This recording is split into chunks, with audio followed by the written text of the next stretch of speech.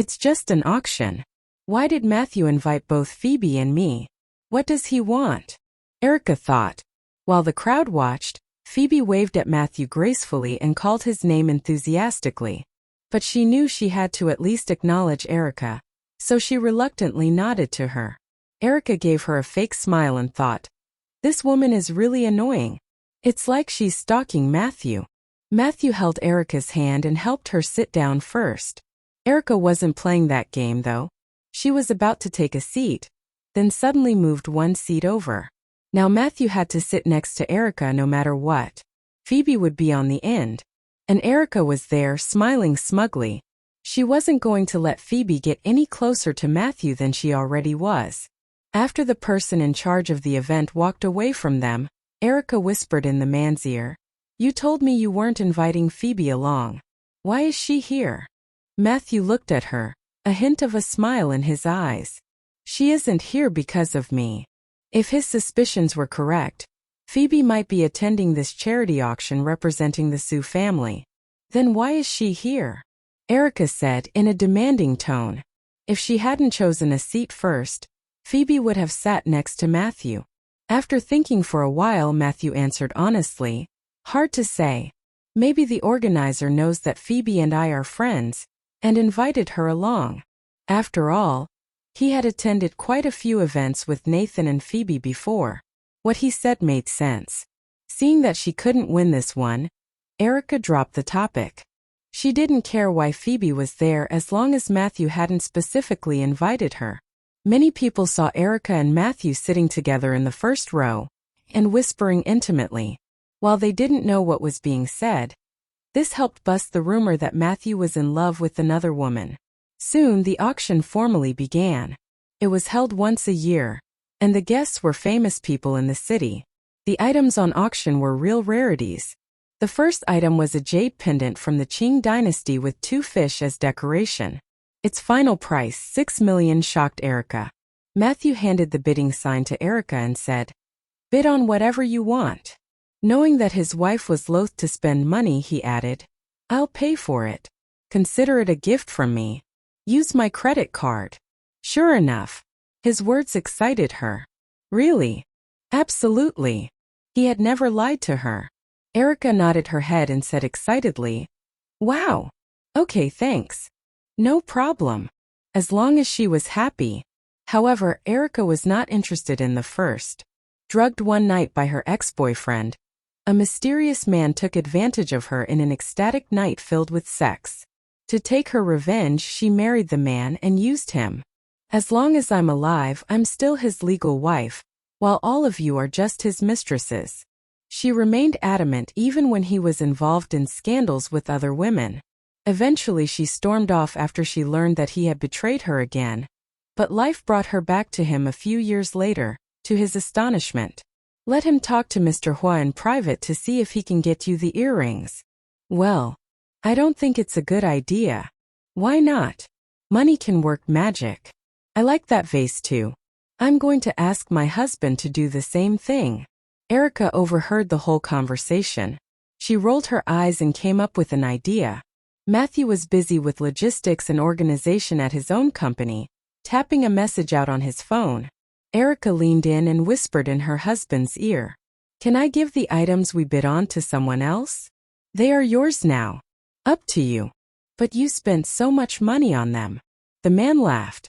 "Since she owns the items, shouldn't I be asking that question?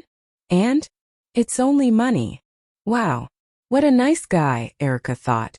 When she was at the auction, she noticed the oohs and ahs by the rich women in attendance. They were excited by the items Matthew bid on, but they knew there was no way to put up more money than him, so they gave up. Erica made a note of who wanted what, then had the auctioneers hand out the items to each one of them, under the name Mrs. Huo. The women's mood turned from disappointment to elation, and not a little surprise. They didn't need to bid on the treasures they wanted, and someone even arranged for these precious items to be given to them directly. Who could turn down an offer like that? So Erica, or rather Mrs. Huo, earned a reputation for being generous. She impressed the other aristocrats. And all before the charity dinner had even ended. In the evening, when they returned to the villa, Erica wept silently, holding two of the treasures. She felt sorry for herself for being so generous. She had just given total strangers gifts worth tens of millions. Erica realized that she was such a spendthrift. Would Matthew use this as an excuse to divorce her this time? If he divorced her, how could she ever find another rich husband like him once again? When Matthew came out of the bathroom, he saw her sitting on the carpet with two boxes in her hands.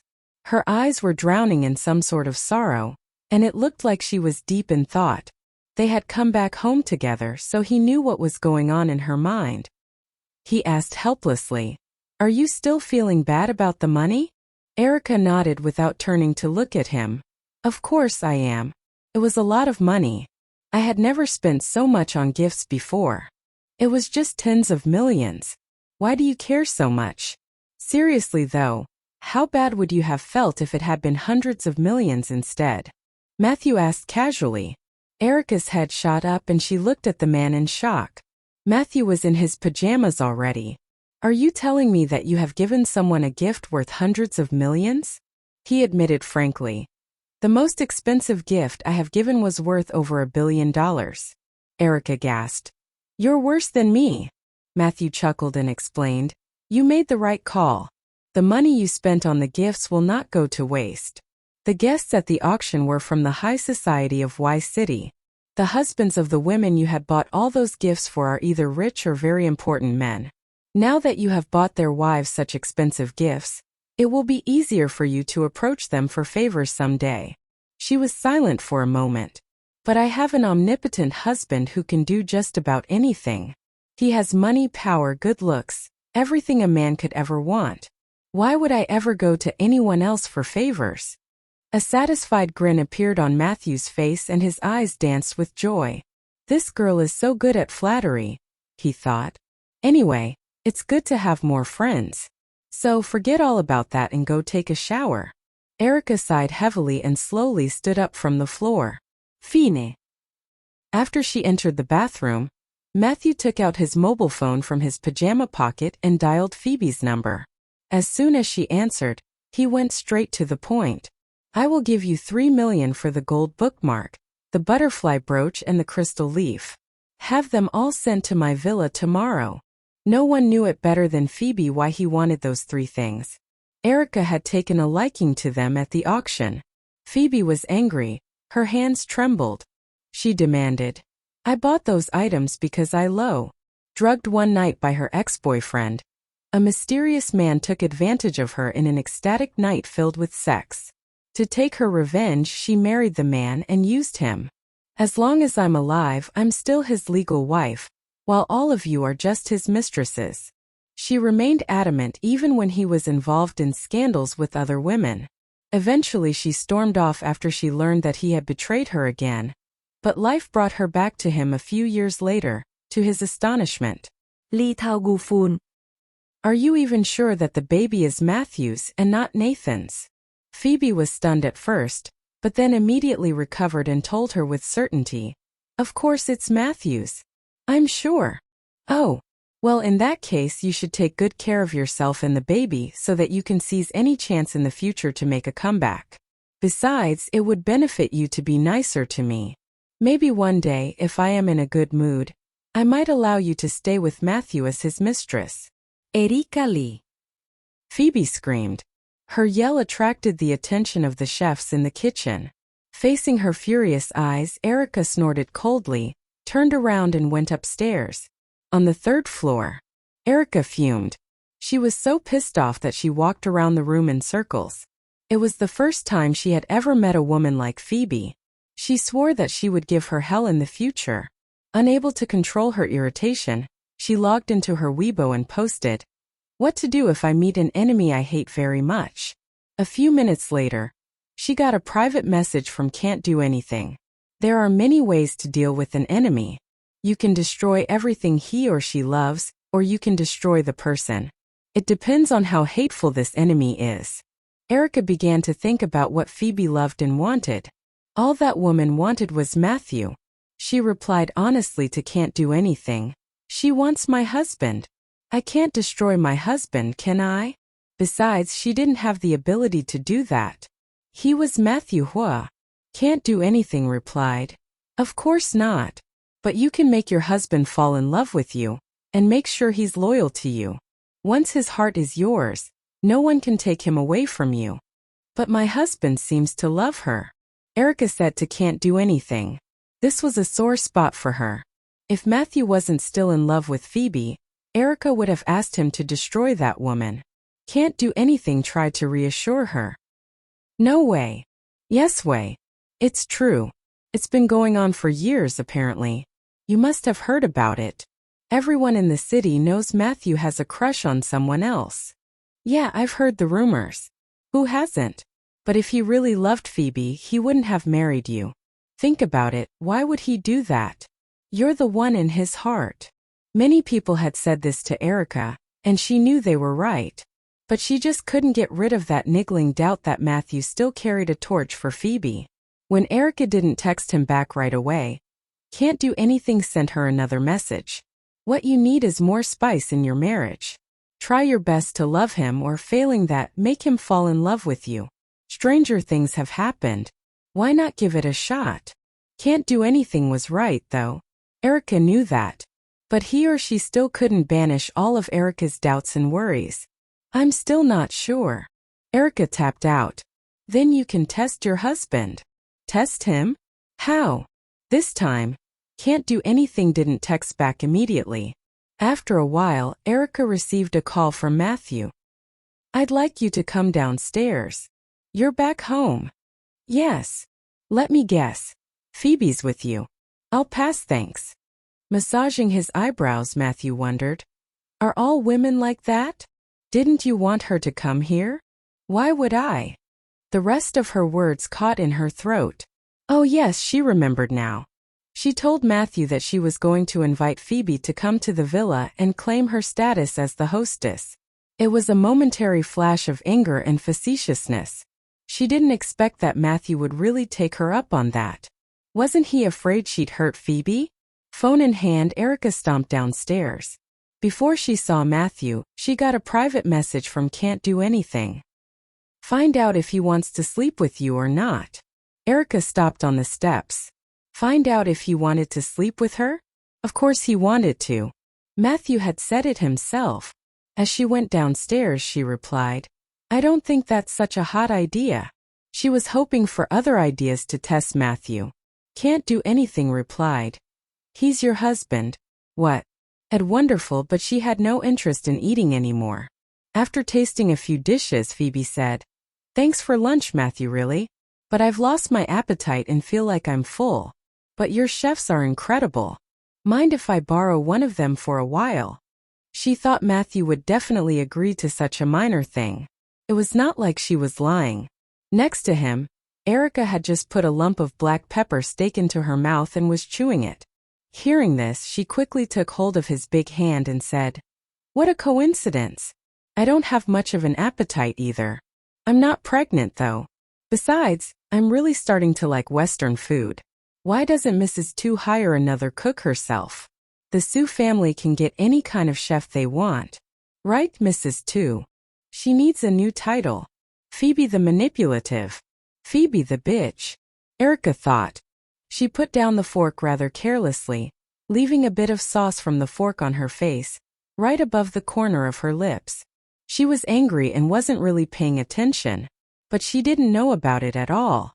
The sauce on her face and the fact that she talked with her eyes wide open. Phoebe didn't know whether to laugh or cry. She had to admit that Erica was really cute. Not to mention Matthew, who always thought Erica was adorable and made him happy. This time she was doubly so. The man who had always been indifferent to other people now had a bright smile on his face. He didn't answer Erica's question but pinched her chin to make her look at him. While Erica was still confused, he lowered his head slowly, his face close to hers. Erica thought that Matthew was going to kiss her, and her heart started to beat faster. Although she really wanted to show off their love in front of Phoebe, she didn't expect that he would actually kiss her. But his lips did not fall on hers. Instead, he licked the sauce above the corner of her lips. Erica felt his wet tongue grace her face. For a moment she closed her eyes, but then he let go of her. Matthew relished the aftertaste of the sauce carefully and said, "It tastes good."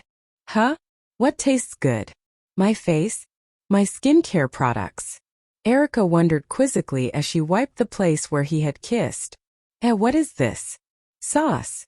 She felt embarrassed at first, but when she caught the glimpse of envy and hatred on Phoebe's face, Erica beamed. She grabbed a tissue and wiped the originally stained and now clean spot on her face. Then she dramatically forked a piece of black pepper steak and brought it to Matthew's mouth. "Honey, have a taste. It's delicious." The first time Erica had called him honey, she had felt a little awkward, but now she was getting more and more used to it. Matthew was very much satisfied by that progress. He didn't notice the steak because he was still thinking about how Erica was now used to calling him honey. This gave Phoebe a chance to bring down Erica. "Humph! Don't you know that Matthew is a neat freak? How could you feed him using your fork?" When she had had dinner with Matthew in the past, she had picked up food for him and placed it onto his bowl of rice with her own chopsticks.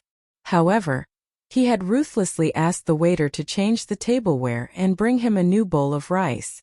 Erica scoffed at her and said proudly, "My husband is not a neat freak.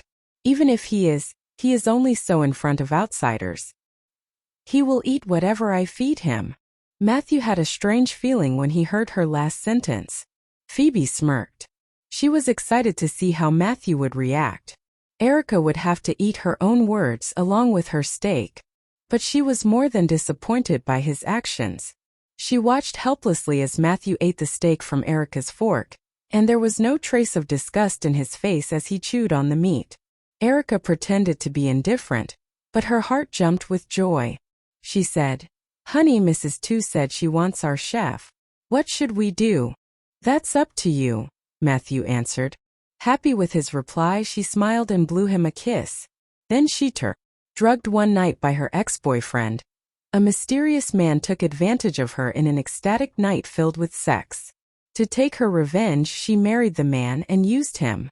"As long as I'm alive, I'm still his legal wife, while all of you are just his mistresses." She remained adamant even when he was involved in scandals with other women. Eventually she stormed off after she learned that he had betrayed her again, but life brought her back to him a few years later, to his astonishment. Utelinoi motion. If you don't want to go to this kind of thing by yourself in the future, you should go straight to Paige. I have a family, a wife. It's not appropriate for me to accompany you to these appointments. Erica had obviously misunderstood his relationship with Phoebe, but it wasn't a big deal. He would explain everything to her when the time was right. However, if the media photographed and publicized that he accompanied another woman to prenatal checkups, Erica would definitely be laughed at. Phoebe's heart skipped a beat. Matthew seemed to be more indifferent to her than before. He had never spoken to her like this in the past. Erica, who had run upstairs to change her clothes, had a change of heart. The more she thought about their conversation, the angrier she became, and she felt like she didn't do well. So she ran downstairs like a gust of wind without changing. She gasped for air as she stood in front of the two surprised people. She pointed angrily at Phoebe.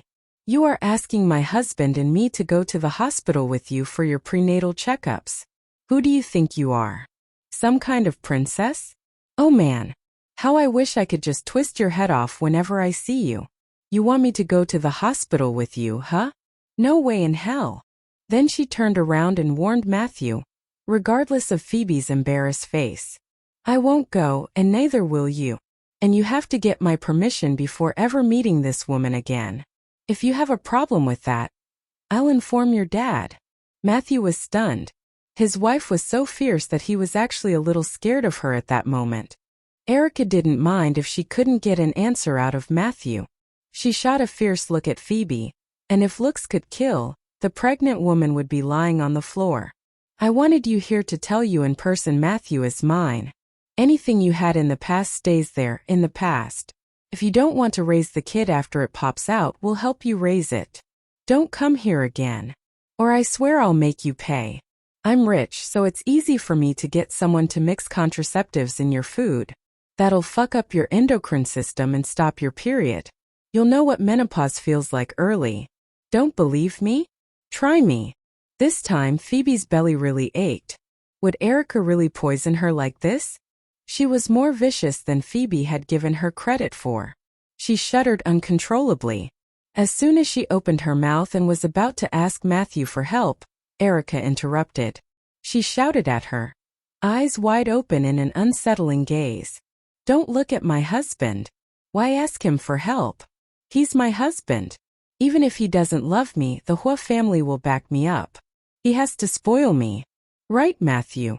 The girl seemed upset. Matthew decided that discretion was the better part of valor, so he deferred to her this time. He held her in his arms and nodded obediently. The man who had always been cold and aloof around Phoebe actually nodded after hearing what Erica had said. It was hard for her to accept. She nodded awkwardly and took a deep breath to maintain her composure. I need to go to the hospital. Paige doesn't need to go. I'll just have the driver take me, she said in a hoarse voice. After Phoebe found a ride to the hospital, Erica was instantly relieved and muttered in a low voice. If I had known that she was that annoying, I wouldn't have bothered to claim my status as the hostess. She was so angry that her stomach ached. Matthew picked up the bag beside him and said, She was going to give this to you. That's why she was here. What's that? Open it. Erica opened the bag and found it was the things she thought were awesome at the auction yesterday. Why did she give them to me? This is too much. You put her up to this, didn't you? I asked her to give them to you, Matthew answered honestly. The girl's bad mood was alleviated a little. I figured. How did you know which? Oured the school gate and thought for a while. They knew they'd seen him before, but they couldn't remember who he was. One of the boys whispered. He looks familiar. I think so, but it doesn't matter. Let's go. We'll get paid when we're done. You have the camera, right? Yeah, I'm ready. Don't worry. Juliana wasn't there at all.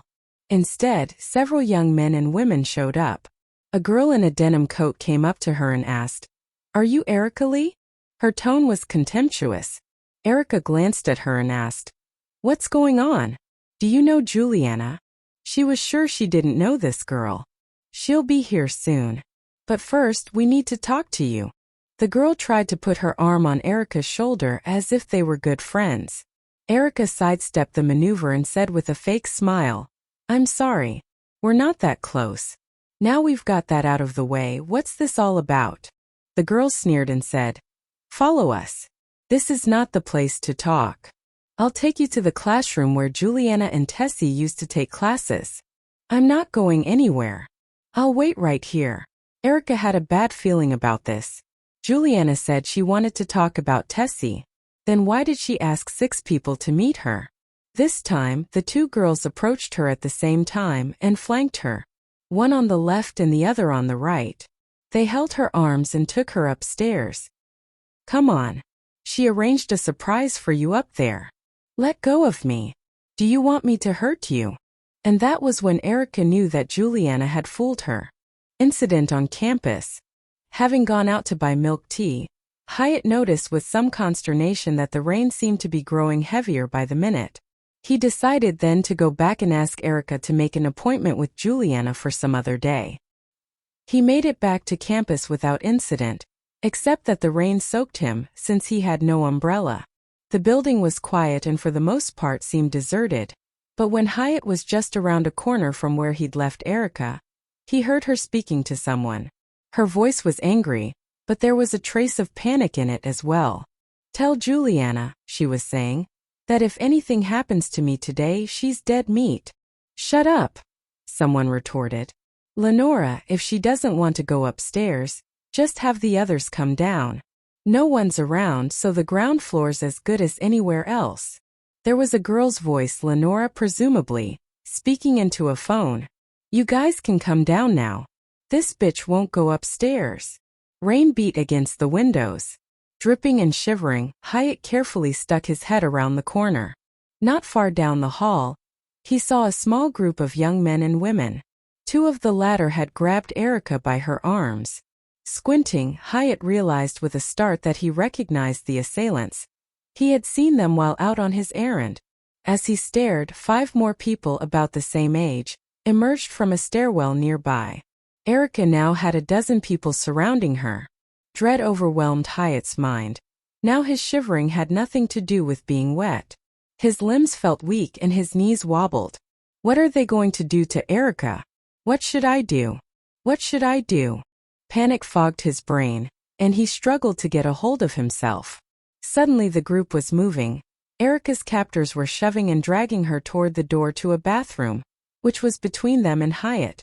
As they came closer, he heard them more clearly.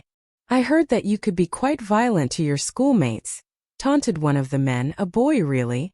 Come on, show us what you can do. She doesn't look tough to me, said someone else. Look at that delicate skin. She must be a really rich, dainty lady. Doesn't look like a bully at all. Erica stubbornly kept her head high. Did Juliana tell you to come here? She demanded. They didn't deny it. In fact, one of them confirmed it. A young man with short, rather stupid-looking spiky hair. Yeah, but we don't really have anything else to do anyway. We may as well just have some fun with you. Water flowed from Hyatt's thick hair and down his cheeks. Every inch of his skin felt cold and clammy. He wanted to call out to Erica. For a moment, all he could think of was the brave expression she'd worn when she defended him. He couldn't just do nothing. Finally he got himself to move. With trembling hands he took out his phone and dialed Gifford's number. He didn't have anyone else from the Lee family in his contacts. Gifford had given Hyatt his number after returning the money for Erica.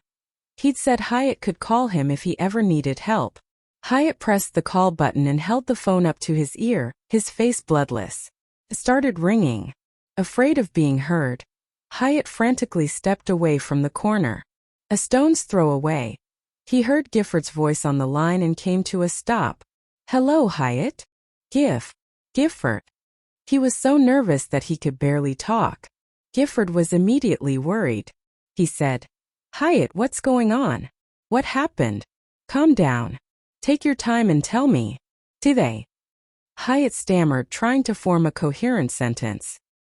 They cornered Erica. They're right outside the bathroom. Hurry up and get here. Help. Gifford frowned, wondering who he was talking about. All right, where are you? Tell me the address. Why City? No. 18. Hyatt choked, then swallowed in an effort to moisten his throat. No. 18 Primary School, the teaching building. Ah. As he said this, he nervously turned around and screamed hoarsely. He was face to face with a very unfriendly-looking figure. His voice failing him, Hyatt reflexively put the phone behind his back. Staring in horror, he recognized the figure as one of the boys he had just seen in the hallway. Who are you? Why are you here? Snarled the assailant. Hyatt simply wheezed in fright, unable to say a word. But as the boy grabbed him by the neck and dragged him into the hallway, Hyatt managed to pocket his phone without it being noticed. The hallway was deserted. Dragging Hyatt into the bathroom, the young man threw him roughly to the floor in front of his friends and Erica. This guy was snooping around behind the corner, he explained. I bet he knows Erica Lee. Staring down at him, Erica cried, Hyatt! Before she could stop herself. They do know each other, said one of the assailants. Hey, keep an eye on him. And take his phone so he can't call anyone. They had already snatched Erica's phone and turned it off. One of the taller boys came over and stared Hyatt down while another searched his pockets. But it so happened that Hyatt's phone had shut itself off because it had gotten wet in his pocket, so they didn't see the call log. These people didn't think too much. As long as Hyatt wasn't able to call anyone then, they thought they'd be safe from interference. With that taken care of, the two men kept Hyatt restrained. On the other side of the room, two girls were forcibly dragging Erica to the sink. One of them turned on the tap and said, Lenora, get her over here. We'll soak her head, sober her up. Lenora grabbed Erica by the neck as they came closer. Without the other girl holding on to her, Erica jerked back and forth and was able to loosen her grip. At the last minute, she clasped Lenora's head and pressed her under the tap instead. Lenora sputtered and flailed, bumping her head against the faucet once or twice. Damn it. Ah! Let me go. Let me go, you bitch. Staring down at the girl and giving her head a shake or two, Erica sneered. You want to deal with me? Go home and practice martial arts for 2 years first. The rush of exhilaration she felt was short-lived, however. The longer the moment lasted, the more Erica began to think something was wrong. There were 10-odd people around, not counting the 2 holding Hyatt, but none of them were doing anything to stop her. Erica looked at the closest one, the girl who had turned on the water. Their eyes met, and as if she had been cued, the girl threw her arms up as if in dismay and cried, "Let go of Lenora. Let go of her, Erica Lee." Feeling something was very wrong, Erica did as she was told and turned off the tap. Shivering, Lenora gave Erica a ghastly look and backed away from her. Still confused, Erica glanced at Hyatt, but he wasn't going to be of any help. The boys holding him were keeping his mouth covered, so he couldn't even speak. The situation grew even stranger when Lenora, still in the process of retreating, was suddenly pressed to the ground by her companions. They began to take off her coat, and then her sweater. The whole process was surprisingly efficient, with a clear division of labor. 3 or 4 people handled Lenora's clothes, quite immune to her yelps and shrieks, while 3 others were taking photos with their phones. Erica stared, mortified and wondering what Juliana was up to. Clearly Erica had been suckered, but whatever was going on was worse than she'd originally guessed. Glancing around, she caught sight of another person in the far corner. Their phone held up, taking more photos or videos, no doubt. Erica was sure that this person had not been in the group before.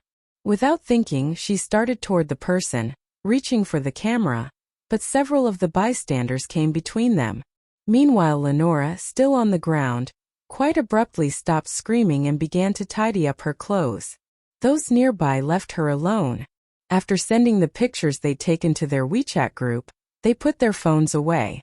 Lenora glanced at them, then gave Erica a murderous look. Guys, are you done with the pictures? If so, let's show Erica Lee what campus violence is. Several people blocked the door, while the rest surrounded Erica, who was forced to step back all the way to the sink. With a ferocious look on her face, Lenora said, "Grab her. I'll give her a dunk myself. Give her a taste of her own medicine.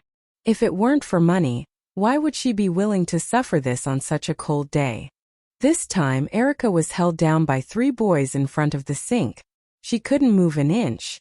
She angrily warned, "If you dare lay a finger on me today, I will definitely make each of you." The rest of her words dissolved into the cold running water. Regardless of her warning, Lenora pushed Erica's head under the tap, just as she had done to her earlier. She removed the rubber band on Erica's long hair. It was late September, and besides that, it was raining heavily. The temperature was dangerously below 12 degrees Celsius. The cold water pierced Erica's face and head, chilling her to the bone. She couldn't breathe normally anymore. She struggled for air. The boys turned the tap to its maximum limit. Erica tried her best to break free, but she was fighting alone, against 4 people holding her down. Hyatt, who was also struggling with all his strength, was being trampled under one of the boys' feet. He wanted to cry out loud for help, but 2 other men had covered his mouth. Only muffled sounds came out of his forcefully shut lips. When she thought that Erica's head might freeze over, Lenora finally asked her companions to let go of her. She was afraid that she might end up killing Erica by accident. That was not her purpose. But this did not stop her from bullying Erica even more. Lenora grabbed Erica's collar and threw the girl into the rain. Her lips had already turned purple at this point. Lenora stared down at the girl on the ground. Her long black hair was dripping wet and clung over her cheek and shoulder. Her small face was pale and her purple lips were trembling from the cold. The boys saw the pitiful state she was in already, and one of them whispered, "I think this is enough. Look at the state she's in." Lenora, who had earned the most money from this deal, refused. "No way. She didn't show any mercy when she pushed me under the tap. Why the hell would I stop now?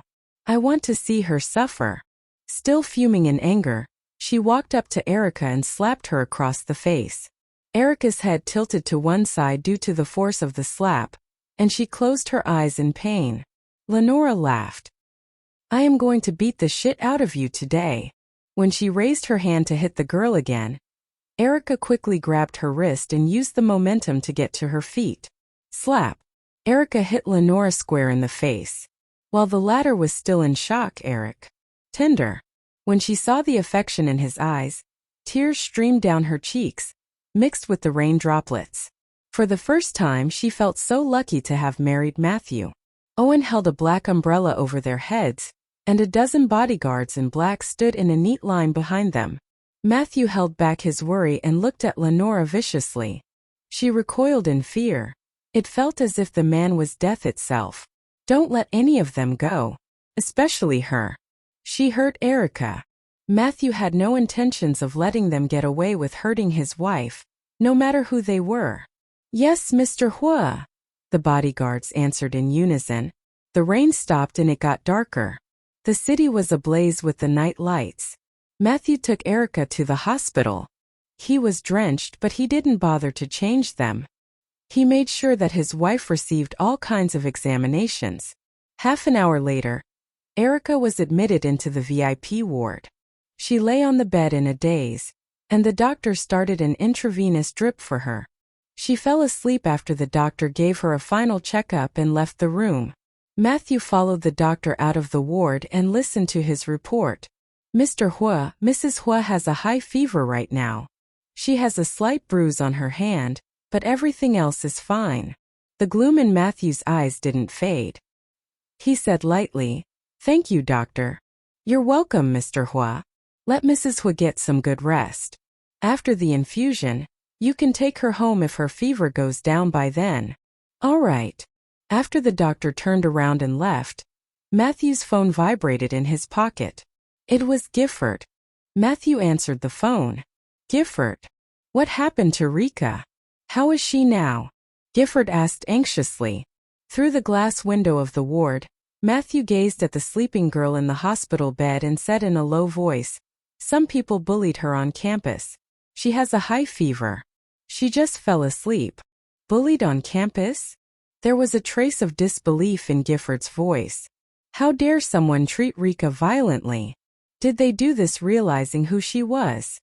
He wondered angrily. "Don't worry. I will look into it."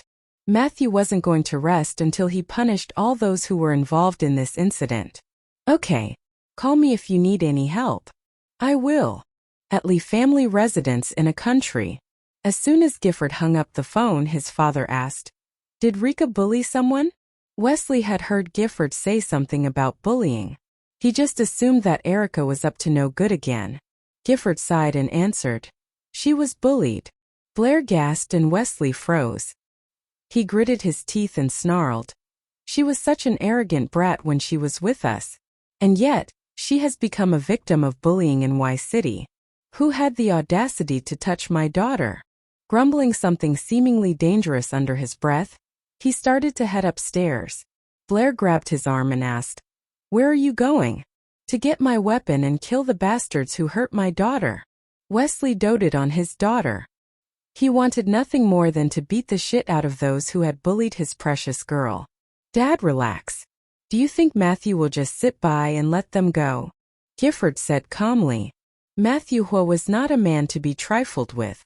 He wouldn't sit by and watch after something like this happened to his wife. Wesley calmed down and told Gifford, "Tell Matthew not to go easy on those assholes. I'll take responsibility for anything that happens." Gifford stood up from his chair and said, "You don't have to take any responsibility. If Matthew can't handle even this, why did you marry Rika to him? Just stay with Mom and take care of Ethan. Although she was bullied, I'm guessing your daughter wouldn't have suffered much, judging from her character." Saying that, he whistled at the little guy in Chantel's arms. The boy immediately giggled and called out in a cheerful voice, "CLE. Any so much for me, but I have done nothing for you." Ever since her marriage to Matthew, he had done everything in his power to keep her happy, and she had been enjoying every second of it. The man was stunned. He touched her smooth forehead to make sure that her fever had gone down. Don't worry about it. I have only done my duties as your husband. With Erica by his side, his life had become so much more colorful. She was a barrel of laughs. She didn't need to do anything to make him happy. Just her presence was more than enough. Erica sighed. The word husband had a strange effect on her. But when she heard his words, she realized once again how wonderful it was to have a husband like Matthew. After a moment of silence, Matthew asked her again, "Are you hungry?" Before Erica could nod, her body responded promptly. A low rumble resonated from her stomach, and both of them stared at each other in astonishment. Blushing, Erica cursed her belly for betraying her. With a smile in his eyes, Matthew smoothed her long hair and said, "I'll get some food for you. Sit up." Erica nodded and leaned against the bed with his help. She watched the man as he heated up the food which his men bought on his orders. Soon, four particularly exquisite vegetables and a pot of soup were placed on the table in front of her. Matthew sat on the edge of the bed. He picked up the soup, blew on it and raised it to her lips. "Have some." Erica was starving. She ate most of the soup before having the vegetables. Queen of the night. Erica wasn't going to talk about what happened this evening, and Matthew wasn't going to force the issue. She wanted to go home, but he insisted she stay in the hospital overnight. He wanted to make sure she got a clean bill of health before they released her. Erica was not happy about that. She'd gotten drenched in the heavy rain, and all she wanted was a hot shower and a soft bed. And she certainly didn't need to stay here. She needed to rest up so she had enough energy for tomorrow. Tomorrow would be when she got her revenge. Someone had to pay for today's events. The couple were fighting over this, and it looked like neither would relent. The girl was forced to lie on the hospital bed. Looking at the man, she said in a pitiful voice, "All that's going to happen is that I won't get any sleep. You really want me glaring at you all night? Don't worry. You'll fall asleep very soon." Matthew was sure of it because she slept like a log every night. She was a pretty sound sleeper, and sometimes her eyes closed the moment her head hit the pillow. "Aren't you afraid of the ghosts in the hospital?" No. "I have you with me." Besides, he was not a superstitious man. He didn't believe in ghosts. The girl began to howl. "I want to go home, go home." "Not until tomorrow." Suddenly, something occurred to Erica. She looked at Matthew and demanded, "Let me see your phone for a minute." She didn't forget that Matthew had been acting funny at lunch. She had to make sure that she wasn't just imagining things. The man's expression changed when she asked him for his phone. After a moment of silence, he tried to distract her. "I changed my mind about the hospital. Let's get out of here." Without saying another word, he picked up the girl from the bed and walked out of the ward. That was really suspicious. Why would he all of a sudden take her out of the hospital when she asked about his phone? The more she thought about it, the more curious she became. What was he afraid of? The chat logs he had with another woman? He's hiding something. I know it. Is he having an affair? Is that it? It has to be. Erica thought to herself. Back at the villa, she took a hot shower. When she came out, she was sleepy, but her hair was still wet, so sleep would be denied her till she could dry it. She had some regrets coming back home at this hour. If she'd had more time to think about it, she would have stayed the night in the hospital. Right now, she could barely keep her sleepy eyes open, but she still had to dry her hair. In the bedroom, when Matthew saw her come out of the bathroom, he put down the documents he was working on and said, "If you hadn't come out yet, I would have come in." Erica's eyes widened. Come in. Why would you do that? Did he want to take a bath together? She wondered. It was not that she didn't want, but that she hadn't been mentally prepared for that yet. She needed some more time to accept that kind of intimacy with him. Matthew cast a cold glance at her, unsatisfied with her reaction. "You've been in there for an hour. I was wondering if you'd fallen asleep." "Well, I see." She breathed a sigh of relief. She couldn't help yawning and said, "Your turn to take a shower." Matthew went straight into the bathroom, and when he emerged a minute later, he was carrying a hairdryer. The girl sat at the vanity, going through her skincare routine. He put the hairdryer aside and waited for her. Realizing that he wasn't in the shower yet, Erica turned and asked curiously, "Aren't you going to take a shower?" No rush. Okay.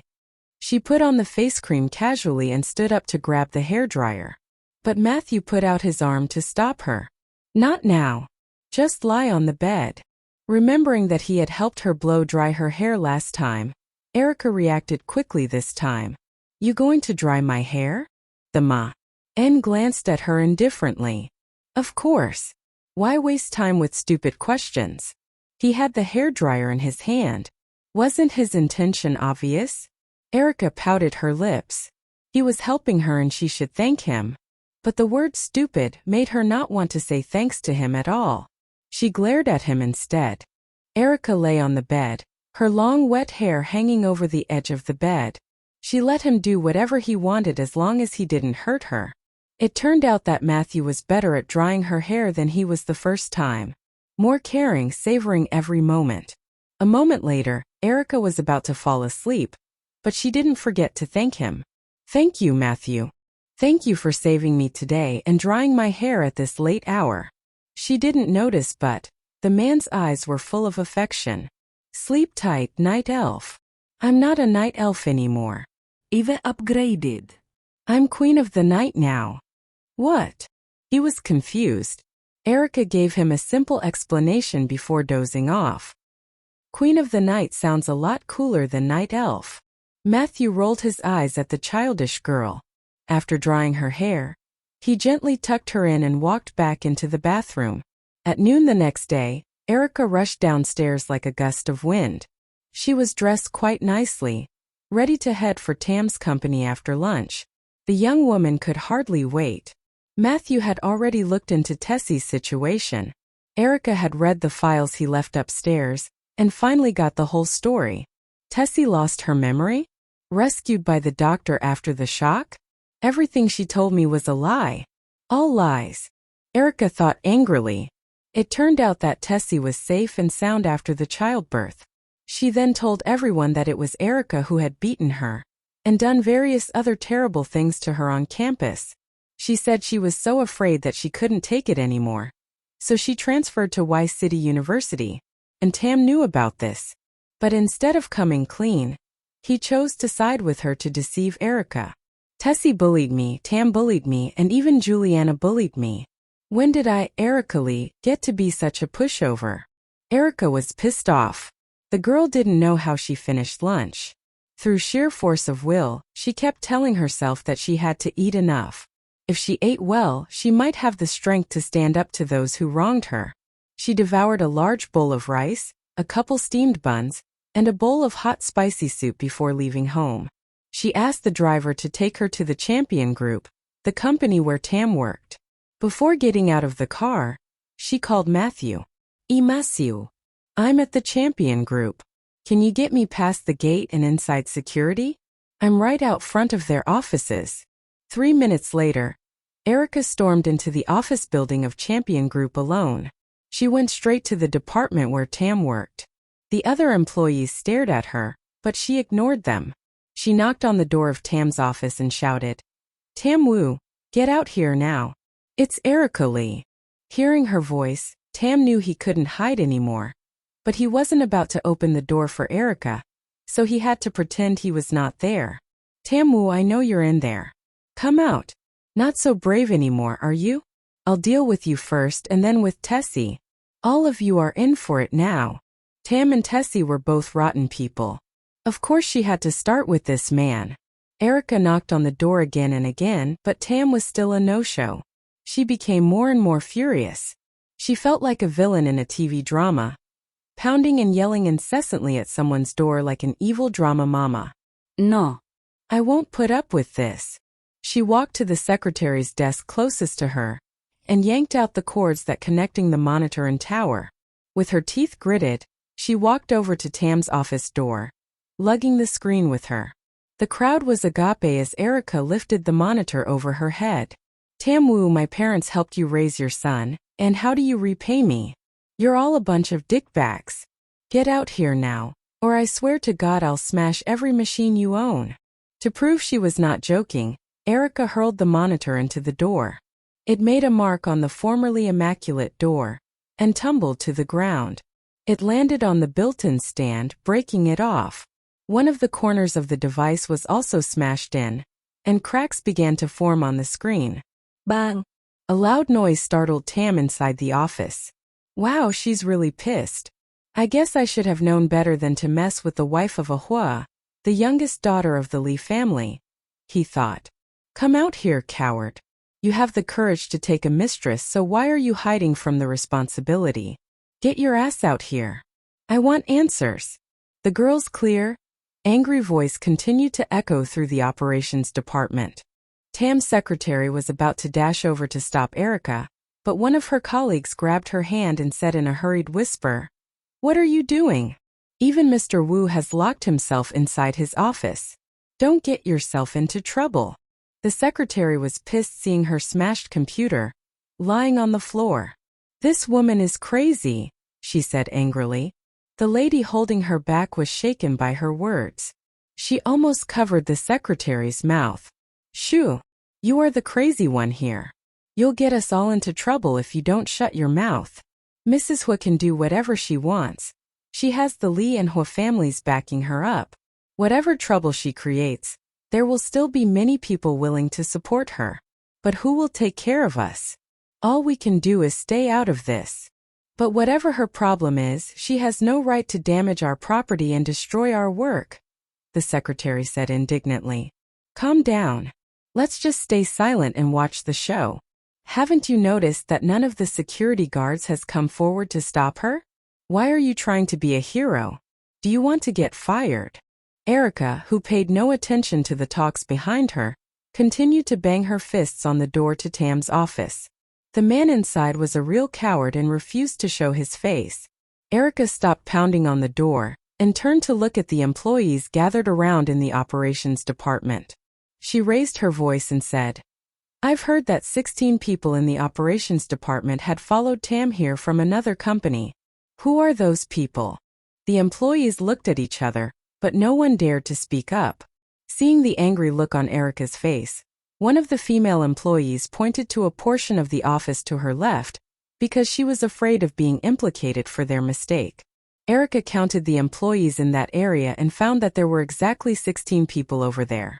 While this was going on, a security guard, who had earlier dozed off in the lounge, heard the commotion and rushed in with a baton. "Who is causing trouble here?" he shouted. Erica snorted. "That would be me. You got a problem." Ignoring his disbelief, she grabbed the baton from his hand and smashed another computer nearby. Seeing that she was serious and really bad-tempered, the security guard stepped back without saying another word.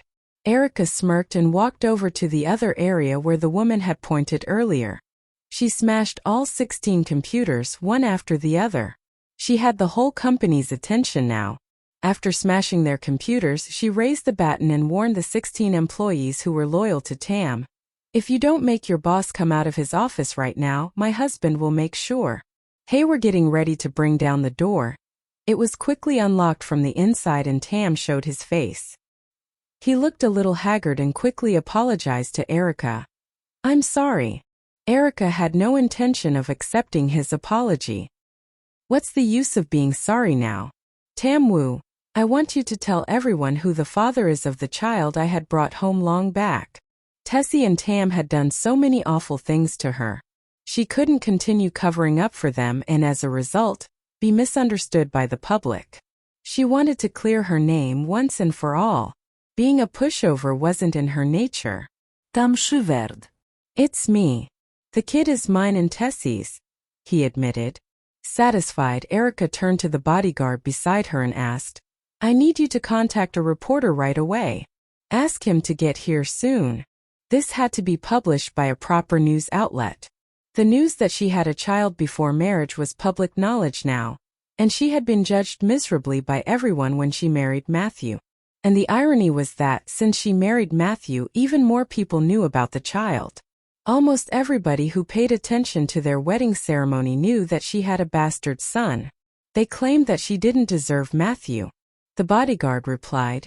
Mrs. Huo, Mr. Huo has already arranged the reporters. They are here, waiting for your orders. Following his gaze, Erica saw two men standing at the best location for shooting and recording what was happening there. Erica was once again blown away by how efficient Matthew was. He had known in advance that she would need reporters. Can he read minds? He gives everything I need without having to ask. Erica grabbed Tam's collar and dragged him to the reporters. Come here and tell the reporters all about the child I had before marriage. Tam tidied up his clothes, stared at the camera with an embarrassed look and slowly said, I'm Tam Wu. You've probably heard the rumors. 2 years ago, Erica Lee became a single mom, right? But that's not true. You see, Erica's good friend and I are the kids' parents. Erica's raising the child now. I just wanted to say I'm sorry I hurt everyone. I hurt Erica by ruining her reputation. I hurt my family with this affair. I apologize. After getting what she wanted, Erica calmed down and told the reporters, please keep the recording and photos safe. Don't release them yet. There will be still more. She hadn't confronted Tessie yet. Okay, Mrs. Huo. Then Erica walked over to Neville and Watkins. She knew she needed to apologize to Neville. I'm sorry, Mr. Chai. I got so mad I smashed some computers in your operations department. I'll pay for all the damage I did. But I hope you can fire Tam. He's going nowhere but down, and I don't want him to drag you down with him. Right now, Erica was acting all sweet and polite, completely different from the raging berserker who left piles of wreckage at Tam's company. But still, Neville sensed the implied threat in her tone. How could a 50-something-year-old man be threatened by a young woman not even out of college? Neville was intrigued by Erica, but also a little miffed. He couldn't be mad at her if he tried, but he could be annoyed. Mr. Wu's private affairs are his own business. Walking into a corporate office and destroying computers is another matter. You come to my company and make trouble, and then you try to bully me into firing an employee you have a personal problem with. Who do you think you are? With an innocent look on her face, Erica said in an even more innocent tone, I don't know where Tam's home is, so I had no choice but to come to his workplace to let everyone know I was mad. Don't worry, Mr. Chai. As long as you fire Tam, I'll make sure you get the money to replace what I destroyed. I'll even tell my husband you helped me today. Helping me means helping my husband. He will definitely thank you. Neville had never seen such a charming woman. She knew just what to say. He laughed. You and Mr. Huo are a perfect match. Mr. Huo is a cold man. You're not. I have to imagine you bring a lot more variety to his daily routine. Erica nodded with a smile and stated, I think so. So does my husband. We're both lucky to have found each other. Hands behind his back, Neville said. Haha, if you weren't. It's spreading like crazy online. Rhea sounded really anxious. She called Erica as soon as she found out, but by then she was already a trending topic. She thought her friend might want to know so she could do damage control. I used violence on campus? Erica was surprised. She immediately hung up the phone and logged into her Weibo account. She clicked on the trending news and sure enough saw her own name, followed by a word all in red hot. With trembling hands she tapped on her name. The first headline of the news read, Mrs. Huo Erica Lee hit a female classmate on campus. Her behavior was outrageous. In the picture over the link, she held Lenora's head under the faucet inside No. 18 primary school. Due to the angle of the shot, only her profile was shown in the picture, but it looked enough like Erica that someone might think it was her. In the third picture, Lenora's clothes were being torn from her by a group of people, and her classmates were taking photos of her.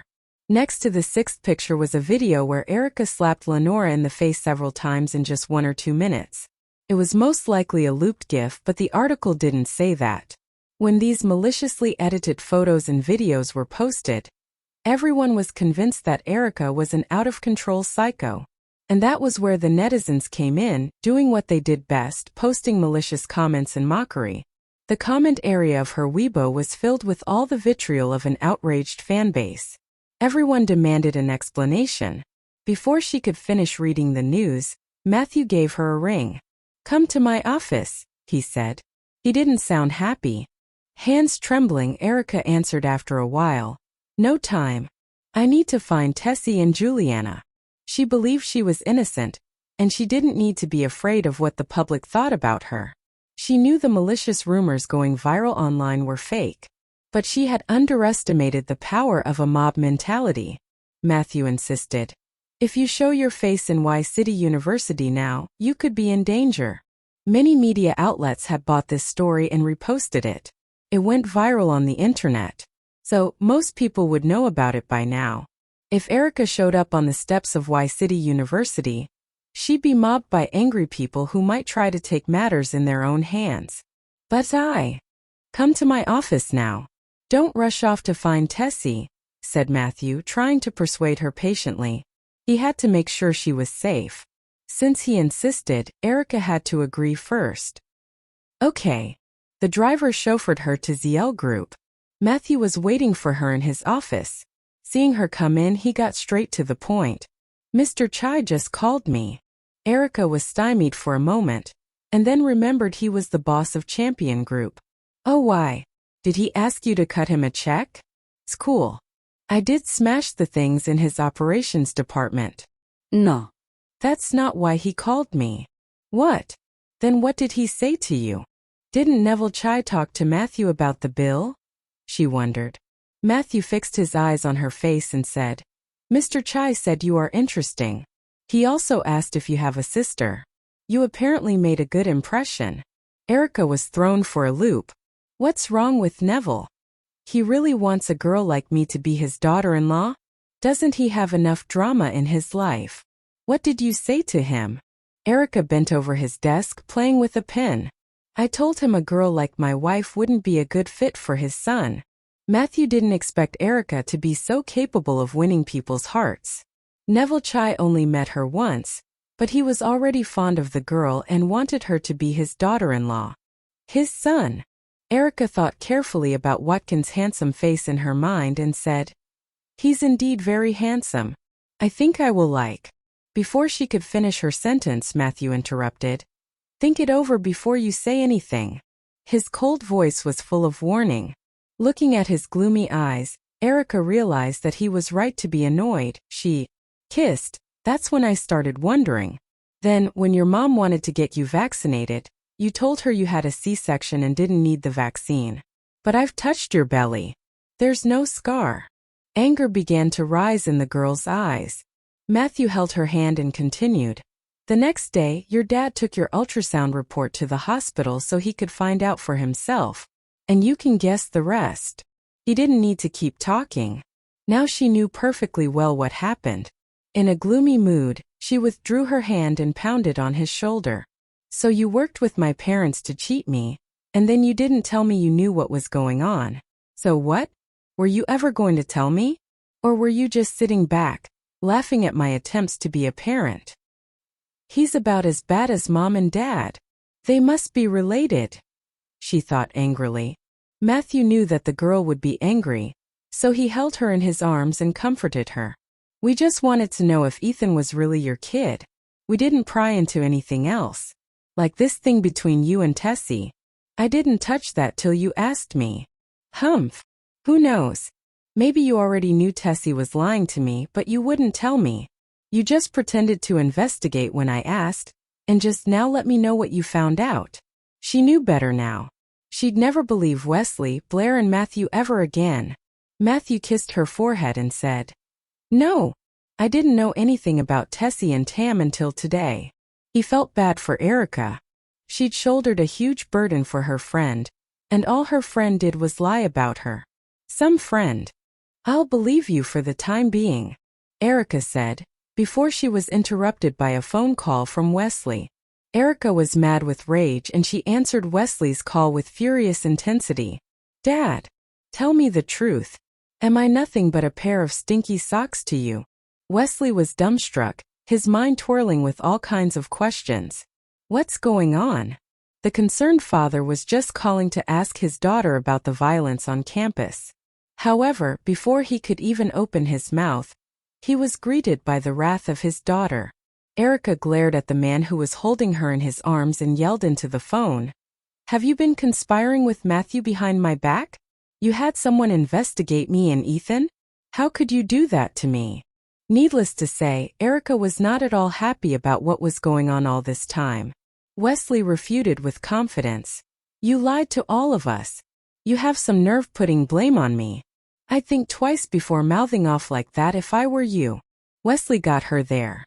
If the anger in Erica's heart had been an inflated balloon, the moment she heard this, whatever air that was inside the balloon was now deflated.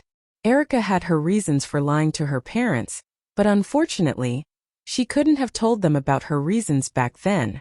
Then let me ask you, if I had told you that Ethan wasn't my child, would you have forced me to marry Matthew?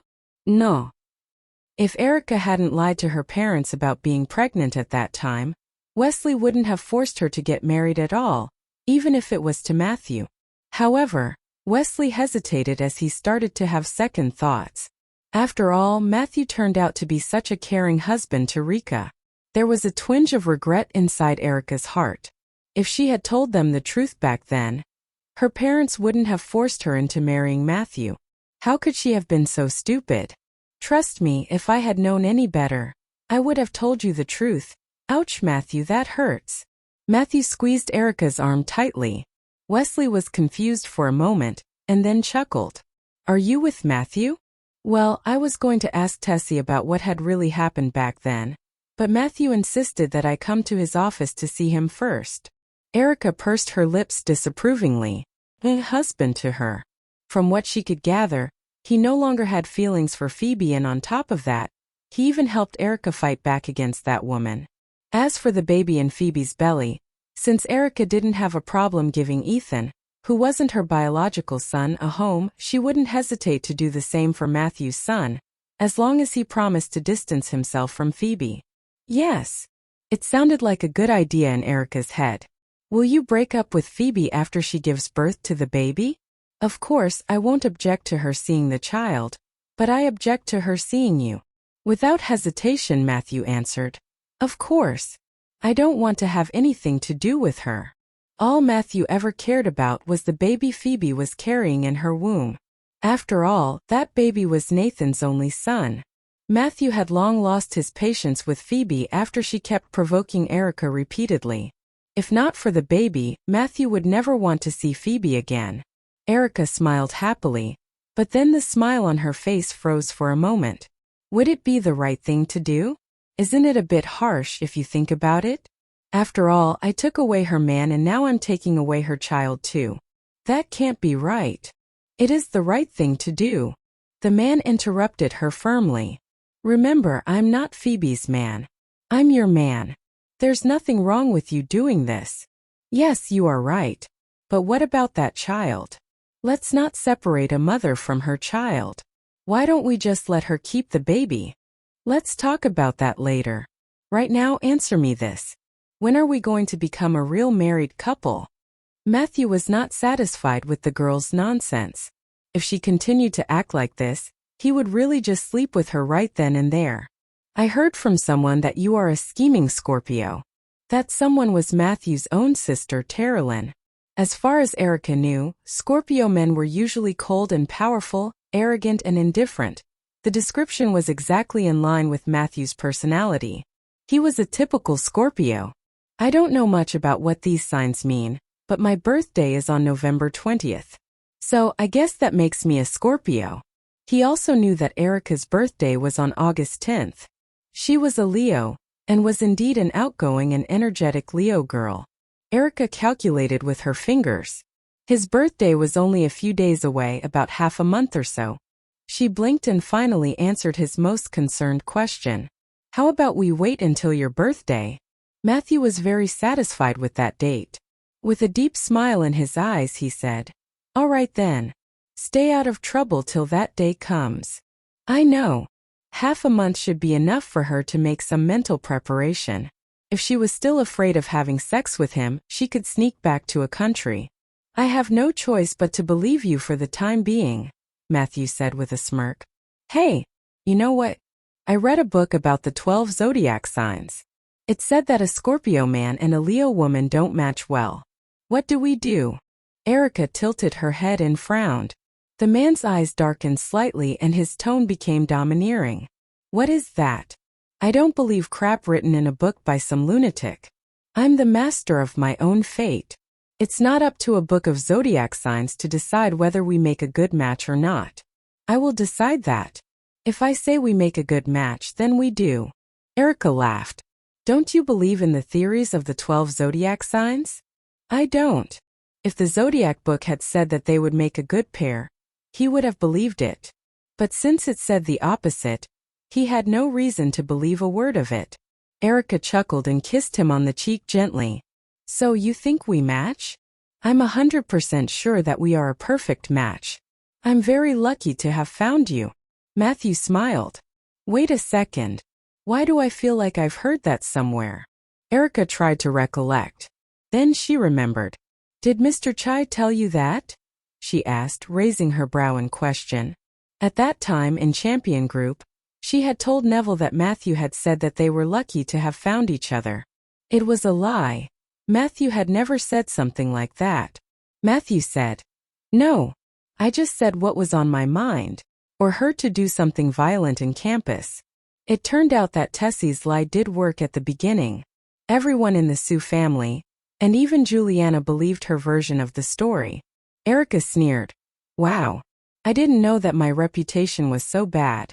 Tessie, I took the blame for you. My reputation is ruined because of you. I lied to my parents. I told them that I gave birth to Ethan, so that they would treat your son as their own grandson. My mother slapped me when I told them this. Erica choked. Her eyes brimmed with tears. She had thought about telling the truth to her family because Wesley had always been a man of integrity. She was afraid that her father would be completely disappointed in her. But she also knew that he would never let her name be dragged through the dirt. But either way, she had imagined that her mother would be supportive. To her surprise, Blair had been the first one to slap her in the face. It was because of that slap that she had stubbornly refused to explain the situation to her parents at that time. She had been misunderstood until this day. The girls cried in the back seat. Erica didn't know if Tessie really regretted her actions. But whatever her case, her crying didn't arouse any sympathy from Erica. I had to go through so much trouble because of you. My father made me marry a man I didn't love. I am not even 22 yet. She was still like a minor, living under the protection of her parents. But she had to get married so early because of the baby. Fortunately, she got married to Matthew. He had always been nice to her and she felt very lucky. She didn't regret it now. Her father had chosen the best man for her. A man I didn't love. Matthew's grip tightened on the phone as he repeated her words in his mind. He had to adjust his mood to continue with his work. You and Tam have just gone back to normal. Like none of this affects you. You know better than anyone what I went through during your pregnancy. I gave up my cushy life at home and holed us up in a basement taking care of you. Everything I did was for you. And how did you repay me? Instead of thanking me, you framed me. Tessie, you. Erica cried so hard that she couldn't get the rest of it out. Matthew always said she was stupid. She was beginning to think he was right. She was more than stupid. Tessie also cried. I'm sorry. I'm sorry. Before Erica uncovered the truth, Tessie was living worry-free for a few months. She thought things would go back to normal, that she wouldn't have to worry about her parents or a baby. What Tessie didn't count on was Erica marrying Matthew, the most powerful man in the city. That man had vast resources at his command. She had nowhere to hide. In the driver's seat, Matthew took out 2 pieces of tissue and handed them to Erica. He coldly warned his wife, I asked you to talk to her, not sit here and cry. Cut it out, or I'll hand over her to some thugs now and then send her to the slum. Wow. Erica and Matthew had discussed this before Tessie came out to the car. She remembered some of the things Matthew suggested doing to punish the girl. More than 10 minutes ago. With a distressed look at the man who came with her to look for Tessie, Erica asked, Tessie needs to pay for what she did, but I can't think of anything. That was what bothered her the most. She wanted a punishment that fit the crime. Matthew turned off the engine. Simple, he said. First, she needs to admit what she did. Then she needs to explain how she framed you. After that, she should apologize to you in public. Wasn't she afraid her family would find out what she did? You have to let the Su family know what happened, and make them apologize too. And don't stop there. Didn't she accuse you of bullying her? So do it.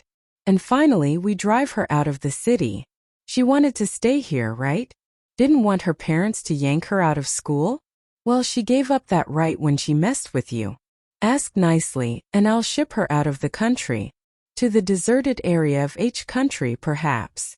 She can join Lenora. An appropriate punishment, he thought. The deserted area? Won't they starve to death? Erica asked. Not really.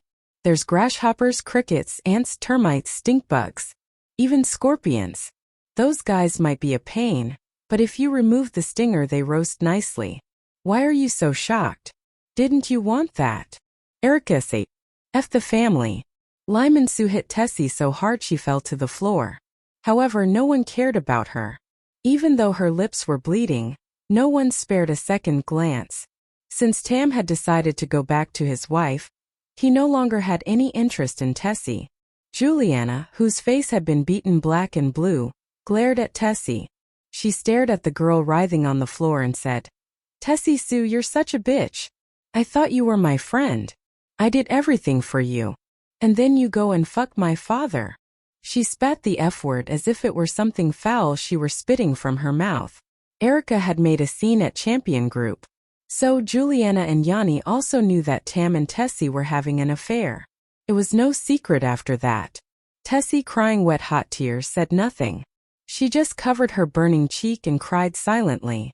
The living room went dead silent. Juliana was furious. And then she started yelling at Erica as well. And you, Erica Lee. You were Tessie's best friend and turned on her. You deserved to have her screw you over. A hint of malice flashed in Matthew's eyes. Juliana Wu? Good. I remember you. Erica sneered. Come on, Juliana. We used to be friends. What happened to you? It was just that their friendship had ended when Erica stopped Juliana from dating a bad boy. Later, Erica heard that guy got Juliana pregnant. When the thug found out she was pregnant, he tried to make her get an abortion and she refused. So when she was 3 months along, he beat her badly. She miscarried and the two broke up. You! Juliana choked on her words. Matthew turned his head to look at Lyman Su. The old man stared at Tessie with an angry face, as if looking at an enemy. Fania, far from her usual calm self, was fidgeting restlessly in her seat. Their youngest daughter had offended Matthew. Now that the truth was out, Lyman and Fania wished they had never had this daughter. Mr. Su, Matthew called out abruptly. Lyman held his breath. He was clearly scared out of his wits. Yes, Mr. Hua? The young man asked with a murderous chill in his voice. What do you think I should do to your daughter? Well, since Tessie is guilty, you have every right to deal with her as you see fit. I won't get in your way, Mr. Hua. Lyman cared only about saving his own neck. The disgraceful man was mainly worried about whether Tessie's actions would get him into trouble with Matthew. Tessie somewhat knew her father to be a heartless man who cared for nothing else in the world apart from himself. But when she heard those words come out of his mouth, she burst into tears. Why was she born into such a family? No wonder Tessie fostered so much hatred and jealousy in her heart for Erica, and even her own sister, Camille Su. Meanwhile, afraid that Tessie would implicate her too, Phoebe stood there frozen, wishing she could vanish into thin air. Like everybody else, she only found out today that the illegitimate child she had cursed turned out to be Tessie's child with another man. A blush of embarrassment heated Phoebe's cheeks and she looked down to avert Erica's eyes. On the other hand, Camille, the Su family's eldest daughter, remained seated next to Fania, staring at the arrogant and powerful man on the sofa. Phoebe is such an idiot. Even if she listened to Matthew and married Nathan, she still didn't get any benefit from Matthew. In the end, the man she loved so much ended up getting married to another woman. Why do I have two stupid sisters? Camille sneered in her mind. Okay, Mr. Su. Matthew shifted his gaze to Lenora, whose face had been beaten to a pulp by Juliana, and asked, "Who invited my wife to the No. 18 primary school yesterday?" There was no emotion in his voice. Lenora wasted no time and pointed at the girl beside her. It was Juliana's idea. Juliana was afraid of what Matthew would do to her. Immediately she denied, "It wasn't me. Tessie gave me the idea." Tessie's eyes widened in shock. "No, she said she wanted to teach Erica a lesson." Then she turned to Phoebe for help. Ash. "I need to ask my parents about that first. If they say no, you can't take Ethan away." Tam had no choice but to nod his head. "I see. Thank you." On the way back home from the Sue family's residence, Erica's eyes were stuck staring out the window, deeply contemplating something in silence. Although she hated Tessie with all her heart, she didn't want Matthew to send her to live in the slums. In the end, Erica softened her heart. "Matthew," she called out. "Yes. How about we just force Tessie out of Y City and forbid her from ever coming back again? As for where she goes, let her choose." Erica had to think about Ethan. What if he wanted to find his biological mother when he grew up? If Ethan were to find his mother in a slum, he would be heartbroken. This was her last act of mercy towards Tessie. Having realized that Erica was being merciful, Matthew said, "As you wish." The man's compliance gave her a sense of relief. Suddenly, Matthew's phone rang. The caller's voice could be heard loud and clear inside the car. It was Owen. "Mr. Huo, Lenora Wong has set out. I have sent 2 people to watch her and make sure she doesn't escape."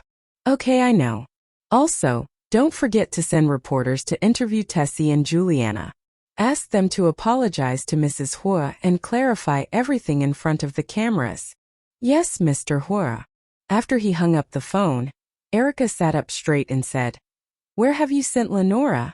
The man swallowed and answered, "In a cave in some primeval forest of a deserted area." Matthew had found the best cave for Lenora. Erica was stunned for a moment and her voice trembled anxiously. "I was just trying to scare her. There's no need to send her there. She's already beaten up so badly. She won't survive out there." Although Lenora deserved punishment, she didn't deserve to die. What happened this time also served as a lesson for Erica, who understood the importance of speaking more carefully in front of Matthew. She realized that if she didn't choose her words more carefully, it could bear some irreparable consequences. "I know what I'm doing," Matthew said coldly. He wouldn't kill anyone, obviously, but he would definitely torture Lenora for a while. "Matthew, I'm not joking. She is going to die. You are going to send her to a primeval forest in a deserted area. Just think about what you're doing. She won't even have any food there. If Lenora ends up dying, I will have to live with the guilt of it for the rest of my life." Erica was clearly very anxious, but Matthew still acted as if he didn't care if that wretched woman died of hunger or some miserable disease. He remained silent as he drove her back to the villa. When they arrived, Matthew asked her to get out of the car and said, "I need to go back to the company first. You should get ready for class." The girl walked to the driver's seat and put her hands on the half-down window. "I'll go to school, but don't send Lenora there, okay?" Matthew looked at her small face and answered, "Erica, what kind of person do you really think I am? What do I have to do to make her feel like I am the only man she will ever need?" He wondered gloomily. Erica said readily, "You're handsome. And hot. I want to hear the truth." "The truth?" Erica looked at him with puzzlement. She couldn't have been lying to him about his good looks. After all, the man was indeed very handsome. "You're a nice guy." Anyway, he was always nice to her. But that wasn't it. He was in fact a great guy who treated her very well. He looked at her hand holding the window and said, "Move your hands away." "But you haven't answered me yet. Can you? If you have more questions, you can come to me again after we become a real married couple." Erica was speechless. Why did his mood change all of a sudden? He wasn't acting like this at the Sue family residence just a while ago. Was it because she tried to show Lenora some compassion? Confused as she was, she moved her hands away when she saw the cold expression on his face. Matthew stepped on the gas with immediacy and drove away quickly, while Erica stood there. So she lowered her head and pretended to look through his tie collection in the drawer. Since the man changing clothes next to her had the perfect figure, it would be a pity to allow such a sight to go to waste for nothing. So Erica glanced sideways to sneak a peek, only to be discovered almost immediately. When she laid her eyes on Matthew's naked body, she turned her back to him at once, riddled with guilt. She kept rummaging through the drawers full of his ties and watches. However, her attention was quickly drawn to his drawer full of watches. What a spendthrift man! How many watches does Matthew have? She began to count out of curiosity. Oh my God! 75 watches here. How much did they cost? Then the next drawer had all kinds of tie clips, made of gold mounted with diamonds or gemstones. Her heart stopped when she saw Matthew's collection of rare, vintage watches and tie clips. Suddenly Matthew walked out, closing the door of the closet loudly. The sound brought Erica back to her senses. It was only then when she found that the man behind her had already gone out. She quickly closed the drawers and trotted outside. When she opened the door, Matthew stood straight at the doorway. When their eyes met, the girl smiled and asked casually, "Oh, you're back. Just say what you want to say," he asked indifferently. "I just wanted to know where you were sending Tessie and Lenora. There was something wrong with Matthew tonight." He didn't even spare so much as a glance at her, while she racked her brains trying to figure out how she had offended him. Despite that, Erica had to know what had happened to Tessie and Lenora. "Have you forgotten what I've said today? What are you talking about?" Erica asked. Matthew looked at her coldly. It seemed like she hadn't taken him seriously. Erica's hands trembled in anger. What is wrong with this man? If he continued to act this way without explaining the reason for his bad mood, she was really going to blow up. "I'm not kidding. If you need my help again, come to me after we have become a real couple," he declared. Erica wanted to yell back, "Fine. I don't need any favors from you." But she couldn't yell at this man. Tessie's and Lenora's lives were in his hands. She said instead, "You don't have to be so mean. I just wanted to ask you something, Matthew." The man retorted expressionlessly, "I am mean? All I want is to exercise my right as a husband." Erica was confused now. Hadn't she already promised to consummate their marriage on his birthday? Was he angry because he had to wait? It couldn't be. They had reached an agreement on that and he seemed okay with it. Seeing the frown on her face, Matthew turned around and walked to the bathroom. Erica reached out her hand in an attempt to stop him, but when she remembered what he had just said, her hand froze midair and she withdrew it silently. After taking a shower, Matthew went straight to the study, leaving Erica alone to toss and turn on the bed. She couldn't fall asleep because of everything that had happened. No one knew if he had done it on purpose. As soon as Erica fell asleep, Matthew slowly pushed open the door to the bedroom and walked in. The next morning, Erica got up early because she had extracurricular activities that day. As she walked down the stairs with a muddled face, she saw Matthew having his breakfast. Still mad, she snorted and walked towards the door. He called, "Come back here." "What do you want?" she asked in a hostile tone. Isn't he still angry? He completely ignored me last night. Why is he talking to me now? She thought gloomily. Have your breakfast. No need. She was in no mood to eat with him. Give me one good reason, he demanded. Do I need a reason for everything? Fine. I'll give him one, she thought angrily. It's not good to have breakfast on an empty stomach. What the hell? That's the most ridiculous excuse ever. Erika Lee. Matthew called with a warning in his tone. What? Sheeter. Would I admit to something that I haven't done? Erica was the only woman to ever sit in the passenger seat when he drove. This phantom woman was just her imagination. Deny it all you want.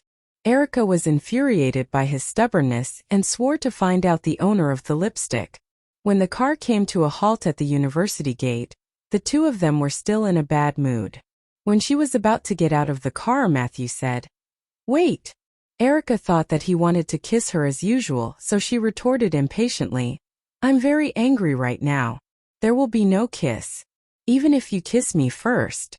The rest of her words were caught in her throat as he grabbed the lipstick from her hand and took a picture of it. He also twisted the tube and took a photo of what was inside. Then he put the lipstick into her pocket and retorted with the same words she was about to say to him. "Even if you kiss me first, I won't kiss you. Get out of the car." Erica's face reddened. "He won't kiss me even if I..." She felt insulted. It was so embarrassing. Erica couldn't stand it.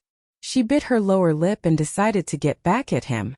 She leaned towards his seat, held Matthew's head between her hands and kissed his thin lips. Her eyes were tightly shut. Matthew smiled involuntarily. Without any hesitation, he held her head and kissed her back passionately. Erica was taken aback. Didn't he just declare that he wouldn't kiss her back? She got out of the car with her bag and camera on her back, and was still in a daze from the kiss even after he drove away. Things at ZL Group were going smoothly as usual. Matthew adjusted his tie and flicked a mote of dust off the sleeve of his $5,000 suit jacket as he strode past the personal assistant's office. After getting settled in his own office, he called Paige in. "Good morning, Mr. Huo," she said pleasantly. With a slight nod, Matthew took out his phone and tapped at the screen. "I'm sending you 2 photos, he explained. "Go and check if this lipstick is one of the ones Mrs. Huo bought when she went shopping with my mother, or one that I asked you to send to the villa." As soon as he was done speaking, the phone in Paige's pocket vibrated twice. "Yes, Mr. Huo." When she was gone, an evil smile appeared on Matthew's face. He knew the lipstick was most likely Erica's own. He was waiting for his wife to be embarrassed. If that happened, he guessed that her anger would be something to see. Meanwhile, Erica was taking pictures of a vase on campus when a question suddenly flashed through her mind. Was the lipstick her own? Setting her camera down, she went looking through her backpack. Where previously there had been 2 lipsticks, now there was only one left. Deep in thought, she reached into her pocket and produced the lipstick Matthew had taken the pictures of. It was definitely one of those she and Debbie had bought together. She seldom actually used the lipsticks after buying them, so she hadn't recognized her own one earlier. Thinking of what she had done in front of Matthew, she began to think she was doomed. After all, Matthew even had pictures. Surely, he was going to have someone find out whose lipstick it was. If it turned out to be hers, how humiliating it would be. What should I do? What should I do? She asked herself over and over. After spending some minutes panicking, she decided simply that she would not admit to anything. She would never talk about this matter again. As for Matthew, if he brought it up again, Erica would just change the topic. It wasn't a perfect solution. Still, it was the best she could come up with.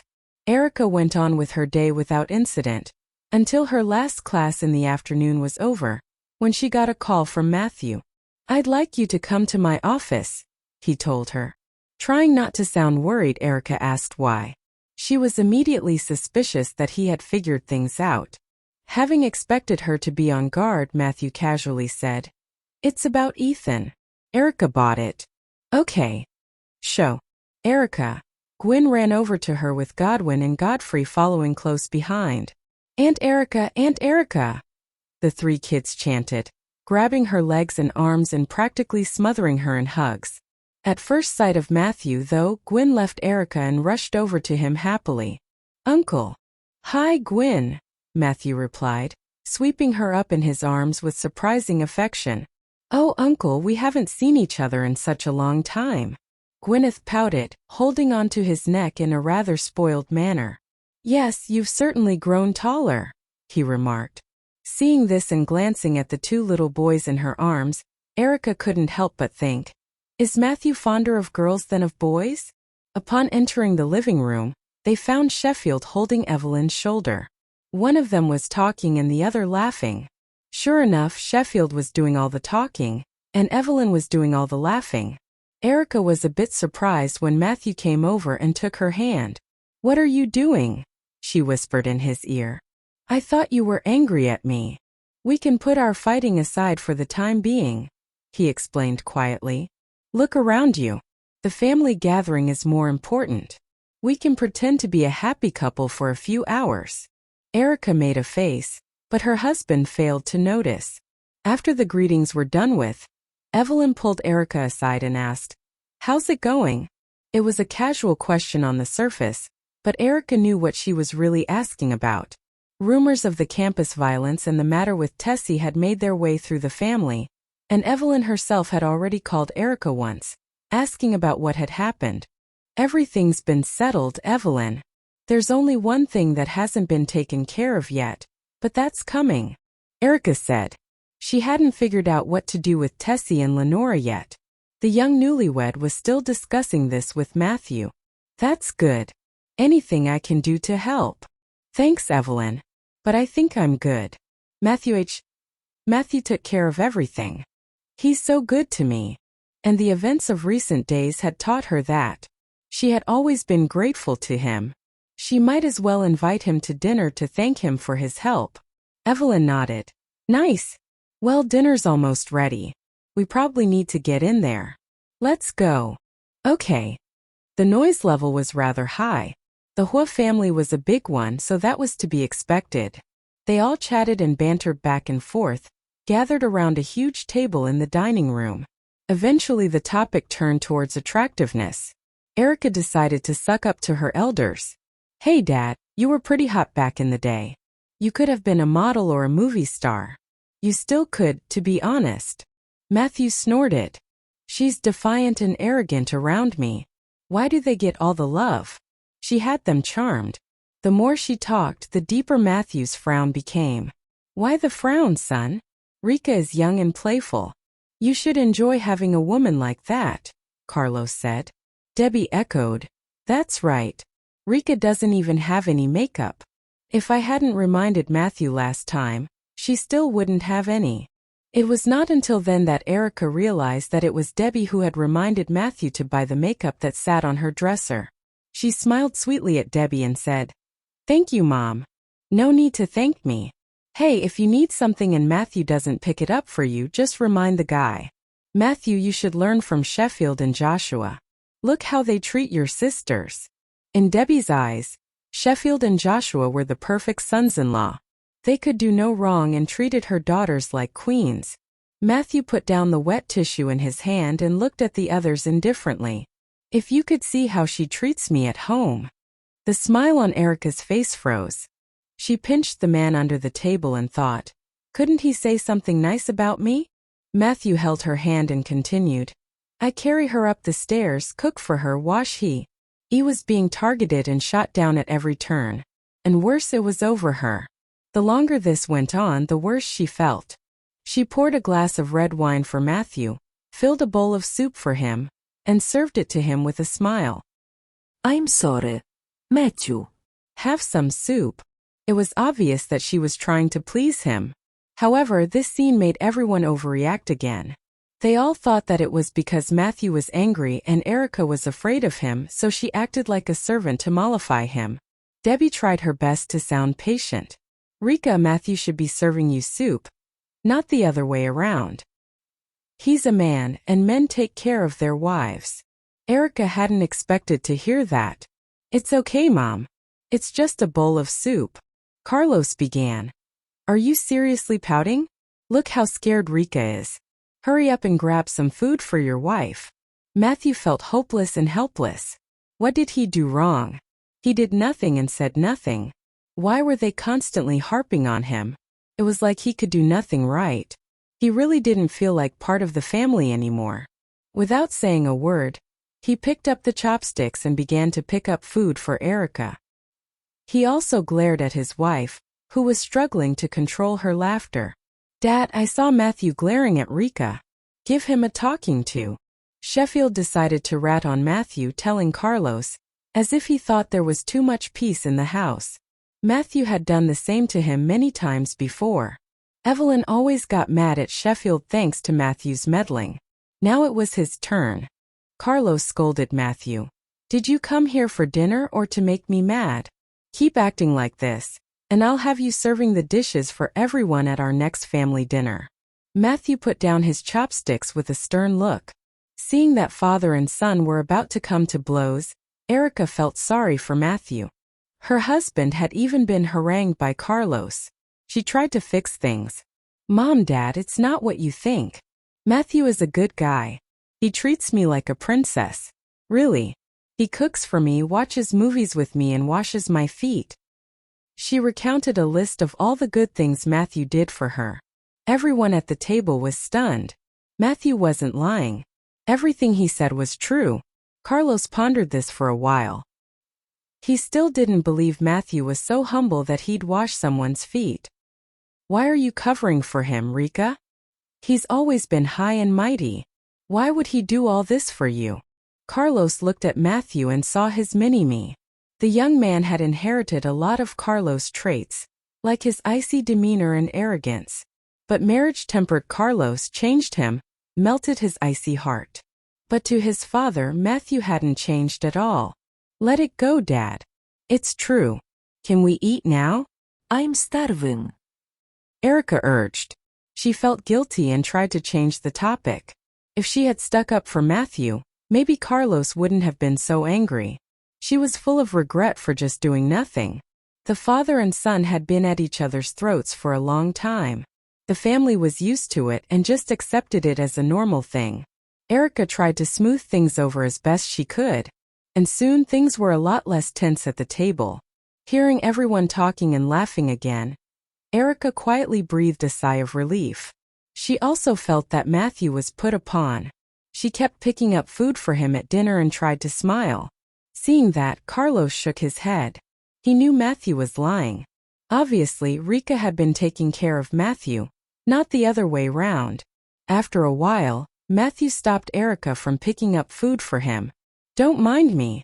You need to eat too." "I am eating." Matthew glanced at the rice in her bowl. She had only taken a few bites and was busy picking up food for him. "I'm almost full. Just eat your food and leave me alone." Fine. "I will." Erica didn't pursue the matter and started to dig in, to inveigle him. Matthew didn't buy it this time. "Enough with the flattery. I can't wait anymore. I'm going to have sex with you. Right here. Right now." He didn't care how it sounded. He was beyond thinking at this point. No, Matthew. "Stop. I'm on my period," she said urgently. It was true. "Stop with the bullshit. If you really loved me, you'd have sex with me." Since he heard her say that she married a man she didn't love, finally everything was starting to make sense, including why she hadn't slept with him after their wedding. She didn't love him, so she didn't want to have sex with him. "No, that's not how it is," she tried to explain. "Are you trying to say you want to sleep with me? Let me explain. You love me. Just let me. I'm saying I'm not trying to bullshit you. I'm really on my period. Back at the manor, I borrowed a tampon from Evelyn. I'm telling the truth." Erica was so frightened that she didn't stammer anymore and her words tumbled out in a torrent. After she said that, the car got supernaturally quiet. Matthew slowly released her. He didn't say a word. Instead, he took something from the glove compartment, opened the door and got out of the car. Erica saw him walk to the front of the car. Then she saw him touch his mouth. A lighter roared to life, and soon there was a lit cigarette in his mouth. He took a drag and let a cloud of smoke out of his mouth. Matthew was smoking. Matthew smoked? Erica was surprised. She had never smelled tobacco on him before. She had never seen him smoke. Tonight was the first time Erica had ever seen Matthew smoke, and he looked absolutely sexy doing it. She was smitten all over again. Erica quietly took out her phone and opened the camera app, and brought Matthew into the frame. She zoomed in so she could see him better. Before she could snap a pic, she met Matthew's eyes through the view screen. So he caught her trying to get a pic of the perfect moment. Erica didn't stop though. She pressed the button, and the camera took several pics in rapid-fire succession. She had it in burst mode just in case. It was not illegal for her to take pictures of her husband. Erica was used to men smoking. After all, her father was a heavy smoker. However, Wesley almost never smoked at home or in front of the family. He usually smoked a few cigarettes when he was outside if he was annoyed or had nothing better to do. But Wesley never reeked of cigarettes. Maybe it was because he smoked high-quality cigarettes, or because he didn't smoke too much. More likely it was because he carried disposable wipes to wash his hands with, and breath mints to mask the smell on his breath.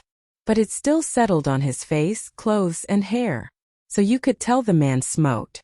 But it was not too heavy to be repulsive and not too light to be missed. After a while, Matthew walked around the car to the passenger seat and reached out his hand to Erica. Looking at his large hand, Erica was a little confused. "What?" "Your phone," he demanded. "What's he playing at? Is he going to delete the photos?" She thought. Erica held her phone. No. "And why should I give it to you? I asked to look at your phone twice, but you refused to let me see it. So you can't see mine." Matthew didn't push the issue. He put his hands back into his pockets and decided to change the topic. He wanted to address some of the stress dividing them. Tessie and Lenora deserve what they get. I'm not giving in on that.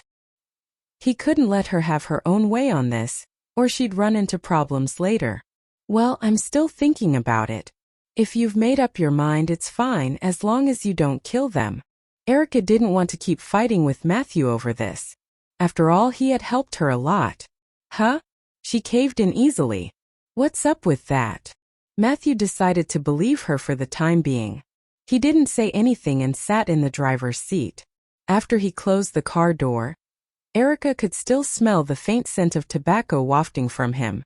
It was not overpowering, and mixed well with his cologne. She took the pack of cigarettes he threw back into the glove compartment and opened it. There were only 2 cigarettes missing. She looked at the profile of the glowering man and asked, "Did I?" Down the eyeshadow disc and jogged over to him, trying to give him a closer look. Her eyelids were of a golden hue and had a metallic sheen. Matthew didn't know a thing about it, so he didn't say anything. Knowing he didn't understand, Erica blinked her eyes and explained, "I'm wearing firefly eyeshadow. Just tell me, what do you think?" She felt beautiful. Not only had she mastered a new skill, but she thought she looked prettier. Matthew asked in a low voice, "Do you really want my honest opinion?" "Yes," she said. "Of course. Otherwise she wouldn't have asked. It looks like you just jumped out of the 8-trigram furnace." "What? What are you talking about?" Matthew continued to share his opinion mercilessly. "Remember Journey to the West? Fiery eyes, golden gaze? It reminds me of that. So tell me, can you identify evil now, no matter what form it takes?" "What? Does he mean that my eyes look like the Monkey King's?" That was so harsh. Covering her chest, Erica held back the urge to flare up. Why did she even bother to ask him? "If you really want to learn how to apply makeup, I'll ask Paige to find you a professional makeup artist tomorrow." "You can learn when you have time," added Matthew. Erica shook her head in frustration. She had a little interest in makeup, but this man threw cold water on the fires of her enthusiasm. "What about the lipstick? Do you like it?" She wasn't going to give up. The man had to redeem himself somehow. Matthew grabbed her chin and lifted it to get a better look. No comment. Because he wanted to kiss her red lips so much. He was afraid he would never be able to kiss her again if he said another word. She pouted. This wasn't good. No comment is worse than any comment, right? He was just trying to spare her feelings. She must look awful. After Matthew went to the study, Erica eschewed a shower. She sat back down at the dresser, found the foundation, and began to apply it in front of the mirror. 20 minutes later, someone pushed the door open quietly from the outside. Inside the study, Matthew was having a video conference with his subordinates. He stood in front of the window, his back to the door. He listened carefully to what one of his employees was saying. He didn't feel it necessary to turn around. An aide was giving her report, her tones even and devoid of feelings. She was all business. "Last month, the profits of our branch company were up 6%. It's very likely it will." Matthew froze for a moment. He felt someone approaching him from behind. His hand hovered over his phone, held in place. Erica tried to mask her approach, tiptoeing across the carpet. Matthew's keen senses still picked her up. Right now, there was no one else in the study except his wife. He pretended not to notice and wanted to see what tricks she was going to play. The video conference was still going on. But the staff turnover in the branch company is not stable and the rate of loss is quite The subordinate who was reading her report out loud suddenly screamed, and a dozen senior executives attending the meeting heard the shrieking. They simultaneously looked up at their own computer screens to see what was going on. Unexpectedly, more and more people began to scream, until it reached a crescendo. Everyone on that call was spooked. "Oh my God! It's a ghost!" another man exclaimed. "What the hell?" The video conference was a total loss. Someone took his suit jacket off and threw it over his screen.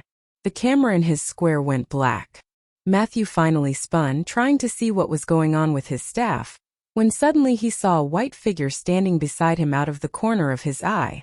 When he took a closer look, his heart trembled violently. Then he realized who it was. He closed his eyes in despair. The woman was dressed all in white in a form-hugging gown. Her long black hair spilled around her shoulders and back, and her face was painted bone white, with thick eyebrows and big eyes. She had traced lines under her eyes with red lipstick, like blood was dripping from her eyes. Her lips were painted with that same shade, red and glistening as if she had just partaken of some blood. Silently she stepped. "Ere I live." Civilization was pretty far away, including the nearest cell tower. Phones would be useless here. The old man would be waiting at the entrance. "Thank you, sir." The two men thanked the old man and led Lenora into the cave. The closer she got to the cave, the more her fear threatened to overwhelm her. The towering trees and lush green plants were now twisted mockeries of themselves. The rushing stream seemed to be laughing at her. The scenery was beautiful, but it would be horrible if she had to stay here overnight. The thin man next to her muttered what he had said countless times on the road. "Who do you think you pissed off? Why did you have to mess with Mr. Huo? We gotta stay here with you, which sucks a lot. Mr. Huo gave us hazard pay. The zeros are in the right place at least. If they weren't, we wouldn't be here." I'm sorry. Lenora apologized timidly. She was stammering because now she knew it was all real. There was no way she'd survive in the forest by herself. If they left her alone here, she would probably die. So she couldn't afford to tick these guys off. The fat man glanced at her and said to his companion, "You know, we're alone here. How about we?" He flashed a lewd grin. Though he didn't finish his sentence, Lenora immediately understood what he wanted. She shivered and was about to cry. The thin man patted him on the head. "You think I don't want to? But what if something happens to her after we fuck her? Mr. Huo told me that he just wants her to stay in the cave for a month. So not a good idea. If something happens to her, we'll get blamed for it." If Lenora had ended up committing suicide as a result of the two men raping her, then the two would be doomed. The three of them continued on their way, going deeper and deeper into the open jaws of the cave. The ground underfoot was wet and slippery with moldy growth. She could feel something slithering past her feet. It could have been a snake or even a centipede, but neither of those possibilities seemed like something she would be happy about. Soon they arrived at the entrance. The cave was built into the muddy brown rock of the cliff. The stone guarding the entrance was jagged and uneven, arranged in such a way that it would be difficult for passers-by to spot. To enter the cave was to become engulfed in chilling blackness. The thin man had to move around by following the damp wall of the cave with his hands. All of a sudden, a candle sparked to life, lighting up the tunnel ahead and bathing the entire cavern in a flickering orange glow. He must have had some candles stashed away in preparation for this moment. There was some dried grass in the far corner, and on the grass were a few threadbare quilts, food and water. Noticing some movement above her head, Lenora looked up and caught a glimpse of hundreds of bats with their wings tucked in tight. Fright consumed every cell in her body almost immediately, swelling them with terror. "Ah!" A scream escaped her lips and she stumbled backward. Startled by her shriek, the two men rushed out of the cave with her. The fat man glared at Lenora angrily and said, "What are you screaming for? You almost scared me to death, bitch. Bats. Did you see how many of them there were? How am I going to live in a place like this for at least a week? This can't be happening to me," she cried inwardly. "Damn it. There's nothing to be afraid of. Besides, you didn't seem too afraid when you were bullying other people on campus. You deserve it." The two men returned to the cave, cursing and laughing at Lenora nonstop. The fact that there was a clean place with dry grass was proof that someone must have been living in that cave before. The bats weren't even the most frightening part of the story. Came nightfall. Darkness was eternity inside the cave, like an invisible force squeezing the life out of anyone that lived there. Lighting up candles was futile as the cold winds would easily blow them out without much effort. Fraught with fear, Lenora had no choice but to squeeze to the side of the two men, who on most occasions wouldn't refuse as long as she nodded. She walked to his desk and stared at the expressionless man. "Matthew," she said seriously. He preferred her to call him honey instead of Matthew. "I want to ask you a question." Matthew signed his name on the last page of the document. The project was worth more than $100 million. "Go ahead," he said curtly. "Have you gone to visit Phoebe recently?" "No, I haven't. Why would I see Phoebe? I'd rather be with Rika and spend the rest of my life bickering with her," he thought. As long as Phoebe's baby was safe and healthy, there was no need for him to see her. Oh, no wonder. Phoebe is pregnant, so he can't have sex with her. Since I won't allow him to have sex with me, I'm not surprised that he wants to date young models, she thought. Puzzled, Matthew asked, "And then?" "Well," Erica moved closer to him and in a low voice said shyly, "Don't forget to take protective measures when you are out there having fun. It's not easy to raise a child. If one day several children start showing up in front of you, claiming you to be their dad, both of us will be in a lot of trouble." Matthew sat there in utter amazement, finding it difficult to process Erica's words. He stopped sorting out the documents and frowned. "What are you talking about?" "I heard about the young models. Apparently they're only 18 years old. I feel bad for them because you are so much older than them. Be sure to give them extra money for their trouble. You shouldn't cheap out on something like that." Money wasn't something Matthew was particularly short of, and the only reason those women would be willing to sleep with him was because of his money. Matthew was a smart guy. Nothing much got past him. He already understood what was wrong as soon as he heard Erica utter her first sentence. Damn that Sheffield. He must have told her. And what did she mean? He had his own thoughts on the matter, but he wasn't sure he was right. Is she saying she isn't going to care if I fool around with other women?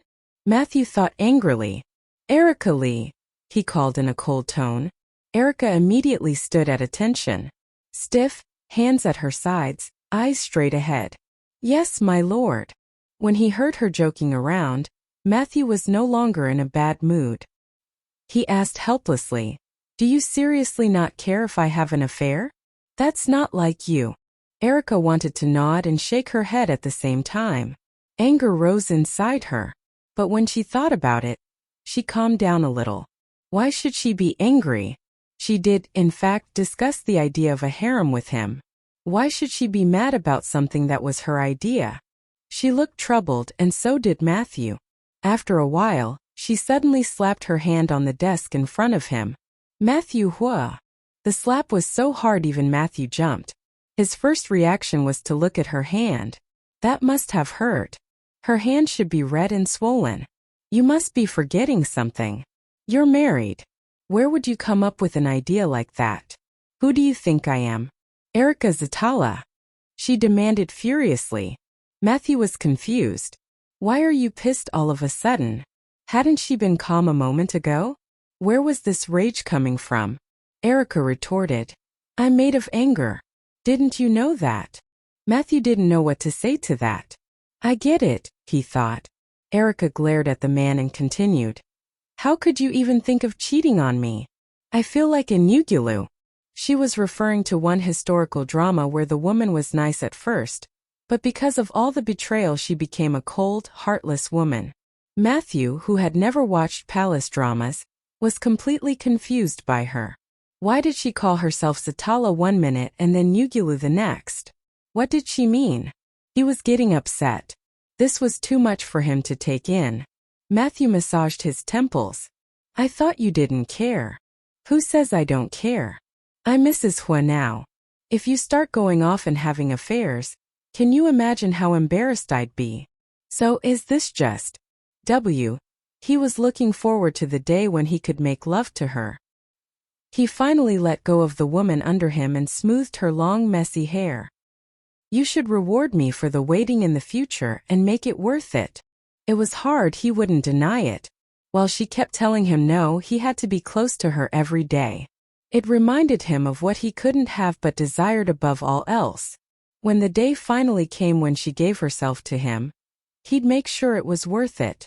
He wanted to ensure their first time making love was unforgettable. She nodded, only half understanding what he was talking about. Okay. An Evefield restaurant. Evefield restaurant, owned by Theo Group, was located downtown. It was decorated lavishly, combining industrial and rustic vibes. It had just been designated a one-diamond restaurant. It was the right place to enjoy top-level Chinese food and desserts. The chef was an excellent cook who had won countless international awards. Matthew left the car first, and then made his way around the car to open the door for Erica in person. The restaurant manager greeted him with a group of ushers. Matthew held Erica's slender waist and entered the restaurant. As soon as they stepped inside, they became the focus of attention. Matthew wore a black suit jacket with a blue shirt underneath, and Erica a white coat over a blue dress. They looked as if they wore matching couples' clothes. Matthew sported a blue handkerchief and lion-shaped sapphire brooch in his left jacket pocket, which matched Erica's icy blue dress. Before Matthew and Erica entered the private room, two people walked over to them, heading in the opposite direction. Erica didn't notice anyone special as she was taking in the luxurious decor. A man in a green suit greeted them. Mr. Huo, Erica, what a coincidence. It was Watkins and his friend. Erica was surprised to see Watkins there. She smiled happily and said, Hi Watkins. I didn't expect to see you here. Meanwhile, Matthew pulled her closer to him. The four stood face to face and greeted each other cordially. Matthew glanced at Watkins indifferently and just nodded at him. But Erica was a great deal friendlier. She continued to chat with Watkins. You also here for dinner? Remembering the last time they met up, Watkins put his hand in his pocket. He tried to shake hands with Matthew on that last occasion, and the rich young man turned him down. Watkins nodded at Erica. Yeah, we got here earlier. We're done now. I thought we'd order some drinks. Have you eaten yet? No, we just got here. Then you go ahead. We're in the private club upstairs. You and Mr. Huo are welcome to join us. Watkins didn't dare look at Matthew but stared at Erica. Erica was excited to hear that they could drink and party. Now this was an evening out. But Matthew didn't like the way Watkins was staring at Erica. He quickly answered for Erica. Thanks for the invite, Mr. Chai, but we really can't. We're going to watch the stars after dinner. Eh? Watch the stars? Confused, Erica looked back at the calm man. Why didn't she know he had that planned? Caught off guard by Matthew's refusal, Watkins was bewildered for a moment. Then he smiled warmly and replied, Sounds like a romantic evening. Then we won't disturb you. See you later, Erica. Okay. Bye. Watkins and his friend left first. As he looked back at the couple, a complicated light flashed through Watkins' eyes. He saw the way Matthew held her, almost like a possession. Matthew had always paid careful attention to his image. He was always alone in public. It was rare to see a woman standing beside him, not to mention one he was holding so intimately. Nonetheless, he was now holding his wife in his arms possessively, as if he were afraid someone might snatch her away. Matthew seems to love her a lot, Watkins thought. The manager of the restaurant led the Huo couple to a well-decorated and secluded private room and held the door for them. Mr. and M. We fry it up. Erica noted the golden yellow color and nodded her approval. The waiter continued. We added scallops, shrimps and crispy bamboo shoots too. The second course is sautéed pumpkin with scallop and dried lily bulb. The manager described every dish on the table in detail. In Erica's opinion, every dish was super delicious, but there wasn't enough of it. For example, there weren't enough fried crab claws to divide between them. It would be perfect if the portions were a little larger. However, she knew this was business as usual in fancy restaurants like this. In order to show how rare these dishes were, they didn't give you much at all. Since she hung out in fancy restaurants a lot, she wasn't surprised by that. It took them 2 hours to finish eating. The two of them left the restaurant and headed for Fragrance Mountain. By the time they arrived, it was already 9 o'clock in the evening. It was a sunny day and a clear night. The sky was full of stars. At about 10 o'clock, Matthew and Erica reached the top of the mountain. There was no one else there. The lamplight was dim. Erica asked Matthew in confusion. Why didn't anyone else come to see such a beautiful night scene? She couldn't think of a good reason. Matthew glanced at her and explained, I asked the rangers to clear the place for us in advance. There shouldn't be anyone else on their date. What? You can do that? How did you manage that? But she knew the answer as soon as she asked. Based on how Matthew handled Tessie, Erica realized he was quite powerful. He wasn't afraid to use that power either. She was impressed. Matthew grabbed the bag that had all the camera gear he had kept for Erica and slowly started taking out all the equipment inside. I can do whatever it is that my heart desires, he said. For instance, marrying her. In truth, even if Carlos hadn't asked him to marry Erica, he would have married her sooner or later. Although Erica knew deep down in her heart that Matthew wasn't putting on an act, she was still somewhat surprised by his cockiness, the combination of arrogance and provocation. The sheer effrontery was thrilling to witness. Erica went to help him. She took the folding tripod and found a good angle to unfold it. After busying himself with the gear for a while, Matthew handed a heavy camera with a wide-angle lens to her and said, Try this one out. Okay. Erica lifted the camera to her eye as she adjusted the focus and aperture before she pointed the camera towards the sky. She glanced at the picture of the starry sky she just took and said, It's not bad. It does feel better with the wide-angle lens. The way Erica's eyes lit up when she spoke so passionately about photography brought a satisfied smile on Matthew's face. The special arrangement he had made for her tonight was well worth it. After taking a few more photos, Erica turned around suddenly and caught him staring at her. She smiled and said, Perhaps being married to you isn't so bad after all. What makes you say that all of a sudden? He asked. Not so bad? That doesn't sound good enough.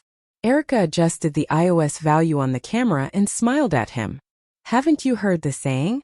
Photography makes a family poor for 3 generations, and a single-lens reflex camera will ruin one's life.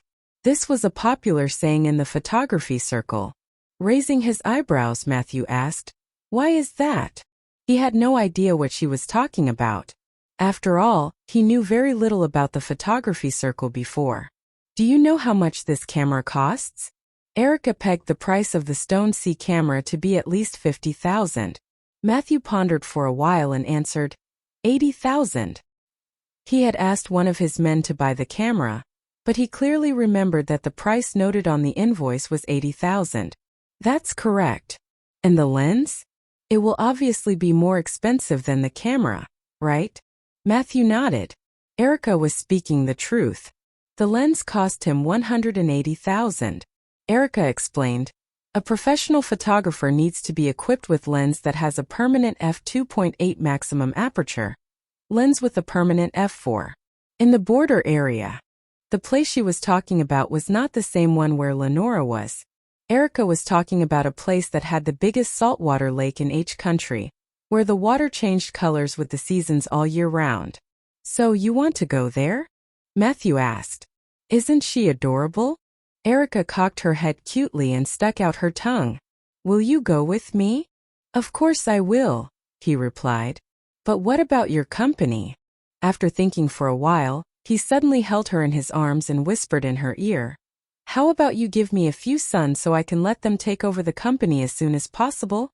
After that, I'll accompany you to take photos of the sunrise and sunset, the ends of the earth, the South Pole and the North Pole, the starry sky and the land. Erica blushed. Giving birth to a few sons was one of her jokes, and she was surprised that he still remembered it. How am I going to give you many babies? I don't think I'll survive that many childbirths. There was an old saying to the effect that if a woman loved a man, she should give him a few daughters, but if she hated him, she would give birth to a few sons for him. However, Erica did not hate Matthew and therefore, she would give him several daughters. Moreover, it was too expensive to raise a son. An ordinary family had to spend $1 million to raise a son. Erica estimated raising Matthew's son could cost them tens of millions. In that case, she would become penniless. There was a snicker in Matthew's eyes. I have to work hard to make the babies. I'm not afraid of being exhausted to death. What are you worried about? Erica replied immediately. I'm afraid you won't have that much energy. Does she think I am that weak? Matthew mused. He felt as though it was time to let Erica know his real strength. A gentle sigh of content escaped Erica's lips as she glanced at the stars in the sky. Tightly enveloped in Matthew's embrace, she felt safe and loved like never before. After a brief moment of silence, she asked, Matthew, what are your plans for the future? I will work in the company and continue to manage the ZL group for another 20 years. During that time, whatever free moment I have will be spent with my family. When those 20 years finish, all of my time will belong to my wife, Matthew replied. In truth, Matthew wouldn't hesitate to spend every moment with his wife, because she meant more to him than his work.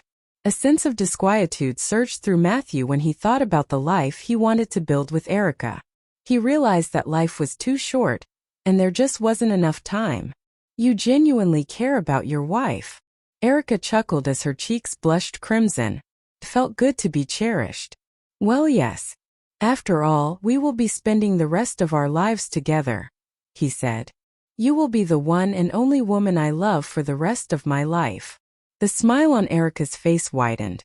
I didn't expect Mr. Huo to take his wife so seriously. Aren't you afraid that your parents will be jealous? Erica's heart soared with the love and devotion Matthew felt for her.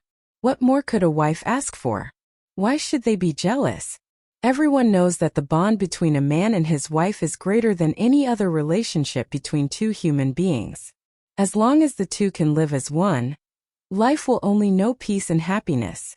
I hope you realize the importance of our relationship. Erica was over the moon and pleasantly surprised to hear Matthew speak this way.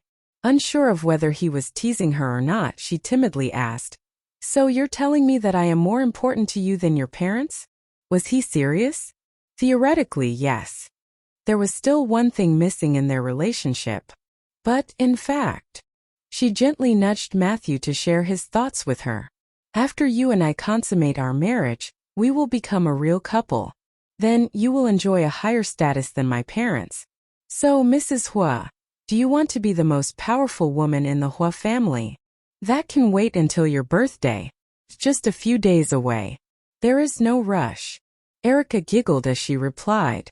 Over time, her attraction toward Matthew had intensified, and she struggled to contain her passion.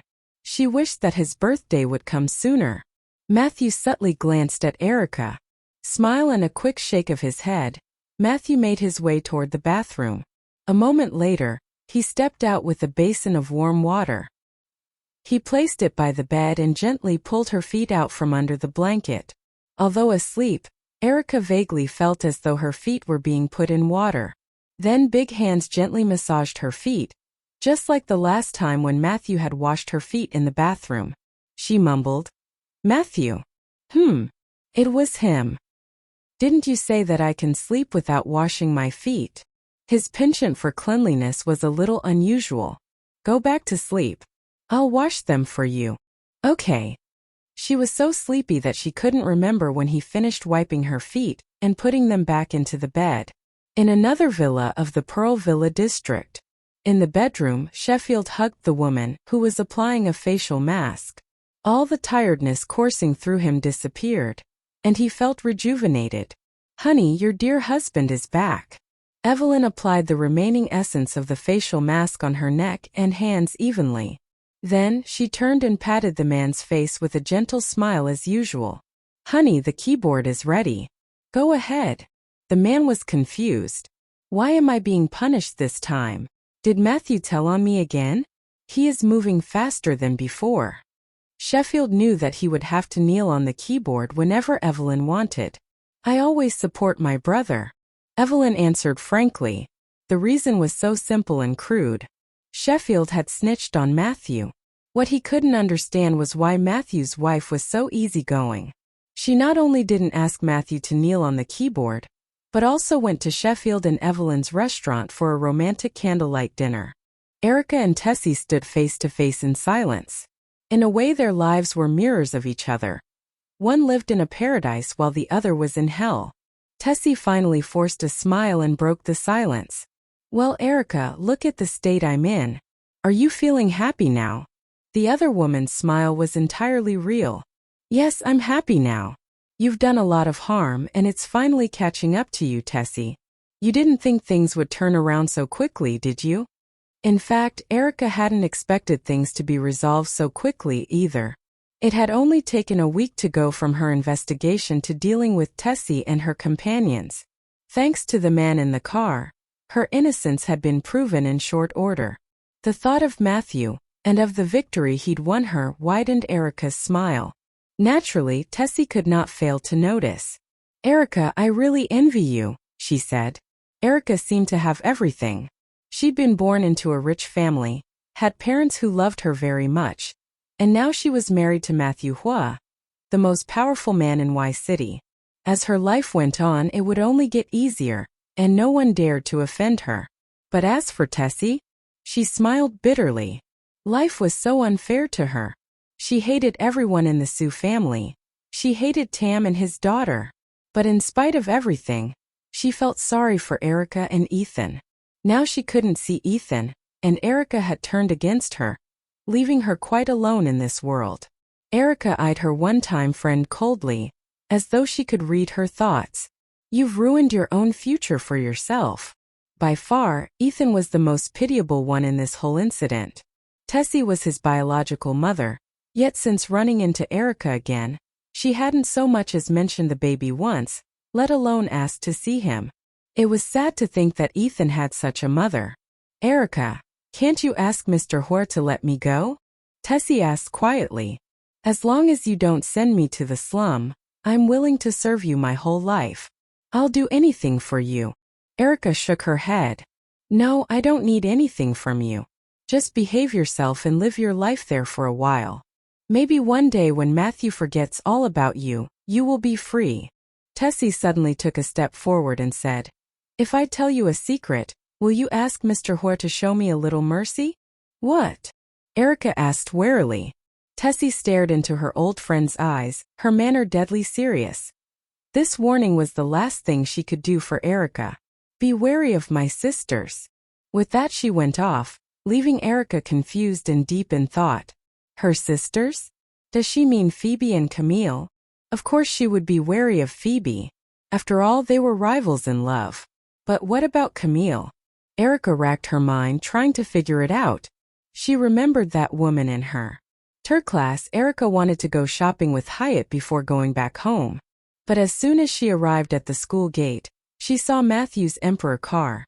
And that car was hard to ignore. With a hasty goodbye to Hyatt, she ran up to the car somewhat excitedly.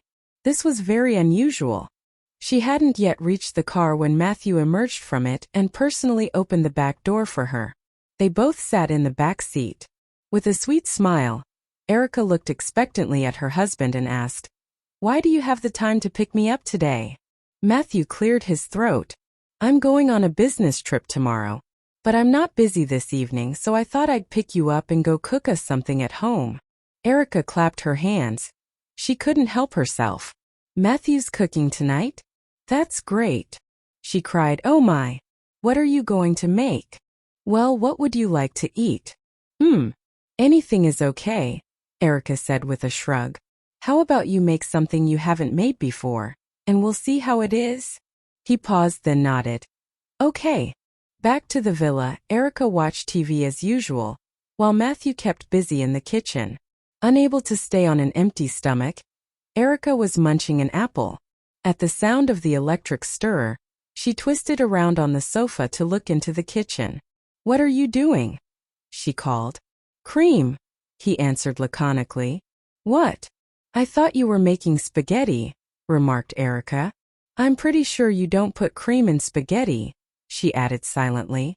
"Well, don't you like cream puffs?" Matthew asked. "So he's also making puffs?" Erica put on her slippers and rushed toward the kitchen, only to be stopped at the threshold by Matthew. "Keep a distance, please," he urged. "Stay at least 3 meters from the kitchen." "I'm just curious why you'd make cream puffs," said his wife. "Does Gwen like those?"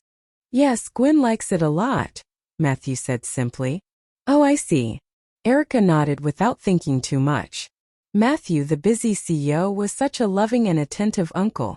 He could cook anything his niece liked.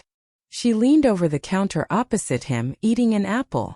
"Where are you going tomorrow? How long will you be gone?" "England for a week." Her eyes lit up. She wanted to go to England too. "Hey, didn't you say you were going to take me with you on those business trips?" Ivanna go. "Not this time. I'm on a tight schedule. I'm only in England for half a day. Then I'm headed to France and Italy. Maybe next trip I'll have more time, and you can come along." He also wanted her with him, but they'd spend most of their time on the plane. She liked to walk around, take pictures, visit the mom and pop shops, and his schedule wouldn't let her. Tonight's dinner was pretty simple. 15 minutes of prep, 45 minutes cook time. So an hour later, 2 plates of spaghetti, some cream puffs, a colorful fruit platter and a plate of dried fruit were sitting on the table. Erica picked up a puff and put it in her mouth. Before she could even take a bite, Matthew chided her. "Wash your hands." "Well, okay." She swallowed the part of the puff she was chewing. She savored the taste for a bit before walking off to wash up. After dinner, Erica decided to relax by watching TV in the living room. She asked Matthew to join her. After a couple shows, the two of them walked into the bedroom. She took a shower first, and he went to the walk-in closet to change his clothes. As he unbuttoned his shirt, Matthew looked over at the door to Erica's wardrobe. He saw it was still ajar. He was about to close it for her, but something caught his attention. He saw a wine-red nightdress hanging in her wardrobe. He walked over and took it out. It was sexy, but he never saw her wear it. Without a word, he pulled it off the hanger and put the hanger back in the wardrobe. Just as he turned around, something in the corner caught his eye. It was a rectangular box. He would never have noticed it if he hadn't touched the nightdress next to it. He grabbed the box and had a closer look. Half an hour later, Erica came out of the bathroom in patterned pajamas. They had characters from the popular cartoon Boonie Bears plastered all over them. In the bedroom, Matthew stood beside the bed, hands in the pockets of his pajamas. He stared at the 2 items on the "Were you talking about? What is that strange logic?" He was confused. Forget it. He had a hard and exhausting day. Erica's heart softened and she turned off the lights. In the darkness, she lay beside the man, widened her eyes and asked, "Matthew, say I'm the red rose and your goddess is the pure white rose. Now that we're married, do you like the red rose or the white rose more?" Matthew thought for a while and said, "Every girl has different charms and different sides. They can be the pure white rose and the sexy red rose at the same time. Only a man who knows how to love can make the woman he loves more and more beautiful. That's the thing. I don't love you for who you could become. I love you for who you are." Not everyone could see the true beauty of a woman. The man who loved her would see her as the most beautiful creature. The woman who loved someone would show off her most attractive charms to them, like a peacock. Erica sighed in her mind that Matthew knew who he was and how to control his emotions. He knew how to avoid her question, but she wasn't going to give up. "So do you like the red rose or the white rose?" A caring look flashed in his eyes. "I like both." "What? Can't you just decide on one?" Matthew just smiled and didn't explain. She would understand sooner or later. Erica sighed. Know how to figure out whether a man is horny or not? No. Tell me. Put your finger under his nose. If he's still breathing, then he's horny. This was true. As long as a man lived, he would be thinking about sex. Matthew was no exception. Matthew was confounded. Did she really see him like that? Matthew admitted that there were times when he had wanted to take advantage of Erica, but he only felt this way towards her. He didn't like other women. Why did she think he was a lustful man? He turned over and lay on his side, facing her. His pajama belt accidentally came loose. Erica stared at the handsome man. She preferred to leave the curtains slightly open at night to let a little light into the bedroom. In the moonlight, she saw his exposed chest staring back at her. The girl swallowed and looked straight into his eyes. "Man, are you trying to seduce me?" she asked playfully. Matthew rolled his eyes. "Are you turned on by my body?" He played along. "I am," she said in a low voice, and reached out her hand to touch his chest. Matthew grabbed her unruly hand and warned, "I've already taken too many cold showers. Think twice before you make a move. Don't touch me if you don't want to get laid." Erica didn't realize how attractive she looked to him in the darkness of the night. "You're so stingy," she said with an awkward smile. Fine. "I won't touch you," she thought, taking back her hand. She rolled to her side of the bed and closed her eyes. Soon after, she fell asleep. Matthew stared at her, stunned. Did she just fall asleep? And right after taunting me once again. He cursed in his mind as she slept peacefully. The next day, Matthew left the city on a business trip. Worried that she wouldn't eat properly if left alone, Debbie asked Erica to temporarily move back to the Huo family manor. While Matthew was away for work, Erica spent most of her time at school. She handed the photo of the starry sky she had taken atop the fragrance mountain as her homework, and she received high praise from Professor Fong. 4 days after Matthew had left, Erica received a call from Ria. "My dearest Erica, where are you now?" "My dear Ria, I'm developing a photo at school at the moment." Professor Fong had asked her to develop the photo she had submitted earlier and post it in the column for exceptional works. "Erica, can you go to the school gate right now? Someone is looking for you." Puzzled, Erica asked, "What? Who?" She didn't have a common friend with Ria in Y City, except Hyatt. "You'll know W. Rilled." "Yes, you're the best, Matthew." Before making the call, she was worried that Matthew wouldn't agree, and that she would have to stay in a hotel with Ria. Matthew continued, "But she has to sleep in the guest room on the 2nd floor. There was no way he could allow anyone to sleep in his bed, not even Erica's best friend." "No problem," Erica exclaimed happily. She knew that he was a neat freak and she could understand his condition. She had already planned on sleeping with Ria in the guest room. Reflecting her good mood, Matthew also smiled. "Why are you so happy?" "Of course I'm happy. Ria and I haven't seen each other in a long time. We are going to hang out together." "Well, have a nice time. I will reimburse all the expenses when I get back. So have fun," she shouted excitedly. "Wow. Are you serious? Matthew, you are amazing. I love you so much." Matthew's eyes were full of smile at her words. "Enjoy. Bye, Matthew. Take care of yourself." "I will. You too." He would surely take care of himself.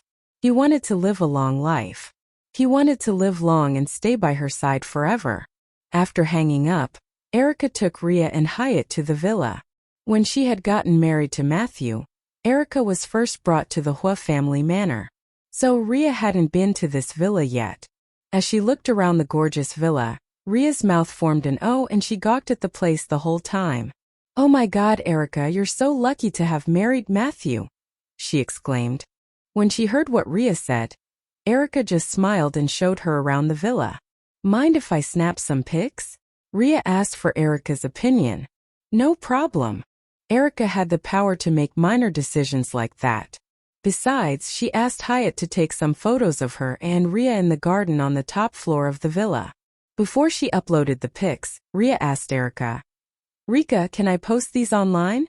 This question made Erica hesitate for a moment.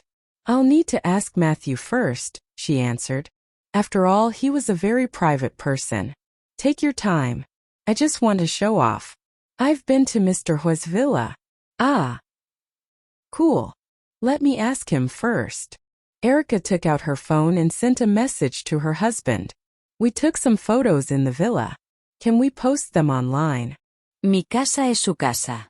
You're the boss. You can do what you want as long as you're happy. Matthew replied. Seeing the message, Erica smiled sweetly and sent him a kiss emoji. Then she edited and retouched the photos that Hyatt took for her and Rhea, running them through a filter before uploading them to Weibo. One was a shot of them sitting in the garden, and the other had them sitting on the spiral staircase with the words, "My best friend came to see me." Current mood. Happy. Not only that, she took a selfie of herself and sent it to Matthew. Rhea said, I gained weight. Don't feed me so much anymore, okay? With a faint smile, Matthew saved the photo and replied, I like you like this. You're cuddlier that way. It feels good to hold you in my arms. She knew he wouldn't be there for at least a couple more days. She decided to tease him. Erica typed, then come back and hug me. That way you can judge for yourself how much I weigh. I'll be back soon. Just wait for me. Be patient. Although he told her to wait for him, he really couldn't wait to see her himself. The business trip couldn't end quickly enough. I'm not impatient. We're going to get some hot pot now. Bye. Bye. Erica put away her phone and the three of them went out to eat. Rhea couldn't get to Y City very often. How could they just go shopping and eat hot pot? They decided to go out drinking and celebrate the fact they were finally together. And so after eating they went and found a bar nearby. CK to Y City. I need to see him before you leave for Australia. If she couldn't see the child this time, they would go to Australia. She didn't know when they would get a chance to see each other again. No problem. As long as she was willing to give his son to him, Tam would let Erica see Ethan. It was just a small matter. Okay. Erica had nothing else to say to him, so she hung up the phone quickly. She still had tears to wipe from her eyes. She didn't go right back to the bar. Instead, she called Wesley. Dad, I promised Tam that I'd give Ethan back to him, she said in a small voice after the call was connected. Wesley had already been mentally prepared for it. After all, Ethan was not Erica's child. Well, if you agreed, then we have no choice. Your mother and I will pack up some things for him and ask Tam to take them with him when he comes and gets the kid. Okay. Wesley suddenly changed the subject and asked, so when are you and Matthew going to have a child? We won't have to worry about someone claiming him, right? If you have a kid, I'll keep whatever Tam doesn't take with. What? You old cheapskate. Well, we're going to have a kid, but not right away. You can give those things away, she answered. She was married after all. How could she not have a child? You brat. Fine. Wesley thought it was better to comfort his daughter. Don't worry. You knew this day was coming, and you should have been ready to accept it. Having kids with Matthew will fill the void Ethan left. Although Erica didn't live with Ethan, she had kept Tessie company for the 9 months she had been pregnant and had brought him back home after Tessie had given birth to him. Erica had a deep connection with that little boy. Okay, tell Mom not to be upset when Ethan leaves. If she's that sad, Matthew and I can give her a grandchild. Besides, my sister will get married soon, and so will my brother. You and Mom will have a handful of grandchildren sooner or later, said Erica, trying to comfort her dad. Wesley sighed silently and snorted. I am here with your mother and I will comfort her. This girl is so silly. She is kind-hearted and always does something that would make us feel bad for her. I hope she doesn't do anything that will hurt herself again, he thought to himself. Erica nodded. She didn't need to worry about her mother while her father was around. Good. Just then she heard a familiar voice. Erica. Erica looked up reflexively and saw Watkins waving at her. He looked handsome in his black casual coat and expensive sneakers. Who is that? Wesley asked. He had sharp ears and clearly heard a man call out Erica's name. As far as he knew, Matthew was on a business trip. He hoped that his silly daughter wouldn't do something that would make Matthew misunderstand her. Just a friend. I'm outside with Rhea now. Talk to you later. Bye. Erica had a clear conscience. After answering her dad's question, she hung up the phone without a second thought. Wesley was rendered speechless. Where is this girl? And why is there a man with her? Never mind. I trust her. Better to leave her be, he thought. When Watkins trotted over to her, he saw that she had been on the phone. He apologized as she put her phone away. Sorry, I didn't realize that you were talking to someone. No problem. Why are you here? She asked. Erica looked behind him and saw several rich young men standing there, waiting for Watkins. With his hands in his pockets, Watkins raised his chin at them and then said to her, "Just hanging out with my bud." And she, along with Rhea and Hyatt, began to walk toward the door. Watkins turned around and waved at his friends. "I'll be back soon." He walked out of the booth with the three of them. When they reached the side of the road, Watkins stopped Erica. After hesitating for a second, he said, "Erica, we all know what happened between you and Tessie. She doesn't deserve to be your friend. You don't need to be sad for losing a friend like her. Okay." Knowing that he was comforting her, Erica nodded with a smile. "Don't worry about me. I've already moved on. Thank you, Watkins." "Good to know. Let's go now. I'll drive you." Watkins' driver was waiting at the roadside. Erica tried to refuse, but Watkins insisted on driving them home. It was late, so she got into his car with Rhea. Hyatt got into another Mercedes-Benz and the driver was told to drop him off at school. The girls sat in the back seat, while Watkins sat in the passenger seat. The driver headed for the Pearl Villa district. The car rolled to a stop in front of the villa. As soon as Erica opened the door, her phone rang. It was Matthew. Wow. Matthew, the aloof husband, is calling me on his own volition. This is so rare, she thought. With a smile, she slid the answer key and gently greeted him. "Hello, Matthew. Where are you?" The man's low voice came from the other end of the line. Erica looked at the villa and said, "Rhea and I just arrived at the gate of the villa." Matthew was about to answer when he heard a man's voice come over the line. "Erica, Rhea, I'm leaving now. Go get some good rest." "Okay, thank you. Bye." That was Erica. Though she had reflexively covered the speaker with her hand, Matthew was still able to hear and discern that it was a man who had spoken to her. Meanwhile, Watkins was about to get into his car, but stopped as though he'd suddenly remembered something. Seemingly not noticing that Erica was on the phone, he came over and told her, "You know, I've always wanted to invite you to dinner, but I never got the chance. Now that we've friended each other on WeChat, I'll contact you and invite you to a proper dinner sometime soon." Holding her phone low beside her body, Erica answered, "Okay. But look, it doesn't matter if you're too busy." "No, I'm not busy. I haven't had many classes to deal with lately," he said quickly, and then broke off. "Look, we should both be going. It's too cold outside and it'll be colder tomorrow. Remember to dress warm." Saying this, Watkins half raised his arms as though to give her a hug goodbye. However, he remembered that she was married and thought better of it. Erica pretended not to notice and smiled at him pleasantly. "Oh, I will. Thank you, goodbye." Watkins turned and hurried off, leaving Erica to breathe a sigh of relief. Remembering that she was still on the phone with her husband, she brought it back up to her ear. "Hello, Matthew, haven't you gone to bed yet?" For a moment there was only silence. Fearing the call was disconnected, Erica glanced at the phone screen to find that it wasn't. "Hello? Are you busy now?" Matthew's voice came through at last, cold as the air. "No, I'm not. Who's that you were just hanging out with?" Erica shivered and held onto Rhea's arm as they started toward the villa. "I was with Rhea and Hyatt," she answered. "What did you do?" "We went shopping, had hot pot and hit a bar. Then we came back," Erica answered honestly. "Who drove you back?"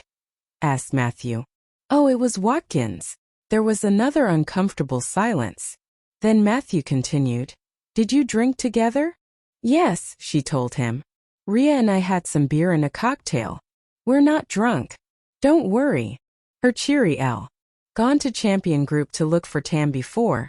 She wouldn't have known that Watkins' family had anything to do with the company. A moment passed. Erica was also browsing the WeChat moments, trying to check Watkins' updates, but she couldn't find his account. What's Watkins' name on WeChat? She asked. She remembered that she had changed his alias to his real name when she friended Watkins on WeChat. Why couldn't she find his account now? His WeChat name is an emoji.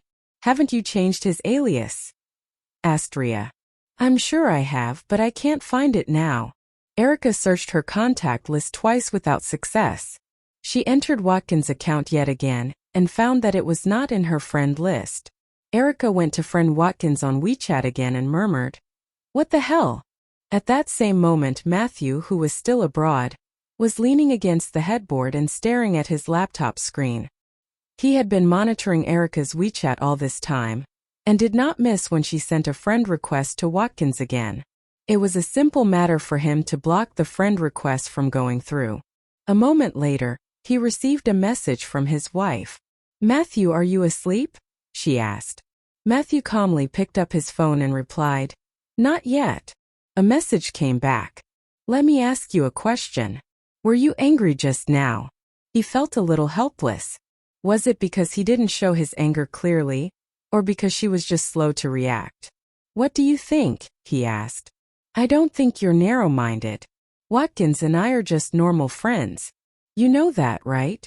Shamelessly, Sheffield pulled Evelyn into his arms. "Honey, I was just kidding with Rika." Neither she nor Matthew was really angry. They had dinner at Evefield Restaurant. They are probably enjoying their romantic night right about now. It's late. Why don't we enjoy our night as well? Evelyn shook her head. Matthew said that if you don't spend the night kneeling on the keyboard, he will tell Dad that you tried to separate Rika from him. He already has the surveillance video of you and Rika chatting in the company. He threatened to send it to Dad if you don't listen to him. The surveillance video of ZL Group was of high-definition quality, and unlike ordinary CCTV cameras, the audio was also crystal clear. If this matter reached Carlos, Sheffield wouldn't even be able to deny what had happened. Matthew has become more ruthless than his father. I got no luck. Sheffield thought to himself with a sigh. Carlos was openly satisfied with his daughter-in-law. With another long sigh, Sheffield headed to the keyboard on the balcony and knelt down on it. 2 minutes later, Evelyn came over with a plate of fruits. She put an apple slice into his mouth and said, "I'm free now. Shall we talk for a while?" Chewing the apple, Sheffield sullenly flipped through his messages on his phone and replied to a customer's query. "I swear you could never find another CEO who is as miserable and diligent as I am," he complained. Where would anyone find a CEO of a large company, kneeling on a keyboard shamelessly, and having to work while being punished by his brother-in-law? Evelyn sat on a chair next to him and nodded. "Mr. Tang, why do you always have to provoke Matthew knowing something like this would happen?" This was Matthew's favorite punishment for him. Every time Sheffield pissed him off, Matthew would ask Evelyn to make him kneel on the keyboard. Evelyn wondered how Sheffield managed to keep his position as the CEO of Theo Group after all that he had done. It seemed that his father didn't mind at all. The man smiled guiltily at his wife. Although he knew that this was all his fault, he could never admit it in front of her. "It's all because your dear brother can't take a joke," he scoffed. "Since you know that he can't take a joke, why do you make fun of him? It's still your fault." And her cheeks were slightly red. The scream gradually turned into light moans. "You bastard!" There was no threat in her voice. It was nothing but a tender welcome. The man pushed her onto the bed behind her. He grinned as he climbed on top of his drugged ex-girlfriend. The second day at Y City train station.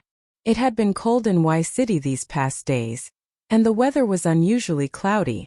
A black Emperor car slowly came to a halt at the entrance of the station.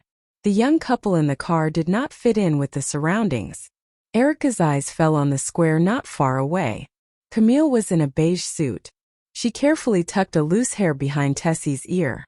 Tessie was crying. Her eyes were swollen.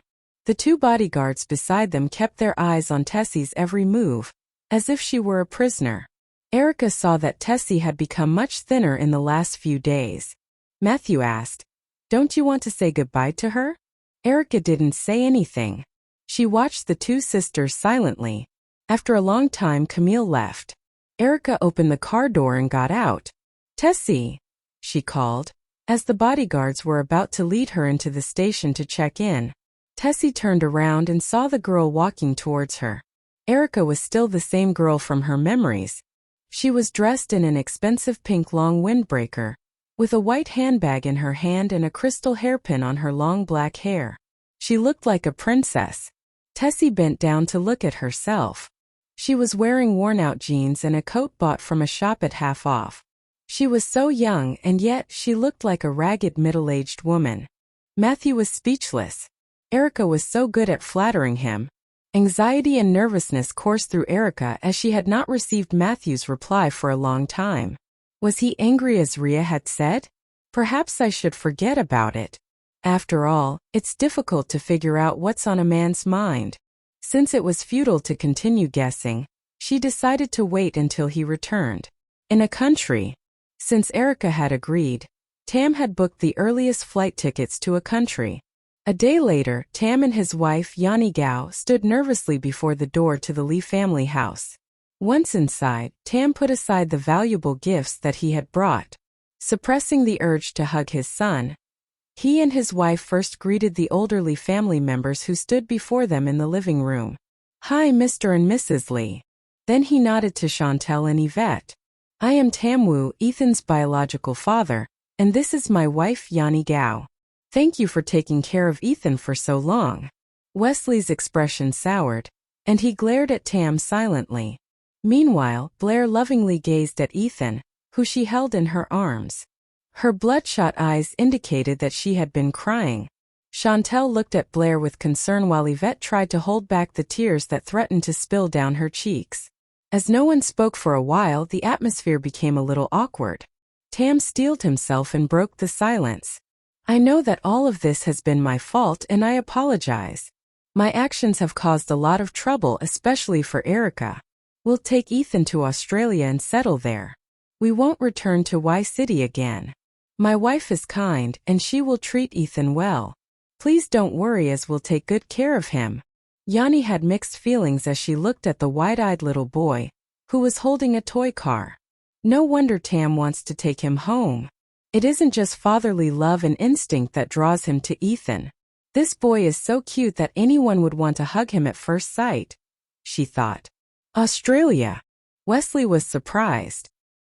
He had assumed that Tam would return to Y City with Ethan. That way Rika could still visit him when she missed him. Tam nodded. "Yes. We know it's FA." And arrived at Matthew's villa to say goodbye to Erica.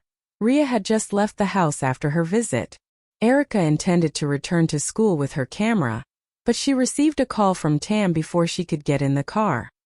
"Mrs. Huo, it's me, Tam. I picked up Ethan yesterday, and we're leaving for Australia tomorrow. Can we come to see you now if you're free?" Leaving for Australia tomorrow?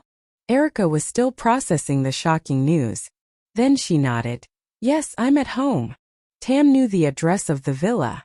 After hanging up the phone, Erica returned to the house to wait for the father and son. 10 minutes later, her phone rang again. She thought it was Tam, so she answered the phone without even looking at the screen. "Are you here yet?" "Yes." "How do you know?" It was not Tam's voice. Erica checked the number. It was not Tam's. "Who is this?" "It's me. Watkins. You saved my number. How could you not know it was me?" Watkins had watched Erica save his phone number when they were partying the other day. Confusion coursed through Erica. She remembered that she had saved his phone number, but why was his name no longer on her contact list? "It's so strange. I lost both your WeChat account and phone number. Is my phone infected with a virus?" That was the only possibility that she could think of. But she hadn't downloaded from or browsed any unsafe website recently. How could a virus attack her phone? Since Watkins and Erica were in different places at that moment, and he couldn't see her phone, he couldn't explain what was going on. All he knew was that she sounded really cute. He smiled in spite of himself. Come here and let me see your phone. Where are you? She asked. At the entrance to your villa. Watkins had just parked the car at the gate of the villa. He couldn't get in, so he was stuck outside. Ah, you're here? I'll be right out. How did you know where I was? Erica walked out of the bedroom and bounded downstairs quickly. Leaning against the car, Watkins replied honestly, Rhea told me. I knew she was headed back to her own country, so I called her to say goodbye. She told me you saw her off at the airport and thought you'd be home by now. Oh, I see. Wait a minute. I'm headed your way. After hanging up the phone, Erica trotted towards the gate of the villa, phone in hand. It took about 10 minutes to walk from the front door of the villa's living room to the gate. As the crow flew, it would have taken only 5. But Matthew had installed a traffic island and filled it full of flowers and bushes. There was no way to get through that without a great deal of trouble, so Erica had to follow the road around it. 3 minutes later, Erica reached the gate, out of breath. Watkins wore a white sweatshirt, sweatpants, and a new pair of sneakers. He leaned against his convertible. When he saw Erica, he waved at her. Erika. Hey, why are you here? Erica asked, panting. She was exhausted. She contemplated buying a scooter so she could ride out to the gate and back. I tried to get a hold of you, but you weren't online. It's almost noon. I thought you might want to go out and get some lunch. Oh, by the way, where's your phone? You said it's virused? Let me see. Erica took out her phone and unlocked it for him. She put her hands on her hips and said, I can't go now because I'm meeting up with someone later. Oh, I was wondering how you knew I was here before I called. You thought I was someone else, huh? Far from being annoyed, Watkins thought this rashness was rather endearing. Hearing this, Erica felt a little embarrassed. Yeah, I answered my phone without checking the number. Watkins tinkered. But they each had a lock indicating safety with words safe and healthy carved on it. What better to carry Erica's wishes for Ethan? There was nothing on Ethan's wrists, so the pair of bracelets looked just fine. After putting on the bracelets for him, she picked him up again and kissed him. Once, then twice. She really loved the little guy. Now all done. I'll see you soon, okay? This time, Ethan called clearly, Mommy. Tears welled up in Erica's eyes when she heard the boy call her Mommy. This was the baby she had brought back home. The kid she raised, the kid she sacrificed everything for. And now he was leaving. She threw her arms around him and buried her face in Ethan's neck. She sobbed and sobbed. Ethan thought she was playing with him, so he put his arms around Erica's neck and grinned, revealing his baby teeth. Little white, perfect and shiny. He looked super cute like that.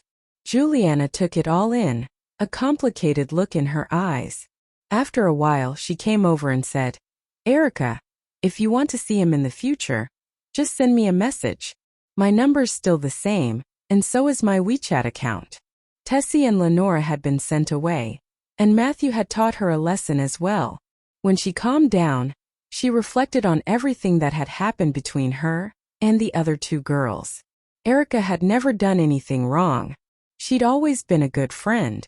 They fell out over Juliana's now ex-boyfriend, but Erica knew he was no good from the start. She saw that now.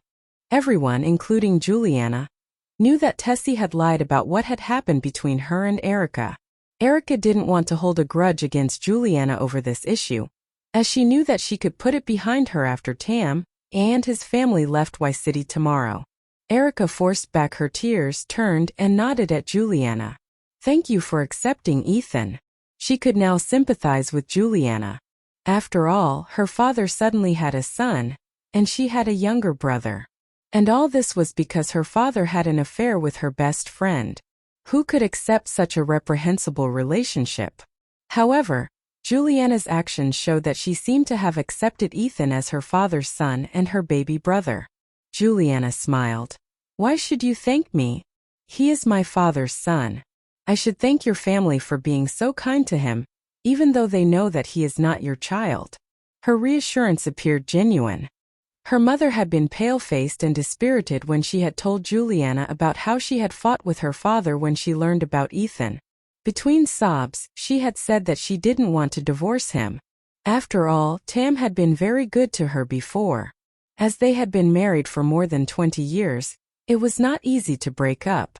She wanted to give him another chance. If her mother could forgive her father, why couldn't she? Despite her unwillingness, Erica handed Ethan to Juliana. "My baby, go to your sister." Tears welled in his eyes and Ethan's chubby arms tightened their grip around Erica's neck. He refused to let go. Seeing that Ethan was about to cry, Tam stepped forward and said, "Let me do it." As he had spent more time with Ethan than Juliana, Tam believed that Ethan would be more willing to go to him. Tam removed a corn candy from his pocket and held it in front of Ethan. With a kind smile, he said, "Ethan, here is a candy for you. Come to Dad." Ethan glanced at Erica, hesitated for a short while, and then stretched a hand toward Tam. The smile on Tam's face grew as he lifted the little boy in his arms. Seeing that the little boy was about to cry again, he quickly opened the candy and gave it to him. "Good boy, don't cry. Daddy will buy some toys for you, okay?" Tam coaxed as he walked further away from Erica and Juliana. Complex feelings coursed through the two girls as the man stood still with his wife in his arms. The imperial aura he emitted was beyond the reach of Watkins, a boy who had not yet graduated from university. Erica wanted to refute Matthew's words, but Matthew didn't allow her to look up. But then Watkins conveyed what she wanted to say. "Mr. Huo, you're too overbearing. How can you deprive Erica of the right to make friends? She won't be happy if you keep doing this." Erica repeatedly nodded as she agreed with Watkins. Matthew held her head tightly so that she couldn't raise her head at all. "Mr. Chai, you're wrong. Rika was very happy before she met you. Most importantly, as her husband, I'm responsible for her happiness. A bachelor like you wouldn't understand the fun and romance Erica and I have." That was a harsh comment, especially his use of the word bachelor. As Watkins got in his car, Erica struggled to free herself from Matthew's hold. It was not until the car had disappeared that Matthew let go of the woman in his arms and looked at her indifferently. "Matthew Huo, how could you say that about Watkins? What do you mean? You said that he was a bachelor." Matthew asked. "Isn't he?" Erica didn't know how to respond. "Well, he seems to be unattached. Otherwise, why did he have the time to come to see me?" Her reaction deepened Matthew's annoyance. Every time he got off the plane, he would go straight home. And every time he reached the villa, he would see her and Watkins. He warned, "Erica, yes, I'm warning you now. Stay away from Watkins in the future." Tears welled up in Erica's red eyes again. Her lips quivered as she complained to the man standing in front of her with a long face. "Why are you scolding me?" Erica was already having a hard time dealing with Ethan's departure.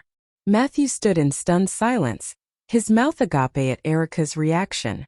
Was he not supposed to scold her? Was he not supposed to be angry at her? "Then what do you think I should do to you?" he asked. "Should I just sit by and watch her get close to another man?" Erica's eyes and nose were red from crying. She wiped away her tears and said, "We haven't seen each other for a week. Don't you miss me?" She missed having him around, especially since she had been sleeping alone. Needless to say, Matthew missed her as well. Why else would he end his trip one day earlier and return to his home country in such a hurry?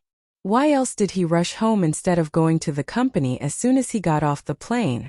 Erica, however, didn't expect him to say that he missed her. Perhaps the woman he missed was Phoebe. In any case, she was determined to push that woman out of his heart. "Come here," she ordered the man. Matthew couldn't believe his ears. Where did she get the audacity to speak to him like that? How dare she raise her voice to him? Nonetheless, he took a step forward. "Lower your head," she ordered again. "She's ordering me again." Despite the anger, he humored Erica again as he looked down at her in confusion. "What are you looking at? Kiss me now. Isn't that what a couple is supposed to do after they see each for the first time in days? I see other couples hugging and kissing each other when they meet again after a long time. Why is my case any different?" Erica wondered. She soon came to realize what the reason was. Matthew is just a cold and arrogant man.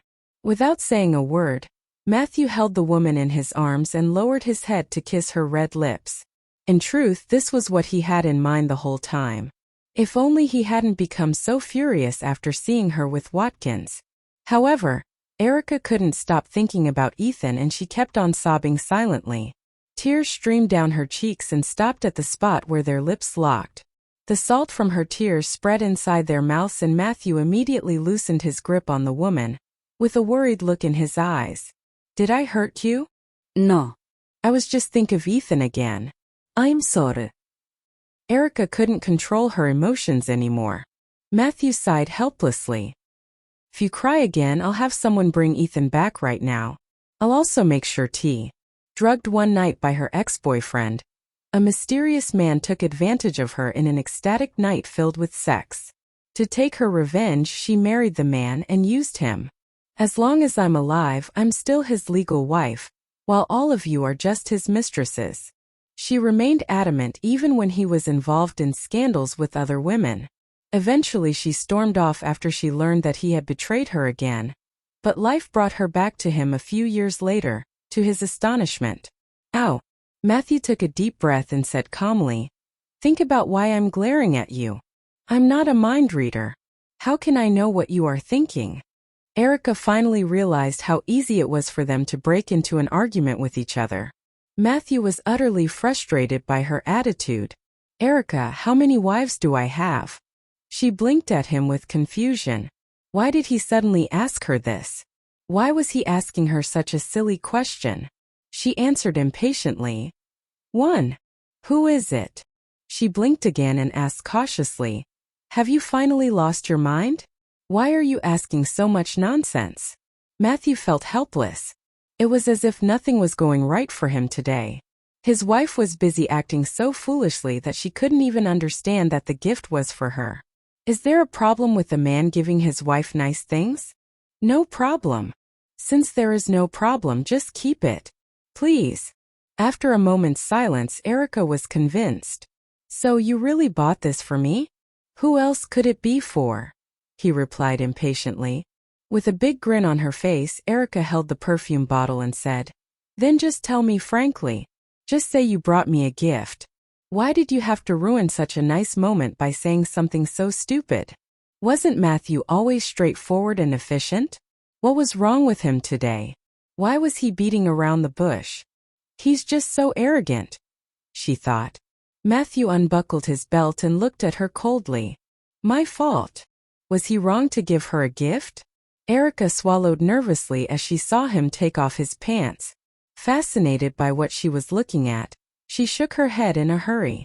It's my fault. He's hot. He's the boss, she exclaimed in her mind. A mischievous smile tugged on Matthew's lips. Satisfied with Erica's apology, he said, come here. Then he crooked his finger at her. Erica, perfume bottle in hand, immediately sashayed toward him and asked with a chuckle, Mr. Huo, what can I do for you? Delighted with her attitude, he pulled her into his arms and whispered in her ear. I was not satisfied with the kiss earlier. Let's do it again. Erica giggled and a tinge of pink graced her cheeks. Then she lowered her eyes and saw that he was still undressed. Her face flushed and she stuttered. Yes, sure. But you have to wear your clothes first.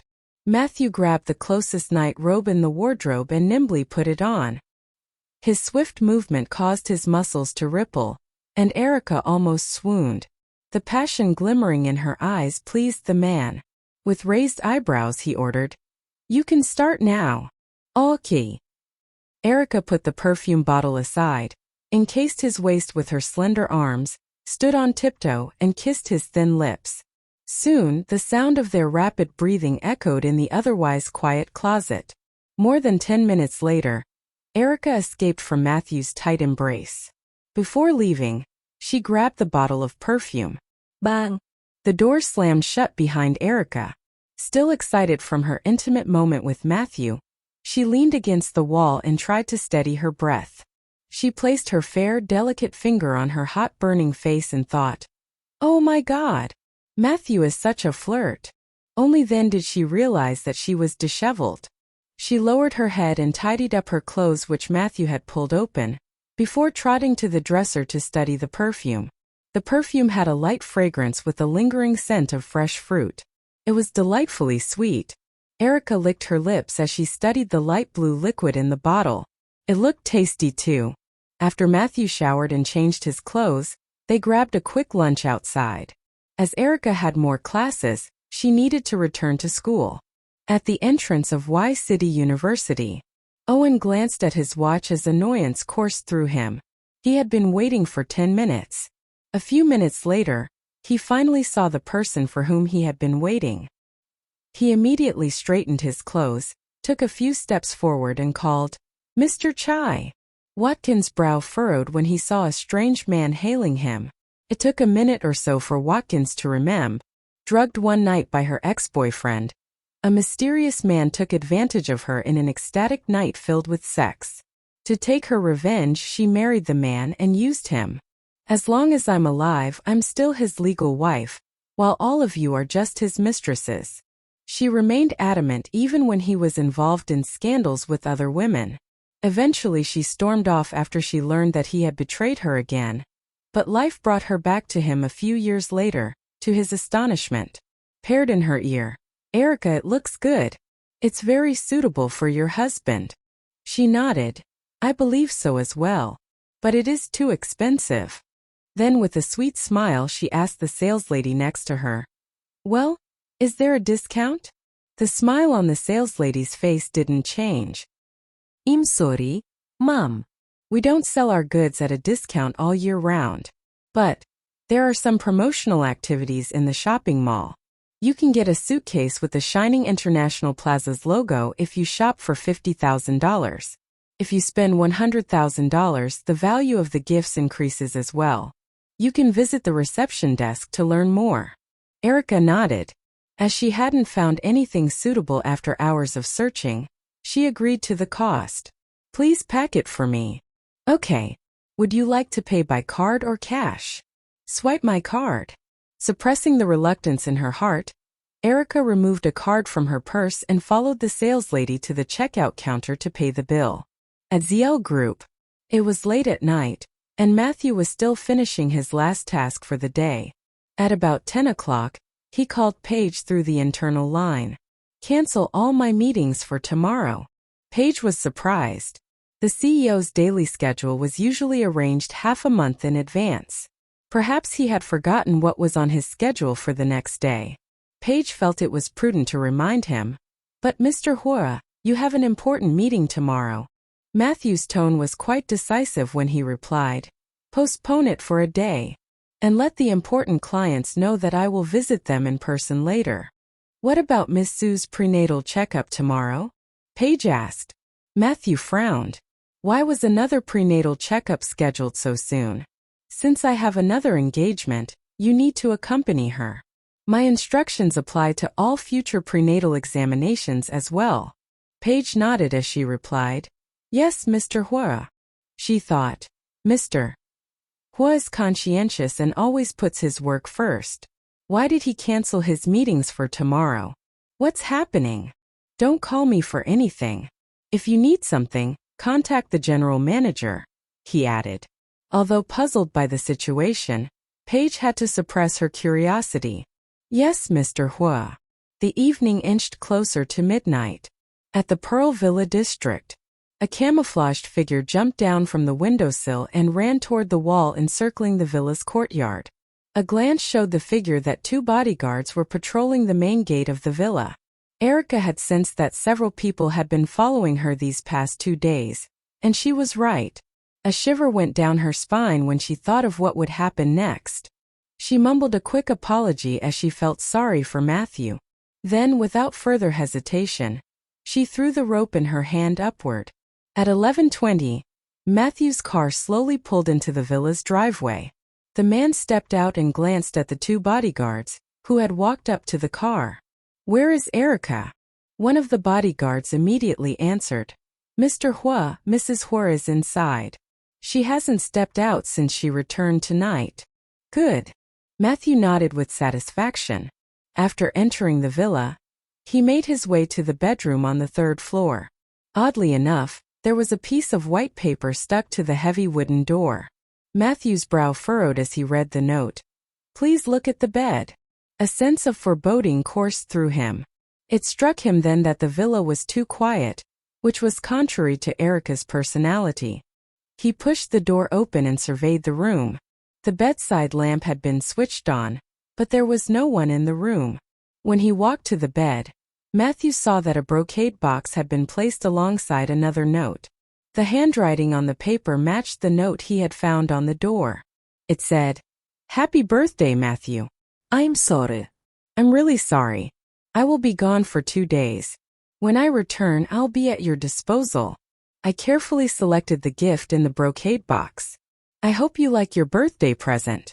I promise that I will return after a few days. Please don't worry. Bye. From your cowardly wife, Rika Li Hua." Rika Liu. Humph. For the past 2 days, Matthew had felt that Erica would misbehave. Although he had taken all P. Athu was worried sick when he didn't find you after searching for you the whole night. He eventually figured that you would return to a country, so he chartered a plane to get here and ensure that you were safe. What else do you want Matthew to do? Wesley thought his daughter had gone too far this time. Her behavior was becoming more and more unacceptable, and he couldn't stand it anymore. Wesley's harsh tone broke Erica's heart. She retorted, "It's his fault. He always wants to. Erica blushed crimson when she thought of what she needed to say. How could she explain her situation to her father? She was terrified of having sex with Matthew for the first time. Otherwise, why would she go through all this trouble? As an experienced man, Wesley immediately understood what she had hesitated to say. With a gentler tone, he questioned, "Erica, don't tell me that you and Matthew aren't a real couple yet." The truth had been exposed. Erica's mouth opened and closed, but she couldn't think of what to say. Finally, she silently lowered her head. Wesley gritted his teeth as he glared at his daughter. Even though anger surged in him, he remained calm and asked, "Is it because Matthew is impotent?" Erica's eyes flew open and her face reddened. Instantly, she recalled all the times that Matthew had taken a cold shower after being with her.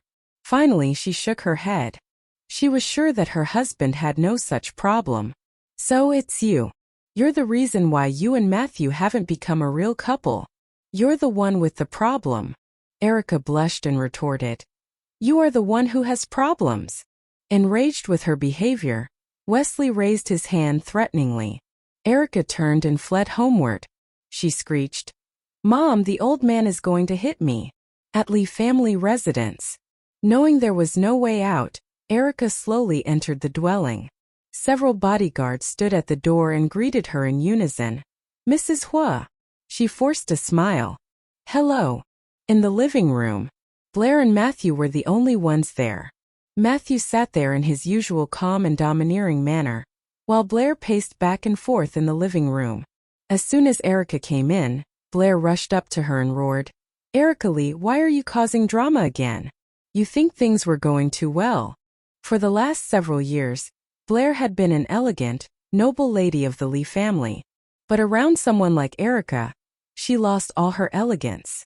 At this moment, she was just an old mom, worried about her youngest daughter and all the trouble she could cause. Erica quietly stole a glance at the man on the sofa. He just stared at the painting hung on the wall, as if he hadn't seen her. Erica put a finger in her ear, as if she could clear the ringing that way. "Mom," she said. "I know I was wrong, okay?" After rolling his eyes at his daughter, Wesley pulled Blair aside and whispered in her ear. The angry mother's eyes widened in shock. Erica was uneasy about the way her mother glared at her. Turned out she was right. Blair reached up and grabbed her ear. "You know this means I need to teach you a lesson, right?" Erica had been married to Matthew for a while now, but they never consummated their marriage. And it was probably Erica's fault. It was so ridiculous. Blair just couldn't believe it. "Cut it out, Mom. That hurts." Erica covered her throbbing red ear with a whine, feeling resentful. It was not that she didn't want to sleep with Matthew. She was afraid. What was she supposed to do? The man sitting on the sofa finally spoke up. He walked up to the mother and daughter and said carefully, "I'm just happy Erica's back here safe and sound. Everything else is my problem. I'll have a talk with her." Blair wasn't about to let her off the hook. "Quit defending her, Matthew. It's my fault she turned out like this. I should be the one to teach her a lesson." She had let it slide too long. Erica had gotten away with a lot when she was still living at home. But she was all grown up and married. Her daughter never lost that. She didn't really know how to tell Matthew she wanted to make love. 10 minutes later, the mother and daughter went downstairs. Wesley and Matthew were sitting and chattering in the living room. They seemed to be having a good time. Seeing that Erica went downstairs, Matthew stood up from his seat and walked towards her. "I'm going back to Y City. You want to stay here or go with me?" Erica was going to say she would stay put for a few days. But she looked at her dad's face and decided to change her answer. It didn't look like Wesley really wanted her around. "I'll go with you," she said finally. "Why are you in such a hurry?" Blair asked, a bit surprised. "Matthew, how about you leave tomorrow? I'll cook for you tonight." She was hoping to introduce Chantel to Erica. She knew Chantel wouldn't be back till evening. If Erica left now, she couldn't get the two together. "Sorry, Mom," Matthew said. "I'll bring Rika by soon, don't worry. But I have something I need to deal with tonight. So I have to go." Blair didn't insist. The old couple escorted the young couple to the door. Wesley told Erica again and again, "If this happens again, I'll punish you within an inch of your life." Erica stuck out her tongue and said, "Got it, Dad." Blair added, "Matthew is a great guy. Other guys would probably not have waited so long and forced the issue. Don't be so ungrateful." Erica glanced at the man who was walking silently next to her. Why didn't he put in a good word for her this time? Matthew went to Erica's parents' place to pick her up in a chartered jet, so they both rode back in the same plane. When they landed, everyone disembarked. There was only him, Erica, and a few stewardesses and bodyguards on the tarmac. Since they left the Lee family's house, Matthew hadn't said a word to Erica. He paid her no mind, because the moment he boarded the flight he opened his briefcase and his laptop and began working. He was still working when they climbed in the car, on the way to the Pearl Villa district. What depressed Erica even more was that he went straight to work that day, without saying so much as a word. He didn't come back to the villa that night. Erica looked down at her wine-red nightgown, feeling distressed. Her mother wanted her to be intimate with Matthew to make the first move. Blair wanted grandchildren. But if Matthew wouldn't come home, how could she do that? Erica waited and waited. She donned the same nightgown 4 nights in a row, but Matthew never came home. He used to be home every night, barring the occasional business trip. Now he was nowhere to be found. Blair called her to make sure she was getting busy, to make certain she hadn't chickened out. It was important to her mom that she did this, and it became important to her. Maybe she'd stop being scared if they finally did the deed. Erica wasn't about to tell her the truth. This was too embarrassing, and her parents would worry about her. She had no choice but to lie, saying they did. Blair was so happy. She could finally have a grandson. Erica felt helpless. Why didn't her mom bug Gifford about having a kid? Why did it always come down to Erica? Oh right, Gifford didn't even have a girlfriend. How could he have a baby? When she remembered that, she made a silent vow to herself to introduce Gifford to some of her friends. Maybe they'd hit it off. Maybe he'd get married. Maybe her mom would stop bugging her for a baby. It had to work, right? Yes. What a brilliant idea. One afternoon after class, Erica went to Matthew's office with her camera. When she arrived at the company, Paige told her that Matthew had gone out to have tea with the mayor. Sitting in the empty office, she took out her Uite pregnant. Looking at her protruding belly, Erica felt annoyed. She couldn't forget that this woman was carrying Matthew's child. Since she didn't get a reply, Phoebe turned her head to take a look at Watkins, who was busy starting the car, and then asked Erica, "Wow, out alone with another man? In a car? Out in the boonies? Matthew know about this?" Erica rolled her eyes at her. What's wrong with you? Phoebe didn't get angry. Instead, she took a step forward and deliberately touched her swollen belly.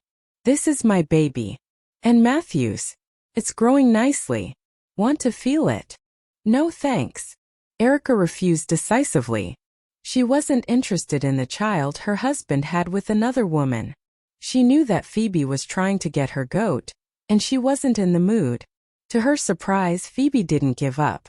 Instead, Phoebe held her hand and made her touch her developing baby. And that was when Watkins and Camille got out of the car. Camille took out her phone and began to snap pics of the two cars as evidence, her back to Erica and Phoebe. Watkins went to call the insurance company. Upon touching Phoebe's soft belly, Erica reacted strongly and scolded the woman. What the hell are you doing? I told you I didn't want to feel it. God, do you speak the same language? At the thought that the baby in her belly was Matthew's, Erica wanted to twist Phoebe's head off. She tried to withdraw her hand, but Phoebe held it so tightly that she couldn't move it. Before Erica could see what had happened, the grip on her hand loosened, and Phoebe fell backward. A scream escaped her lips as she landed on the ground. Eric's hand was still frozen in midair. It happened so fast that she was dumbfounded. Camille snapped her phone shut and ran toward Phoebe. She squatted on the ground, gently grabbed her sister by the shoulders and asked, Phoebe, what happened? Are you okay? Sister, my belly hurts. Phoebe clutched her abdomen and writhed in pain as she spoke. Incensed, Camille stood from the ground, turned to Erica and coldly demanded, What did you do to my sister? Didn't you know that she is pregnant? That is Matthew Huo's child. Can you afford the consequences should anything happen to the baby? Erica was shaken from her astonishment at the reminder that Phoebe was carrying Matthew's child. She glanced at the woman on the ground and said, I didn't do anything. It's her fault. But if I were you, I would be calling an ambulance. Camille was rendered speechless at the reminder of her thoughtlessness. She grabbed her phone and warned Erica as she dialed the number. Don't you dare go anywhere. I'm going to tell the police what you did and have you arrested. The exchange between the women caught Watkins' attention. He ended his call and jogged to Erica. What happened? Erica didn't respond. Instead, her eyes widened with shock when she saw the rapidly growing bloodstain on Phoebe's clothes. She grasped Watkins' sleeve and yanked hard several times. Blood! Blood! Watkins seized Camille's arm to stop her. It's too late to call for help. I'll drive her to the hospital, he offered. Without waiting for a response, he gathered Phoebe in his arms and rushed toward the car. Camille, who was close behind, opened the car door for him. A brief moment later, Phoebe was placed in the back seat, and Camille settled next to her. Watkins returned to Erica, who seemed frozen.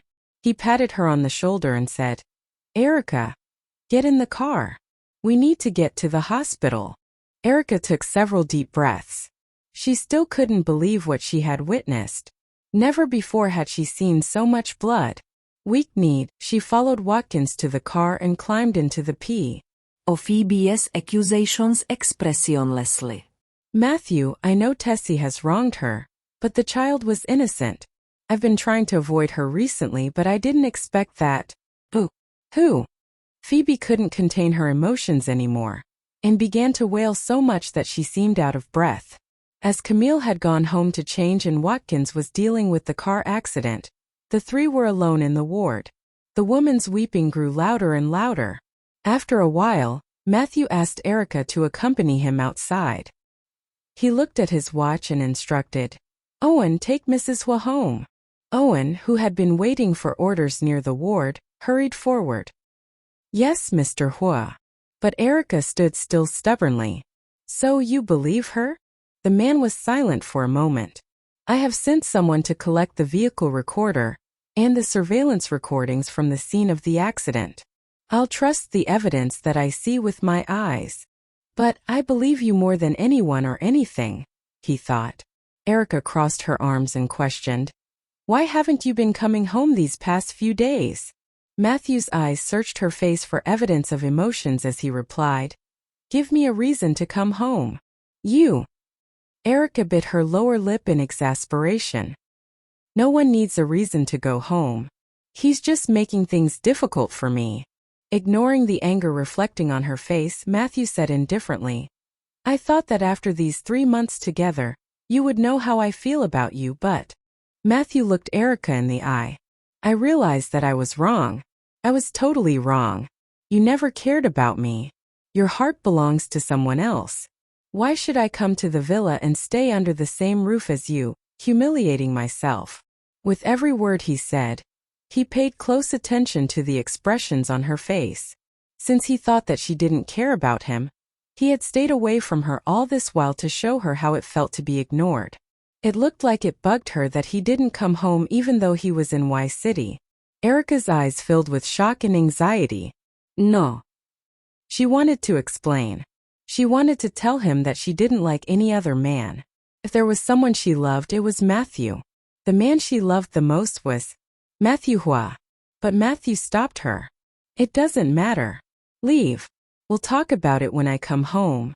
I have something important to do now. He had to investigate the Su sisters to prove Erica's innocence. But she misunderstood him. She thought that the more important thing to him at that moment was being with Phoebe. Distress overwhelmed her. She opened her mouth but said nothing. With a somber face, she left the hospital with Owen. It was late. Erica tossed and turned in her bed but couldn't fall asleep. One thought that haunted her was what had happened to Phoebe. And the other was that, once again, Matthew didn't come home. He must be in the hospital with Phoebe, she thought unhappily. They lost their child. It must feel horrible for them and they sympathize with each other. She thought more about this over dinner and finally made up her mind. It would be so much better if Matthew trusted her, but if he didn't, then she would give him a child.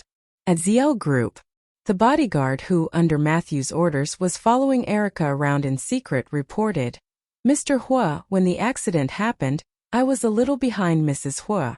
I thought that you, Mrs. Huo, and Miss Su are friends, so I didn't get too close to them. The situation escalated very quickly. Miss Su fell to the ground not long after their conversation started.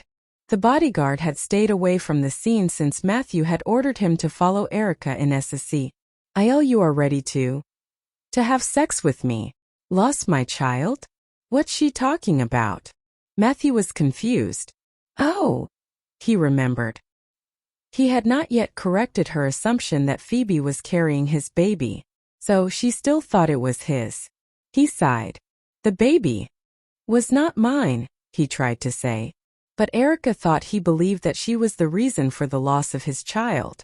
So she declared before he could finish his sentence, although I didn't cause Phoebe's miscarriage, I will give you a child as compensation. What nonsense is she spouting now? Matthew could not figure this woman out. You didn't cause the miscarriage, but you are still willing to give me a child as compensation? Erica, don't you see the contradiction in your own words? I already told you that I didn't push Phoebe, but you don't believe me. I can't find any evidence to prove my innocence. I watched the drive recorder of Watkins' car, but I couldn't find anything to my advantage. She was accused of something she didn't do, yet she had no way to prove it. Since I can't prove that I was not the reason for the loss of your baby, I will give you one instead. But I am doing this for you. So you cannot take this baby away from me and give it to Phoebe. Erica added frantically. The baby will be mine and Matthew's. We'll raise it, she thought. Matthew didn't know how to respond. He had never before heard about anyone who would compensate another person with a child. If I tell her now that the baby was not mine, would she still be willing to have sex with me? Matthew wondered. Erica's thought processes were different from that of normal people. Just in case she refused to have a baby with him, Matthew chose not to correct her assumptions about Phoebe's baby. But he couldn't give himself away either. So he pulled her arms off his neck and asked calmly, You thought that I would gladly accept your compensation, didn't you? Get some rest first. I'll think about it. Huh? He needs to think about it. Erica grumbled to herself. Matthew had always said that she didn't love him, but right now it was he who didn't love her at all. She was blatantly open about her intentions, almost blurting out, "Please sleep with me." But he had to think about it. But she calmed down quickly when she remembered that he had just lost his unborn child. This was not the time to argue or fight with him. Matthew went into the bathroom. Erica was feeling sleepy and dozed off before he came out. The next day, instead of going to school, Erica went to the hospital to see Phoebe. Before she arrived at the hospital, she was mentally prepared to see Matthew and Phoebe together in the ward. However, when she opened the door, she was slightly surprised to see that only Phoebe and her father were inside. They weren't expecting her visit either, so they were obviously stunned. Phoebe was visibly upset at the sight of Erica. She glared at the girl and yelled, "What are you doing here? You killed my child. How dare you show your face here?" Lyman was a little embarrassed by his daughter's resentful attitude. "Mrs. Huo, I'm sorry. Phoebe hasn't recovered yet. Could you come back later?" Erica smiled and said politely, "Mr. Su, I'm sorry. I have to talk privately with Phoebe. Could you please?" Lyman understood. He couldn't afford to offend Matthew's wife. So he took out a cigarette from his pocket and told them, "I'm going out for a smoke. You girls talk." "Thank you, Mr. Su." He nodded with a smile and left the ward. Phoebe had no need to pretend anymore since they were left alone now. She stared at Erica indifferently. Sitting in the chair next to the bed, Erica supported her chin with one hand and asked in a low voice, "Do you think I can't prove my innocence without the surveillance video?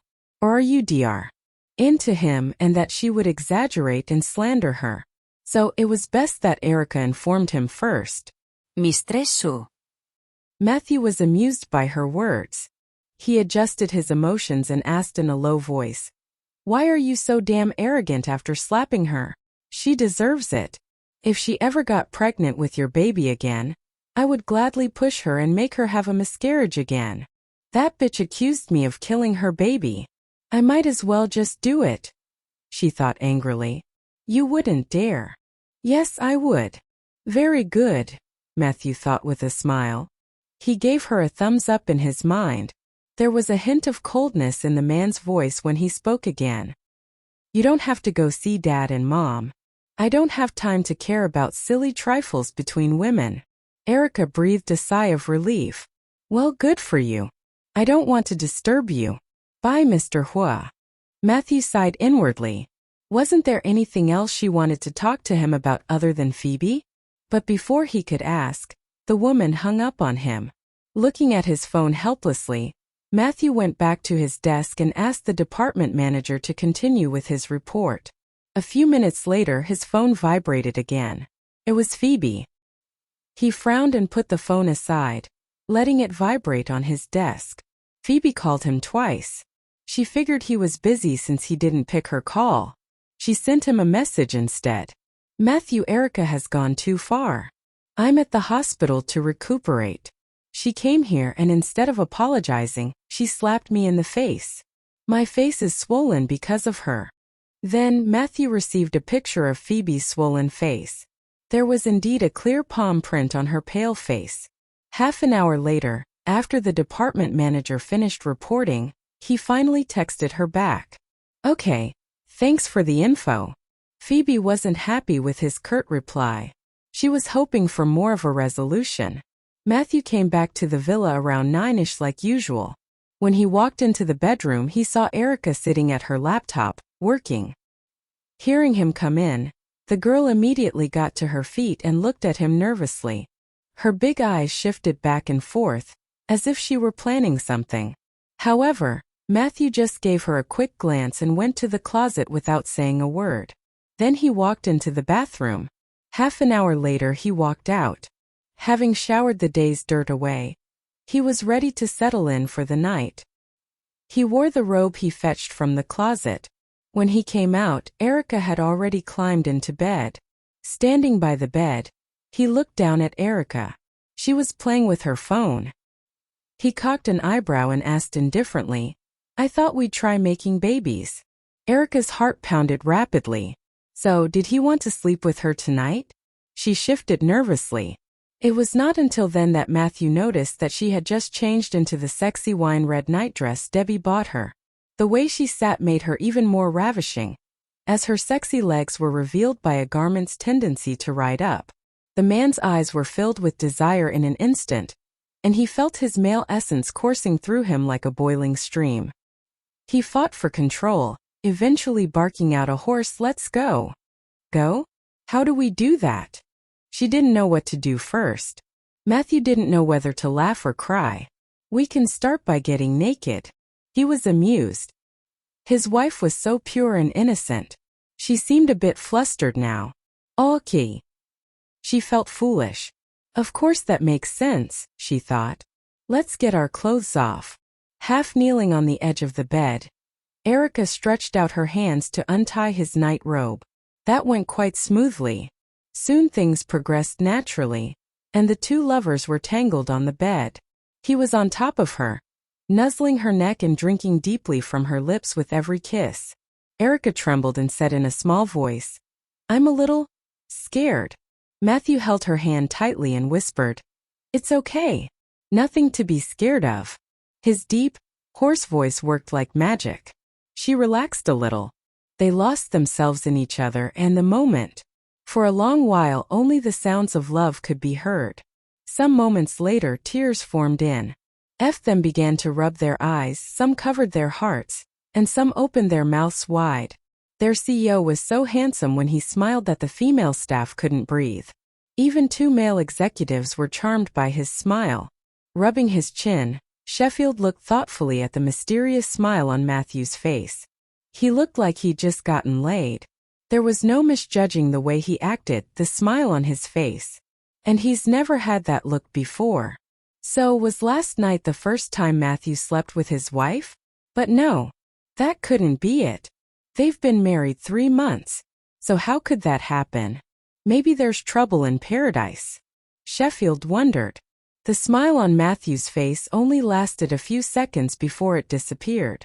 He didn't reply to Erica's message and continued to talk about the plan, breaking it down and analyzing it, expounding upon facts and figures his team had figured out.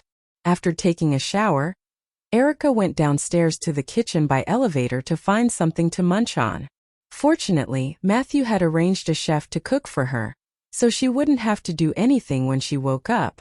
Without caring about her image, Erica casually leaned over the table, waiting for the chef to bring her the food. As she waited, she took out her phone and went to Weibo. She tapped out a status update.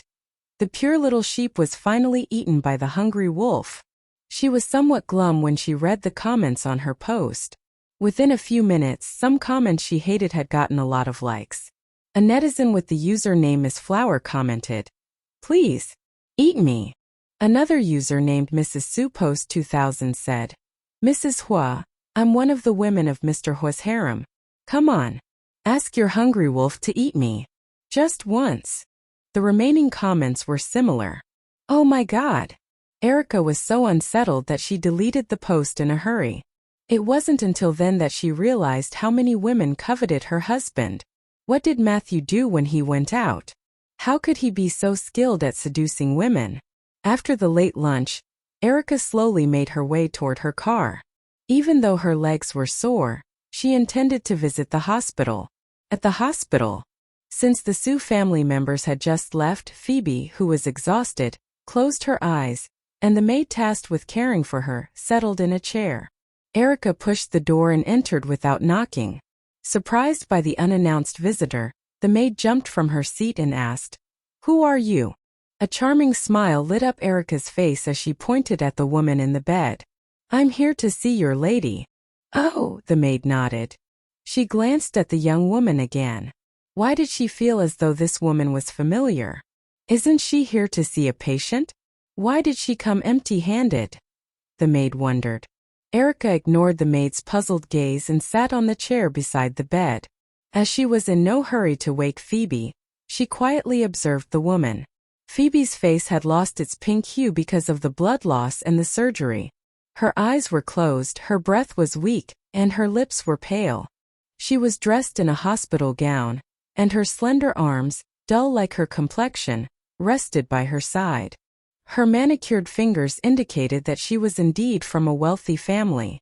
The sleeping woman woke, perhaps because she sensed someone's intent gaze.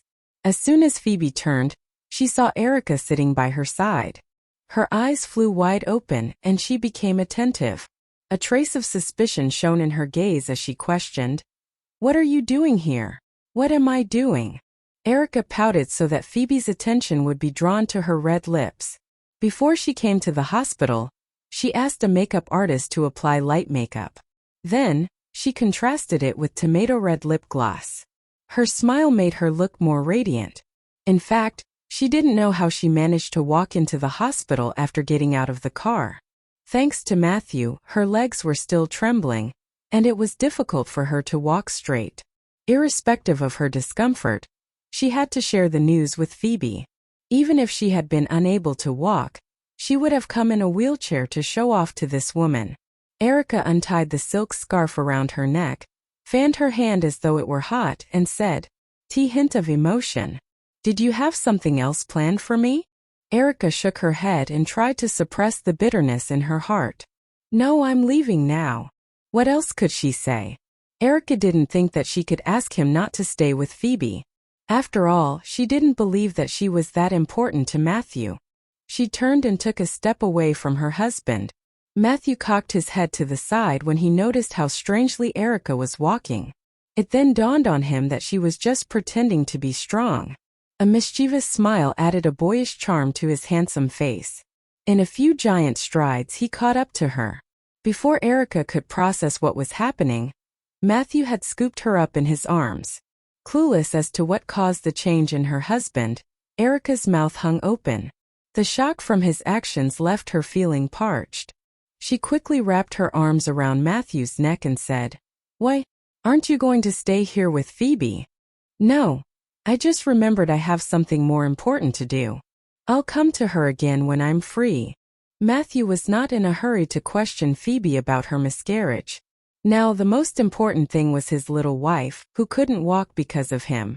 Blood rushed to Erica's face when she saw the curious expressions on the passers-by. She buried her face in his chest. "Put me down. I can walk by myself." "You can walk by yourself? Are you sure?" It seemed like. The man lowered his head and whispered in her ear, "I really need to work harder tonight." What Matthew felt when he had sex with Erica was so addictive and wonderful that he found himself even more enamored with her. Her moans, her begs for mercy, her tears, and how she moved gently under him. He was unbelievably attracted to her. Meanwhile, Erica was having different thoughts. How could he say something like that in public?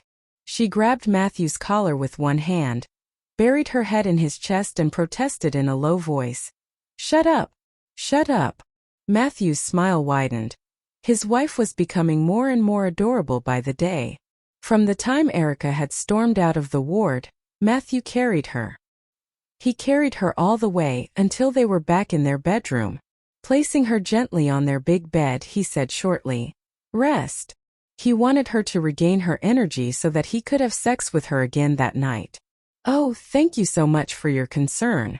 Without replying to her sarcasm, he turned around and left. Erica yawned. She was tired and quickly fell asleep. She was woken up by the sound of her ringtone. It was already dark outside. The call was from Watkins. She said on the phone, "Hello. Erica, are you free right now?" "Yeah. What's up?" She turned over and felt much better in that position. After a pause, Watkins said, "I'm partly responsible for Phoebe's miscarriage. I want to pay her a visit. Do you want to come with me?" Erica didn't answer. Instead, she asked him, "Do you also think that I pushed her?" "No, of course not. Although I didn't see anything, I know that you couldn't have done such a vicious thing. I'm sure it is a misunderstanding." The trust from her friend was refreshing. "Thank you," she said. "You're welcome, Erica. So, are you coming?" No. "I already visited her this afternoon. You should go and see her." She didn't want to see Phoebe again. "Okay, I'll call you after I meet her," Watkins said. "Call me? Why?" Erica thought, but she didn't dwell on it. "Okay." After hanging up the phone, Erica stretched on her bed. It was 5:30. She was hungry again. Moments before Matthew came back, Erica had just finished her dinner and was drowsily watching a horror movie sitting on the living room sofa. Matthew threw his briefcase aside and loosened his tie. He watched the woman as she stared at the TV motionlessly. He tried not to laugh. She is so carefree. The Sue family is about to sue her. Il married me without hesitation. Phoebe paused and took a deep breath. She continued. Not long after we got married, he began to show dissatisfaction in me because I only cared about you. He complained that I was always talking about you. Matthew, don't you feel my love? Phoebe broke down completely. She cried and questioned the heartless man in front of her. Everyone knew that she was in love with Matthew, including the members of the Sue family. The reason why the Sue family hadn't attended Nathan's funeral was because they had wanted Phoebe to marry Matthew. But she ended up marrying Nathan because of what Matthew had once said. Soon after the wedding, Phoebe's status in the family declined greatly, and they looked down upon Nathan, who was a mere vice manager of a company. They never treated him as the son-in-law of the Sue family. Besides, they considered attending his funeral would bring bad luck. Matthew looked at Phoebe indifferently even as she cried. What if I did feel it? It's your own business whom you love. It has nothing to do with me, he said coldly. His heartlessness made her shiver. Have you never loved me? She asked, still unwilling to give up. On the day that she had married Nathan, she had hoped to see regret on Matthew's face, but there was nothing. He was unaffected. If I loved you, then what about my wife? Who could spoil Rika like he did? If Erica had married another man, she wouldn't have been this happy, because nobody could have loved her as much as he did. Erica was careless and often got into trouble. Matthew believed that if she had married someone else instead of him, her husband's family might have alienated her because of who she was. Matthew would not allow this to happen. His Rika was born into a rich and influential family. She came to this world to enjoy love and be spoiled. He wanted her to be happy her entire life.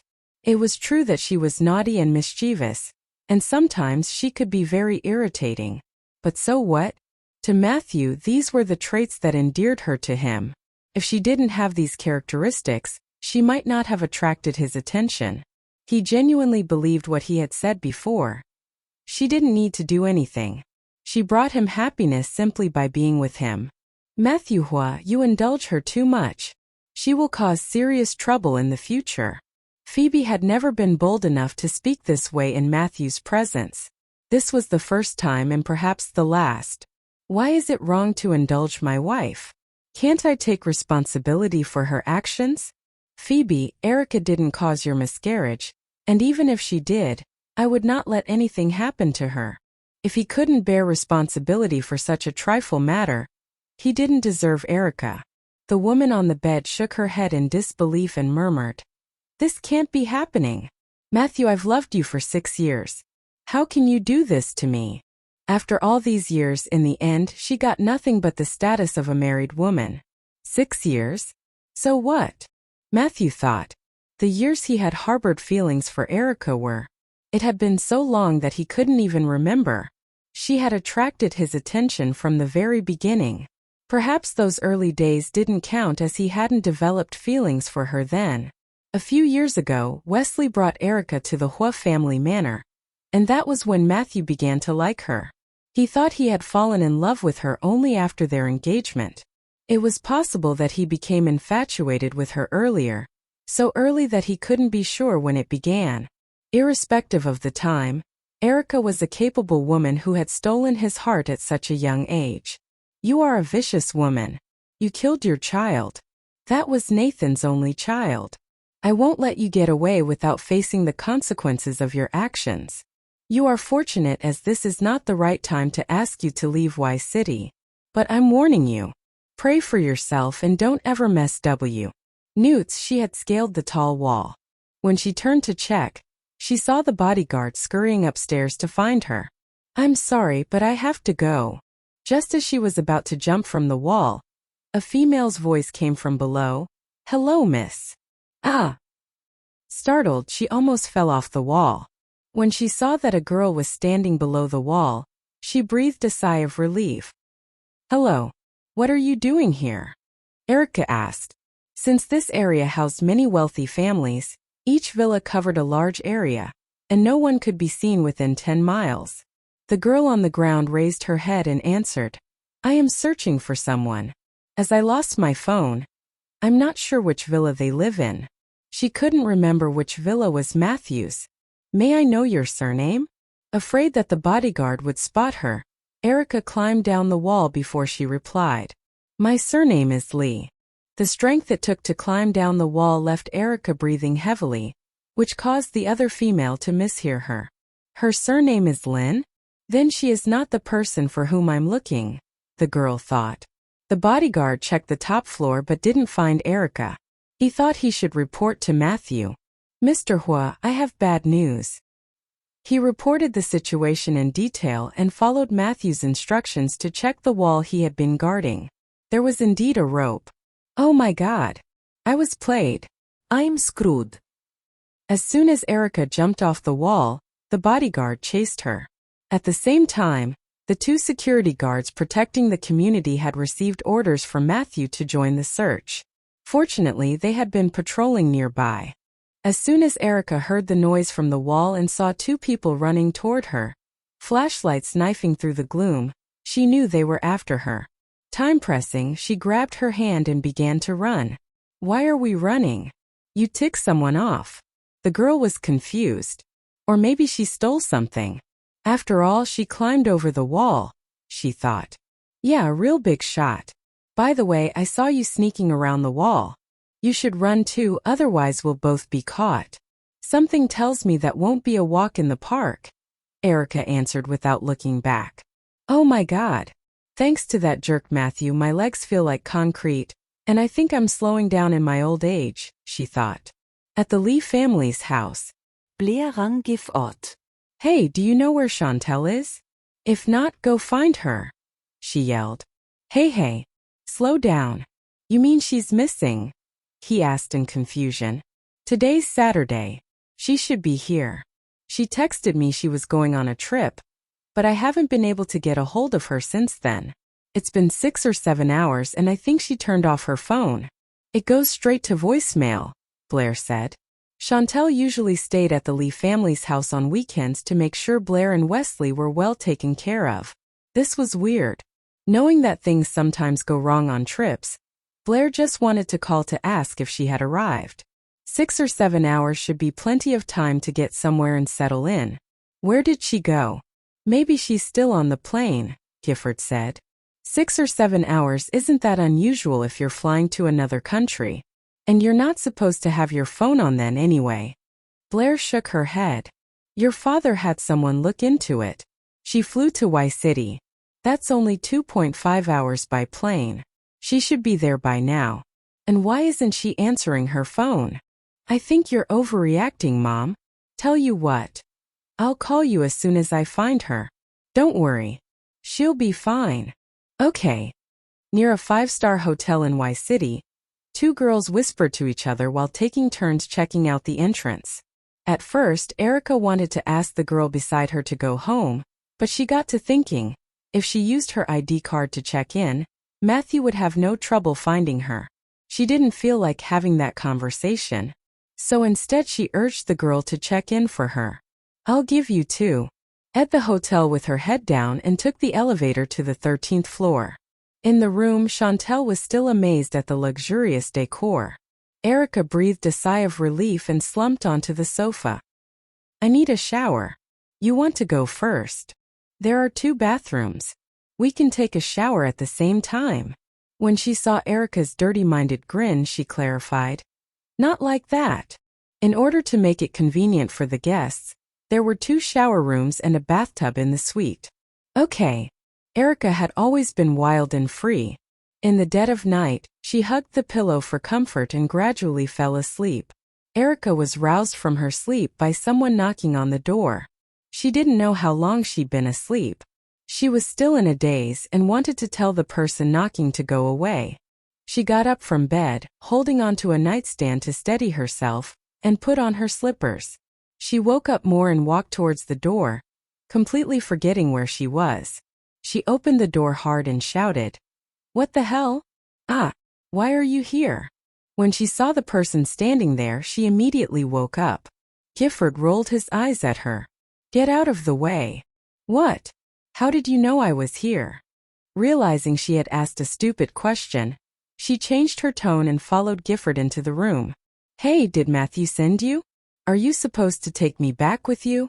Standing in the middle of the room with arms akimbo, Gifford pointed at Chantel, who was also confused, and told Erica, "I'm not here for you. I'm looking for her. I'm sure Matthew will be here soon." Because she was completely blown away, Erica didn't hear all of what Gifford said. She asked, "You two know each other?" Chantel thought for a while and asked Erica in surprise, "Isn't your surname Lin? Could she be the Erica I've heard so much about?" She wondered. Erica was confused by her question. No. "Remember? It's Lee." "What? So you're Rika," Chantel said with certainty. So at last, she had met the infamous Erica. "Yeah. So how do you know my brother?"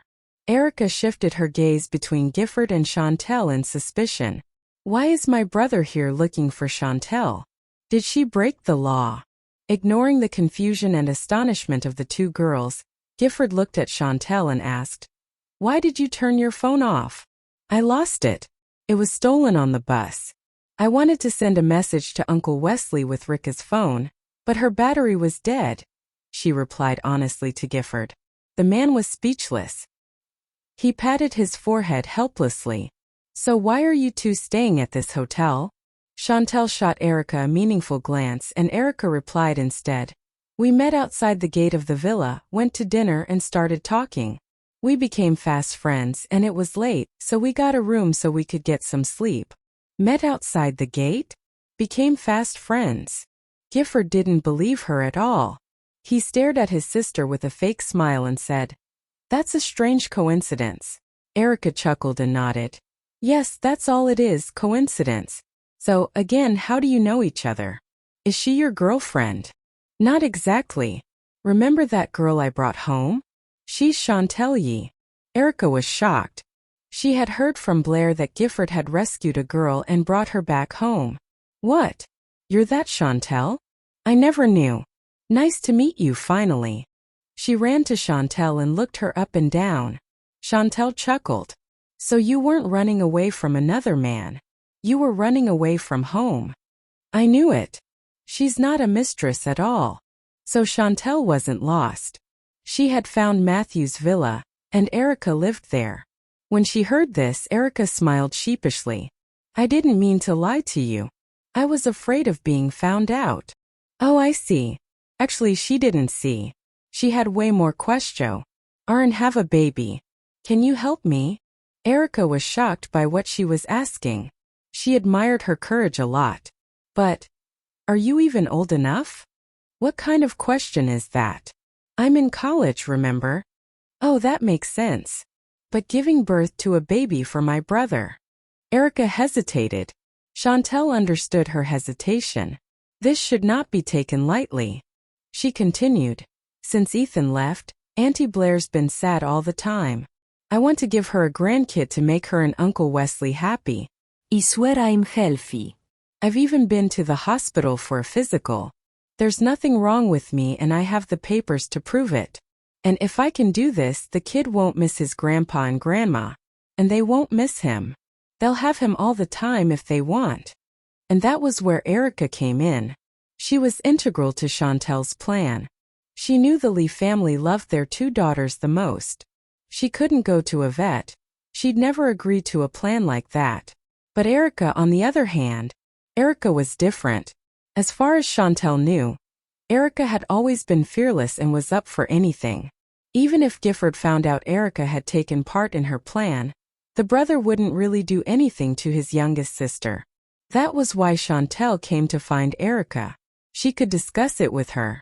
If Erica didn't agree, she would have to give up. After hearing her explanation, Erica thought, "She's got a point. Gifford's over 30, and it's high time he got a girlfriend."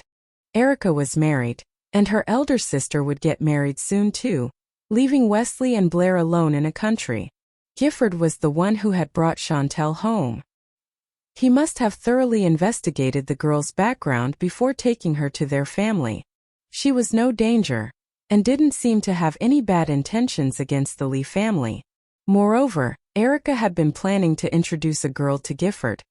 And now the perfect girl was in front of her. Her train of thoughts was interrupted by a knock on the bathroom door. Gifford said, "Rika, Chantel. Come out." He was afraid that the two girls were plotting something. The longer they stayed inside, the more suspicious they appeared to be. In order to make Gifford feel at ease, Erica opened the door and stuck her head out. She glanced at her husband sitting on the sofa with a smile, and then told Gifford, "Give us some time, brother. I have a lot to talk with Chantel." Gifford turned around and glanced at the man on the sofa. He whispered to her, "How can you let Matthew wait for you like this? Aren't you afraid that he will be mad at you later?" It seemed that the rumors about Matthew doting on Erica was not groundless. Otherwise, how could his sister dare to be so presumptuous in front of the cold sea? "No, I'm not afraid," she stated boldly. Matthew would punish her sooner or later since she had climbed over the wall and escaped from him. It didn't matter if she made him wait a little longer. As long as he didn't kill her, everything would work out somehow. Gifford was speechless. Since she didn't care, he had to return to his seat next to Matthew. After a while he murmured, "I have a bad feeling about this." Matthew said curtly, "You are having a bad feeling now? It's a bit too late for that." The girls had been talking secretly in the bathroom for a while. It was obvious that they were up to something. But Matthew wasn't worried. His bottom line for Erica was that she wouldn't run away from him again. As long as she stayed by his side, he would allow her to do whatever she wanted. "Seriously," Gifford said, with an exasperated sigh. "Could you please keep an eye on your wife? I will take care of Chantel." He didn't think that the two girls would be able to trick Hai. That he wouldn't touch her because her brother was outside? She was underestimating him. How dare she provoke him like this? If he wished, he wouldn't hesitate to make love to her even if there was someone else in the room. In the hallway outside the door, Gifford looked into the girl's erratic eyes. He pretended to be serious and questioned her as if she were a criminal. "Look at me." Afraid that she might let slip something, Chantel leaned her back against the wall and looked up and down, avoiding eye contact. "What's wrong? What are you doing in Y City?" If memory served him right, Chantel didn't have any relatives or friends in Y City. That question was easy and she didn't need to lie. So she finally dared to look into his eyes. "I came to see Erica. You and Erica have never seen each other before. Why were you looking for her?"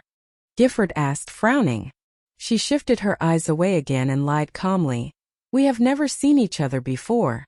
That's why I wanted to meet her. I didn't expect to bump into her as soon as I arrived at the Pearl Villa district." As she said this, she remembered the funny moment when she saw Erica. She couldn't help laughing. No wonder the Lee family always said that she was much more obedient than Erica ever was.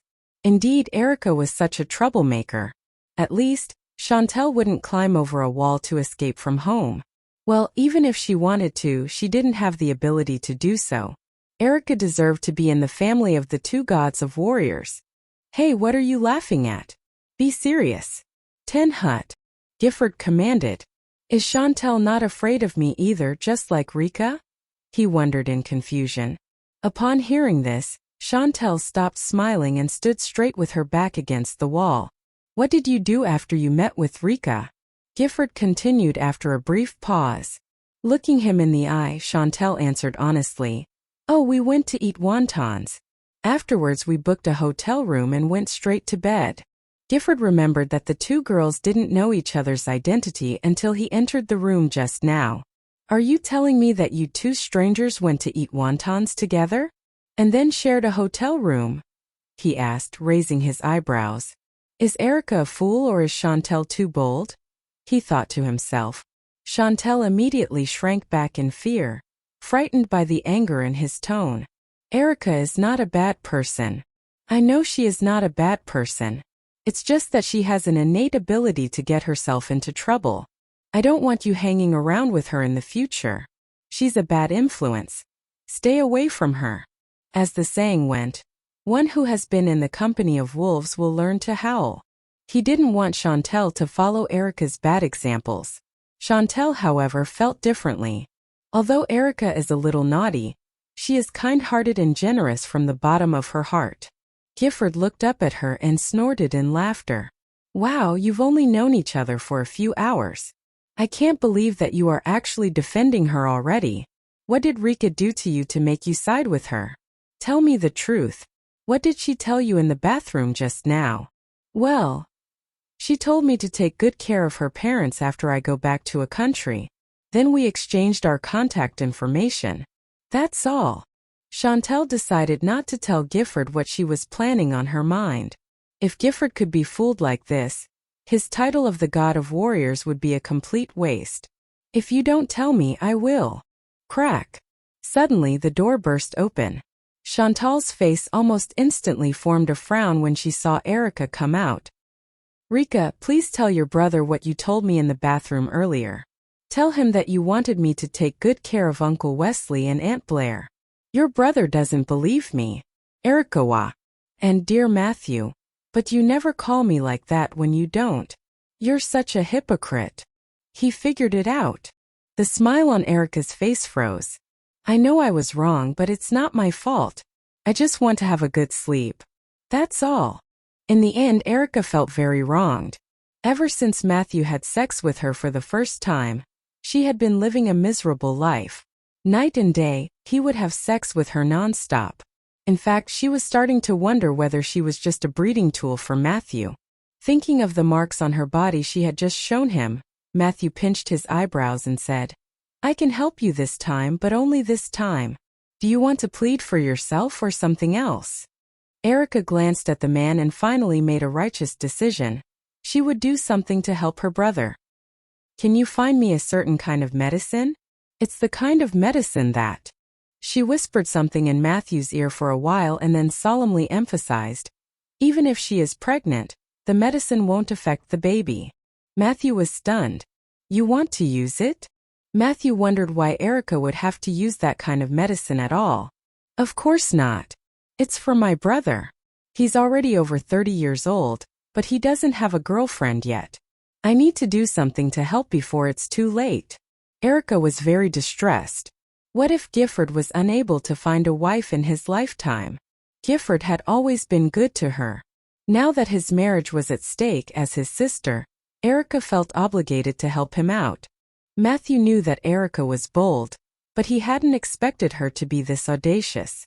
She had the guts to scheme against Gifford. His tone was firm as he said, No. Then he turned and continued to walk toward the hotel room door. Hey, didn't you agree to do me a favor? Why are you breaking your promise? Erica huffed as she stubbornly stood in his way. Matthew couldn't believe her persistence. Had she not considered all the risks? He frowned as he replied, Do you know how much Chantal will suffer if anything goes wrong? What if Gifford doesn't like Chantal? Oh, don't worry. Chantal agreed when I spoke with her. Erica wouldn't do such a terrible thing without Chantal's approval. However, since Chantal had consented, Erica thought she was just a matchmaker. Matthew was speechless. At this moment, he realized that the two women had discussed the plot against Gifford in the bathroom. As he had hesitated, Erica decided to take advantage of the situation and continue coaxing him. She pouted and gazed at him with sorrowful eyes like a spoiled child and said, Honey, after this, I will be obedient. I will give you a baby as soon as possible. No, 5. 5 cute babies. Since we're wealthy enough, we can afford so many children. She hoped that all the children would be boys, so that she could teach them how to take Matthew's property from him. Then, the man would be homeless and would learn about society's cruelty. Matthew was born with a silver spoon in his mouth. He had grown to be arrogant and aloof as he hadn't experienced society's unkindness. Although Erica had not experienced adversities, she wasn't cold and impassive around people. Matthew scoffed. She had lured him with the same promise so many times that he was no longer inclined to believe her. The last time she had asked him to make a baby with her, he had exhausted himself trying. But she had fled from their home. She tricked the bodyguard, snuck out of the house, climbed the wall, and escaped in the dead of the night. What worried him now was the thought that Erica might behave similarly when pregnant. As this wasn't the first time she had evaded the guards at the villa, he had to consider and prepare for a repeat incident. Perhaps he needed more people to follow her from now on. Honey, decide quickly. My brother is leaving tomorrow, and if you don't help me, I'll tell your father that you hit me and kicked me out of the house in the middle of the night. Erica was so anxious that she started 3, led with the faint, pleasant fragrance of flowers. When she was done, the woman placed the lid back on the bottle, covered her mouth and nose and said, "I'll leave now." "Okay, thank you." "You're welcome." After the woman left, Chantel leaned against the wall and tried to steady her breath. Gifford was next door. Was she really going to do that? Rika had already arranged everything for her. If she were to renege at this time, Rika's efforts would be wasted. At this thought, Chantel took a deep breath and walked out of the room. A faint scent of flowers trailed her as she made her way to the room next door and rang the bell. She didn't need to wait long for a response. Gifford, who was vigilant, asked as soon as the bell rang, "Who is it?" "It's me," she answered before taking several deep breaths to steady herself. "Chantel, the Lee family is your benefactor. All you need to do is seduce him and get pregnant. And the man is Gifford. You can do this," she persuaded herself. A few seconds later, Gifford, in the hotel bathrobe, opened the door. Confusion marred his handsome features as he asked, "Why haven't you gone to bed yet?" Before she could reply, the sweet floral fragrance drifted toward him. He didn't pay much attention to it as he thought it was the scent of her body. Chantel glanced around as though worried, grabbed his arm and said in a trembling voice, "I'm a little scared. Your room has 2 beds. Can I come inside and sleep on the other bed?" Chantel and Erica had booked a room with twin beds.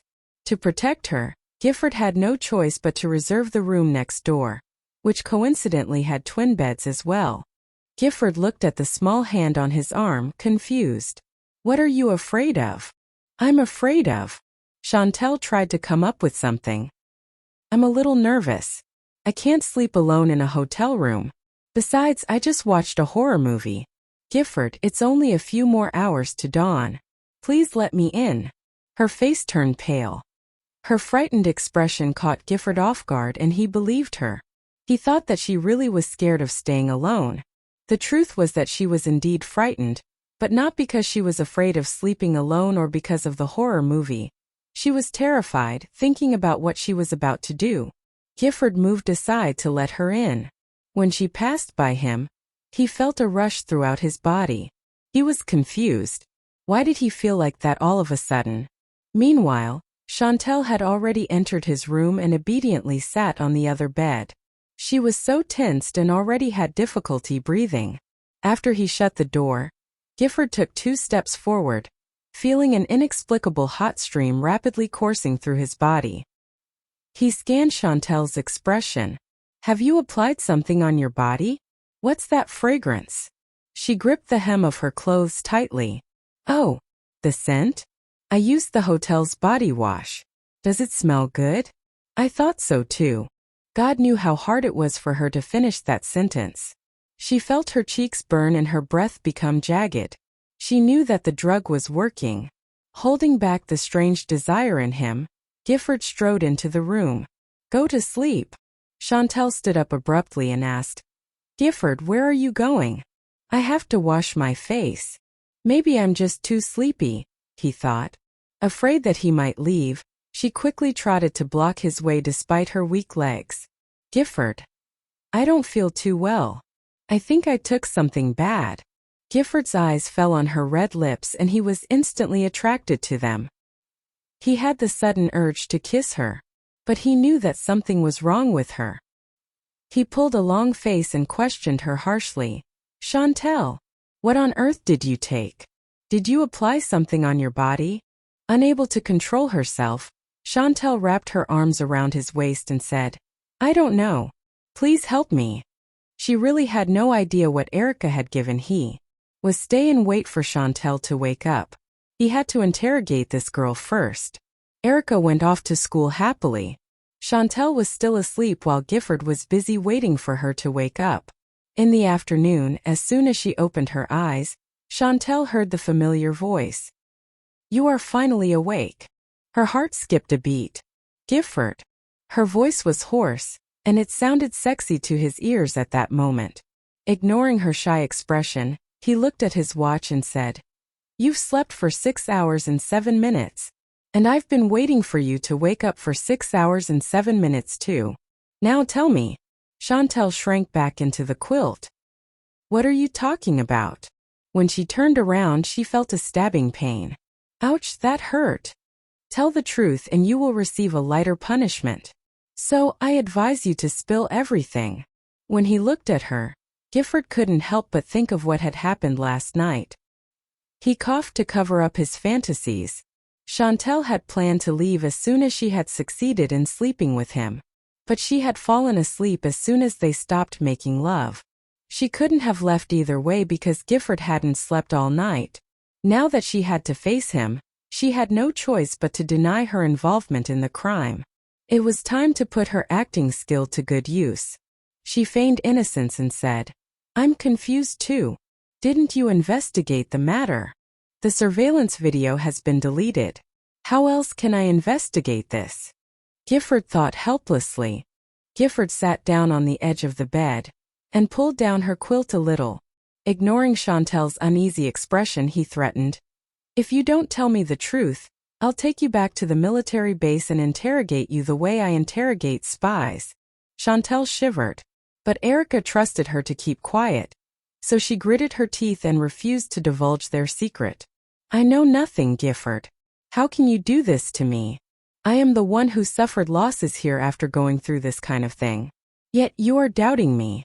This is too much." "This kind of thing? What kind of thing? What happened between us?"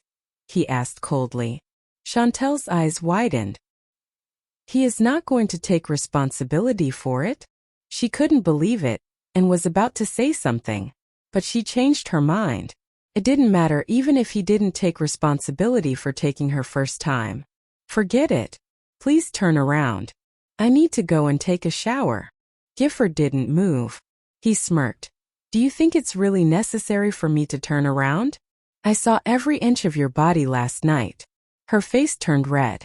To escape from his sharp questioning, she quickly sat up from the bed and stood up naked in front of him. But as soon as she was on her feet, her knees gave away weakly and she fell to the floor.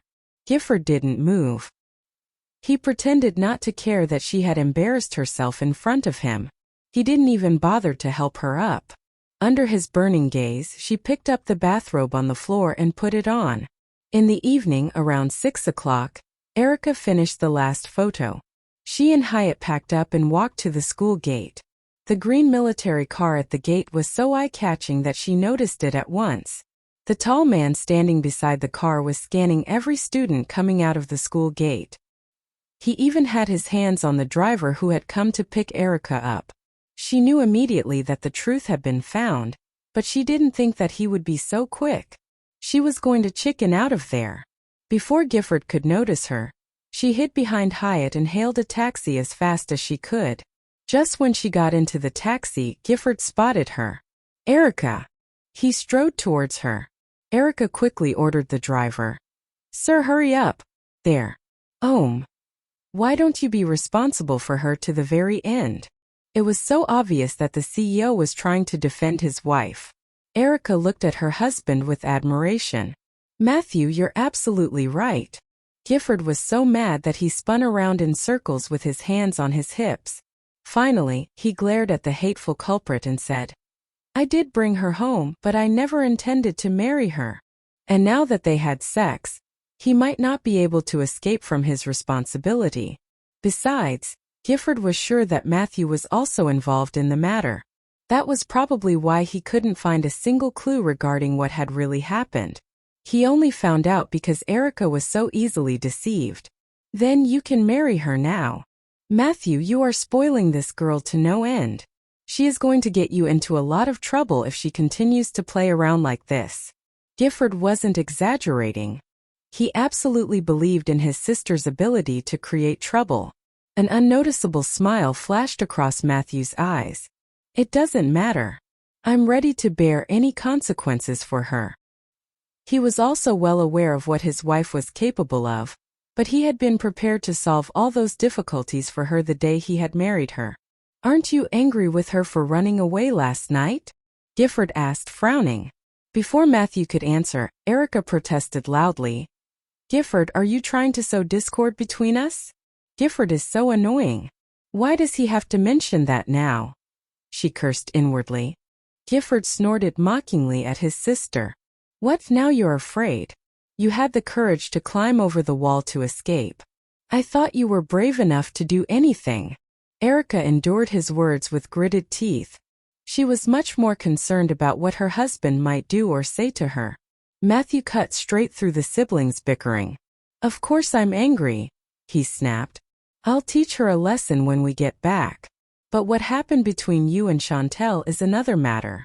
You put your own guard down in front of her and fell easily into her trap. It's your responsibility, and you can't blame Erica for it. Oh, fine. Trying to fight both of you will be like banging my head against the wall.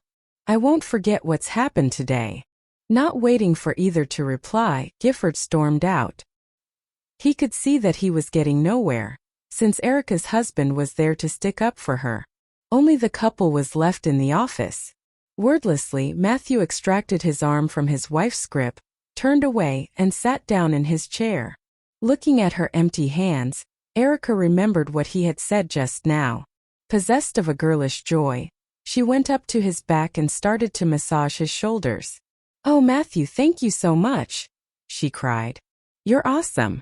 You're my super idol now. Ignoring her flattery, Matthew simply lowered his head and started reading a document that was on his desk. His face was blank, as it so often was, and the air was thick with embarrassment. Erica kept working on his shoulders, trying to butter him up, but could see it was not working. What else could she do to make him happy? Oh, I got it. Not giving up, she went around to her husband's side, wrapped her arms around his neck, and kissed him on the cheek. No, that's not enough. He prefers more passionate kisses. Thinking of this, she planted a few on his mouth, but Matthew returned none of the kisses. Cold as ice, he just glanced at her, then went back to his work. Oh, fine, thought Erica. Even she knew when to give up sometimes. She left the office in a huff, much as her brother had moments before. When she was gone, Matthew found it no easier to concentrate on the document before him. For a long time he sulked, his eyes wandering the room. She is really heartless. She kicked me away after using me. How ruthless she could be. Later, in the Huo family's manor. It was aft. Liu of wine. Wanting to confirm his guess, he started to head farther into the living room. However, Erica thought he still didn't want to talk to her. Seeing him walk past, she very suddenly and loudly burst into tears. Somewhat startled, Matthew stopped and turned around.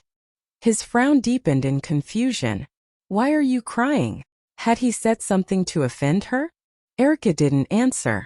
Her face glistening with tears, she lurched to the front door and disappeared outside. Matthew was stunned. What did she mean by rushing out without even a word? After closing his eyes and taking a deep breath, he hurried after her. Outside there was no sign of Erica, but one of the bodyguards had seen her and pointed Matthew in the direction she had gone. It turned out that she'd gone to the garden. It was only a few minutes' walk from the gate of the villa, but by the time Matthew got there, Erica had gotten herself into something of a predicament. To be precise, she had begun to climb one of the larger trees. 2 meters off the ground she began to feel dizzy, though, and simply clung to one of the larger branches. Astonished, Matthew marched over to the tree and yelled, Erica, what the hell are you doing? Come down at once. I won't come down, she wailed. You don't want to see me anymore. I won't live. After all, she'd noticed the disgust on Matthew's face earlier. It had been plain as day. So he just didn't want her anymore, did he? Then she would die in front of him. You won't live. Staring up at his drunken wife, Matthew felt a terrible headache begin to set in. Crying, making a scene and threatening to kill herself. This woman goes nuts when she's drunk, Matthew sighed inwardly. He stood under the tree, hands in his pockets. He warned Erica coldly, fine. If you die, you won't be Mrs. Huo anymore. So go ahead. I'll grab Phoebe and we'll be married in no time. That was one reason why he hadn't done anything about Phoebe. The mere mention of her name could irritate Erica. Erica lowered her head and glared at him. Her big eyes were full of anger. He knew this was going to happen. You asshole, she growled. You want to make someone else your Mrs. Huo? In your dreams. Matthew was patient, his tone even. Now things were going his way. Then get down from there. That way, you'll still be my wife. Get down? What do you think I am? A monkey? Matthew replied decisively. No. Let me guess, you're stuck, Erica roared. If you don't believe me, you'll have to come up here yourself. I can't get down from here. She felt quite dizzy. She could see 3 Matthews waiting for her by the tree. The man's lips twitched. He took 2 steps forward and stretched out his arms. Just great, he said in a frustrated tone. Jump. I'll catch you. Erica was just too dizzy at this point, so she decided to unwrap one arm from around the tree. She hung by her other arm briefly, then scrunched her eyes tightly and dropped, confident Matthew could catch her. It went worse than either of them intended. Matthew did catch her in his arms, but was knocked to the ground by the impact. She landed on top of him and the man grunted, wincing in pain. When he opened his eyes again, he saw the giggling woman. She was laying on top of him, hugging the poor man. A little warning next time? He said between gritted teeth. You almost crushed me. Last time she tried this, she jumped from the stone wall on the riverbank. It was about a meter up and he caught her easily. She was easily twice that high when she climbed the tree. As stubborn as ever, Erica said. You said you were going to catch me, so I trusted you. Matthew didn't know what to say in return. How could he not catch her? If she slipped through his arms, or he didn't get to her in time, she'd be hurt. And that was something his heart could not bear. The bodyguards held back their laughter and helped the 2 up. Matthew carried the woman in his arms and strode into the villa. He set her down once they got inside. In an bottle in his cellar. He'd never let her know how much the bottle was worth. She didn't like to spend money frivolously, and he knew she'd be astonished at the price. Erica filled an empty glass with red wine and handed it to Matthew. She leaned over him and lifted the glass to his lips. Have a drink on me, Matthew. Come on. Kiss me and show them how much you love me. Them? Who's them? Them. They're watching us. Who's watching us? Matthew was confused. Erica looked around and made her voice sound mysterious, talking in a stage whisper. We can't see them, but they can see us. Then she lowered her voice. You scared? Matthew was speechless. Who was the coward here? He held her waist tightly and continued. You're wrong. I can see them. What? What do you see? Her hand trembled, and the red wine spilled out of the glass, spilling on the back of her hand and splattering on his white shirt. His shirt was already stained with blood and mud, and he was fighting his neat freak tendencies. Now there was red wine on it. Let's head upstairs. He had the overwhelming urge to change clothes. No. Tell me, what do you see? She was extremely curious. Matthew sighed heavily. Erica was trying to annoy him, and she was so good at it. He lowered his head and bit the woman's red lips. Heedless of her pain, he whispered. I saw the black and white messengers from hell pass by our house, and a lot of female ghosts followed them. And a fierce ghost, its face green, razor-sharp fangs lining its mouth, floated in the air, searching for someone. I can also see baby ghosts crying out for mommy. Ah! Stop talking. It was midnight, and what Matthew had said filled Erica's mind with horrible images. She buried her face in his arms and repeatedly snuggled up against him, as if she were trying to get into his body. The wine glass in her hand sloshed and threatened to spill. Seeing her frightened, Matthew smirked, thinking, "You're already drunk and still want to make me drink? Now, I think you'll have other things on your mind." He eyed the drink she was holding and demanded, "Put that down. Just go upstairs and go to sleep." Erica stilled and nodded meekly. Peeling herself off of him, she made to put the glass down on the table, then paused. It was red wine of a good vintage, too good to be wasted. She took a deep breath and started in on it again. "That's enough," Matthew snapped. Leaning forward, he tried to grab the glass out of her hand. His wife had a good grip, though. Blinking at him, she protested, "I don't want to waste this. It's good stuff." "Oh, fine, then I'll drink it," Matthew said. She had had enough to drink, and he wouldn't allow her any more. "Okay then," Erica said. But she kept hold of the glass and even jerked it out of his hand. Before he could react, she took a sip of the red wine but did not swallow it down. Her face drifted close to his. Her expression was pouting, and she moved her lips as though trying to speak. Matthew just stared, unable to comprehend her ridiculous behavior. After a painfully wrong moment with no response from him, Erica swallowed the wine and explained to him, "Didn't you say you wanted to drink it? I was trying to give you some. Why didn't you take it?" She'd gotten the idea from a few romantic novels she'd read, in which the male protagonists gave their love interests wine, water, or medicine in this way. For his part, Matthew had no clue where she could have gotten this idea. Despite himself, he appreciated the effort. In fact, he knew of a way to up the ante. Gently, he pinched her chin and made her look up at him. With an evil and attractive smile at the corners of his mouth, he said, "I have a more interesting idea. Do you want to try it?" "Sure." There was a sudden light in Erica's eyes. He took the wine glass from her hand and made her lean against the table behind her. Under her curious gaze, he poured some wine on her collarbone and then slowly lowered his head. Erica was completely intoxicated by what he was doing. They made love passionately in the dining room. And yet when they were done, Matthew was not satisfied. Not knowing what time it was, he took his exhausted wife in his arms, grabbed the red wine bottle in one hand, and somewhat awkward, "Thank you so much." It was true that more friends meant more ways. She could practically hear Watkins' gentle smile over the phone line. "You're welcome. I'm also responsible for your being set up about Phoebe's miscarriage. Trying to prove your innocence is the least I can do to make things right. I'll have my men look into the old man's whereabouts immediately. As soon as they find out anything useful, I'll let you know." Erica was so moved that she was about to cry. "You are so kind, Watkins. Thank you. I will treat you to dinner after this." "Treat me to dinner? Well, that sounds good. My every attempt to arrange for that has failed up until now. Maybe once we find that old man, it'll work out after all." "Well, thanks again," she told him. "I've got to finish lunch now."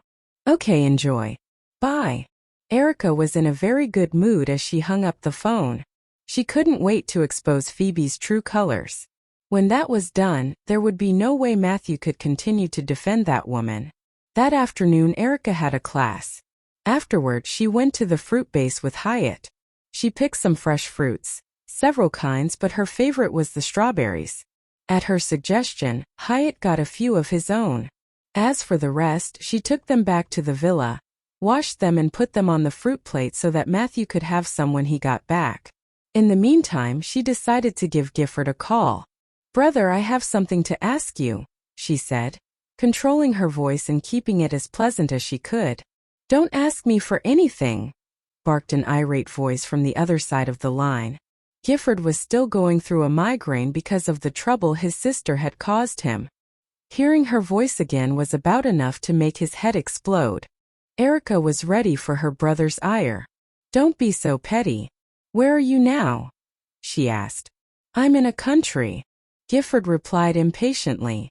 In fact, he had just brought Chantel back and watched her go into the school. Erica's guarded tone melted into excitement.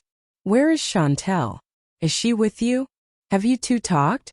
Are you two going to get married or—" "Shut up." Gifford wanted to strangle his sister.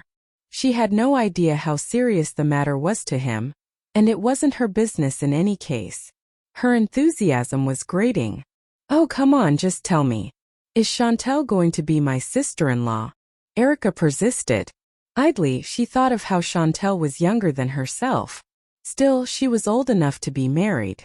Gifford suppressed the urge to hang up the phone, or to throw it as far from himself as he could. "I haven't decided yet. Let's talk about it when I have," he scolded. Eating a strawberry, Erica pouted and said, "Then think about it carefully. Don't let her down. After all, you brought her to our home." "You." With a harsh exhalation, Gifford cut himself off. Seeing no point in talking any further, he ended the call without another word. He just couldn't understand his sister's side of things. Yes, it was he who brought Chantel back. But did he have to marry her because of that? This time, though, he'd made up his mind to be a scumbag and to be irresponsible. He would wait and see what the two girls could do about it. That evening, while Erica was busy with her camera upstairs, her phone beeped.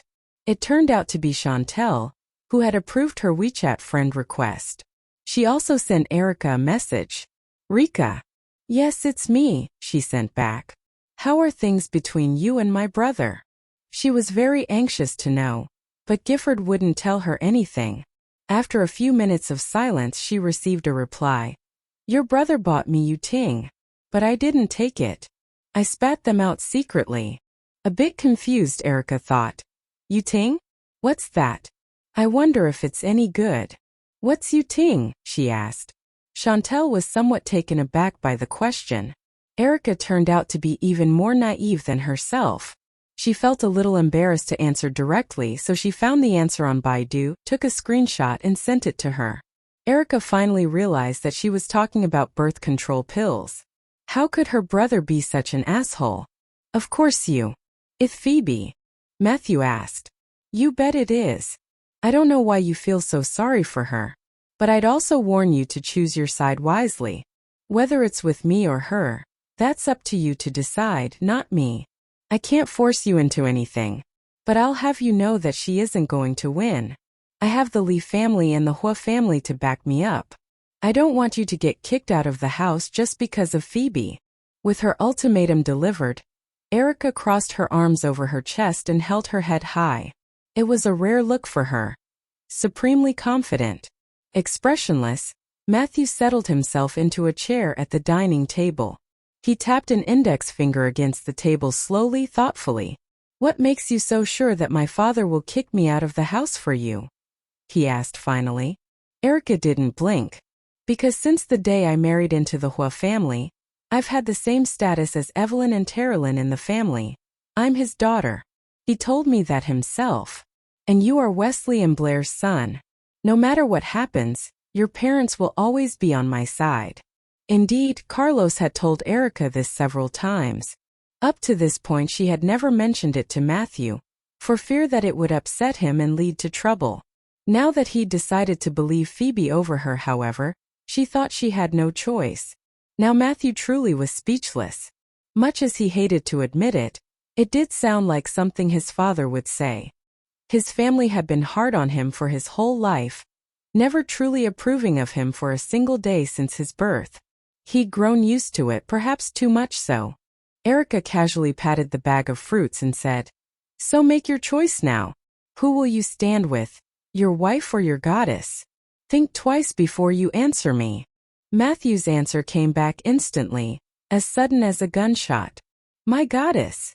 Against her will, Erica's hand went to her heart. He might as well have shot her. Hating herself for even that momentary show of weakness, she steeled herself and told her husband, "Fine. Didn't you say once that you didn't care about the silly trifles between women? Then you will have to turn a blind eye to what I'm going to do. What do you think of that?" "What do I think?" Matthew raised his eyebrows. "What makes you confident enough to bargain with me after you've beaten me?" Her arrogance astounded him. Erica held her chin up, her smile full of pride and happiness. "Well, I was born into a rich family. I've been this confident since I was a child. There was nothing in her life she was more proud of than knowing herself to be the daughter of Blair and Wesley. Matthew lowered his head in a partial effort to hide the smirk on his lips. When he finally looked up, his face was blank again. I suppose I'll just wait and see. Wait for what? He gave a little shrug. See how you are going to deal with Phoebe. Erica began. My plan is simple. First, you have to get her pregnant again. What? That was a far cry from what Matthew would have guessed. What was on this woman's mind? He had dealt with many bizarre and complicated problems in his life, but Erica's weird logic was something else. Now why should I do that? He asked. Shouldn't I be having children with you? Yes, and you will. But you have to make her pregnant too so that I can push her to the ground in front of you. You will see how I give her a miscarriage just like she's accused me. Otherwise, I would be wronged. Matthew was usually calm in the face of danger and big events, but here now he was utterly flustered and furious. Trying to regain his composure, he sputtered. Don't you mind if I make her pregnant? Oh yes, that reminds me, she said spitefully. I don't want to share a man with others. How about this? You find another man to make her pregnant, and then I'll push her down. How about that? Absolutely not. An unborn baby is also a life. In the back of Matthew's mind, it struck him as bizarre that he was now the one trying to talk his wife into having a heart. Not only was this an awful idea, but he really had always believed her innocent of what she was accused. But then again, if Erica insisted on getting Phoebe pregnant again, Matthew would ultimately find someone to. He asked. Figure something out on your own. Well, in fact, I have figured something out, she said, undaunted. She leaned in closer and looked up at him. You help me find a way to make him and Chantel sleep together again, just one more time. It would be great if she got pregnant. Matthew snorted. So this was what she wanted his help with? He had to admit that she was smarter now than before marrying him, for the most part. I'm not God, he told her. I don't have the power to make sure she gets pregnant after one more night with your brother. If there was really a way, he would get Erica pregnant first. Her tone turned pleading and pitiable. You are the God in my heart. Please. To let the Lee family have a descendant as soon as possible, please help them. Looking down at her coldly, Matthew complained. You are destroying my friendship with Gifford again. How could he keep falling into these traps? Erica was always putting forward bad ideas, and he was the one who kept going along with them. Was he really her husband? Why was she always so intent on getting him involved in her schemes? That doesn't matter. Even if your friendship breaks, you're still family, she argued. He's still your brother-in-law, right? Honey, come on. If he didn't say yes, she would lose her patience. Matthew pinched her cheek with one hand, her mouth opened. You're worrying a lot of things, he mused. You haven't gotten pregnant yourself, but here you are, trying to get everyone else to have babies. Think about it now. How many nights are you going to have sex with me in exchange for this favor? 1. When she was about to blurt out the words one night, Erica corrected herself, weathering her husband's disdainful gaze. 1 week. Gifford, you should be happy you have such an awesome sister. After all, I'm giving up about a week's sleep for you. Erica was almost moved to tears by her selfless act. Sometimes she even amazed herself. Deal. Matthew agreed readily this time. Erica grinned happily and presented her husband with the apple in her hand. To prove you don't hate me, take a bite of this. Matthew recoiled in disgust. Not now. I need a shower. Erica had to get out of the way and began to eat the apple by herself. She felt so bored being alone. That night, she was looking forward to making love with Matthew. To her surprise, he went straight to the study after his shower and stayed there till midnight. A few days passed, but he didn't seem interested in touching her. In a country, Gifford was minding his own business when he heard Chantel had been kidnapped. Fortunately, he was not busy and had time to deal with it. He'd gotten a mysterious phone call from a man saying he wanted Chantel to be his mistress. But she told the mystery man she was Gifford's woman, so the man needed permission. The man gave him an address where they could meet. So Gifford saw no choice other than to head there. He was in such a rush he forgot to think tactically. He was led by his heart, not his head. The address guided him to a villa. He stood in front of the place, lit a cigarette, and began to wonder whether he was walking into a trap. He had barely taken 2 puffs of his cigarette before he heard a cry for help. Thick smoke poured from the villa. Help! Help! The voice belonged to none other than Chantal. The gate he stood at was locked. Gifford decisively stubbed out his cigarette and looked for a way inside. The wall that the gate was bolted to was made of brick, and he was able to scale it easily. The smoke grew thicker and thicker, and the cries for help got louder and more frantic. In moments he was at the front door. He kicked it open and knew he'd been tricked. The door was not locked at all. It shouldn't have been that easy to open it, but it was too late for him to back out of there. Chantal had been hiding behind the door. She rushed over and held him tightly. At the same time she sprayed something onto his body.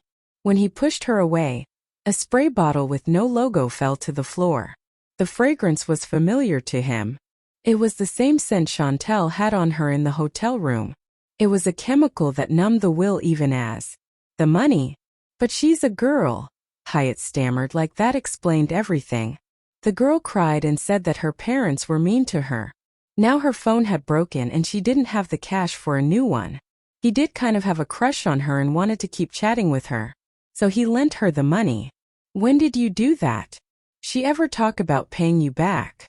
Erica thought the girl might be taking advantage of him. Not yet. I haven't asked her for the money. I lent her the money less than a month ago. Erica pondered this for a bit, and finally came up with a plan. Patting him on the shoulder, she said, "Be a pest. By the time it's 2 months, ask her about it. If she doesn't get it to you then, ask her again a month later. If she still doesn't have it, leave it to me. I'll track her down." Hyatt came from an ordinary family. His mother was a teacher, and his father was a bank manager. They still supported Hyatt and paid for his college. That didn't leave a whole lot left over to live on. Okay. Hyatt agreed. That was all she could do for right now, and it seemed to cheer him up. Let's go shopping. She wanted to buy something to make Matthew happy. It's nice to have friends, especially someone like Hyatt. We like doing a lot of the same things. Might as well do them together. Are you going to buy something? He asked. Yeah. Erica was so clumsy she couldn't cook or make something for Matthew, but she could buy things. Things like couple pajamas, couple water glasses, and so on. She liked spending money on things like that, and Matthew let her. So she wanted to buy something else along those lines. That night, as soon as Matthew stepped inside his house, he saw Erica walking down the stairs, a sweet smile on her lovely face. She was dressed in a pink night robe, her long hair loose and cascading around her shoulders and down her back. She looked more mature than she usually did. The smile on her face was far too wide. She looked like the cat who ate the canary. I wonder what kind of trouble she's in this time, he thought. Finally he asked, "What do you want from me?" Erica smiled but said nothing. After he changed his shoes, she came over and held his arm. "You must be tired after a long day," she said. "Want something to drink?" "I'm not tired or thirsty," he answered. Truthfully, he'd been quite exhausted, but seeing her like this banished all thoughts of rest. "Okay, honey. Whatever you want. Do you want to go upstairs? After we go upstairs, we can go to our bedroom and have a romantic night," she thought. Matthew wondered if he was imagining things. Is she trying to seduce me? He thought. Why now? What's the rush? He asked tentatively. She blinked her eyes and her smile grew wider. Well, I thought we could, maybe, get some sexy time. She had just bought a dozen nightgowns, all different styles and colors. She wanted to see how he liked them.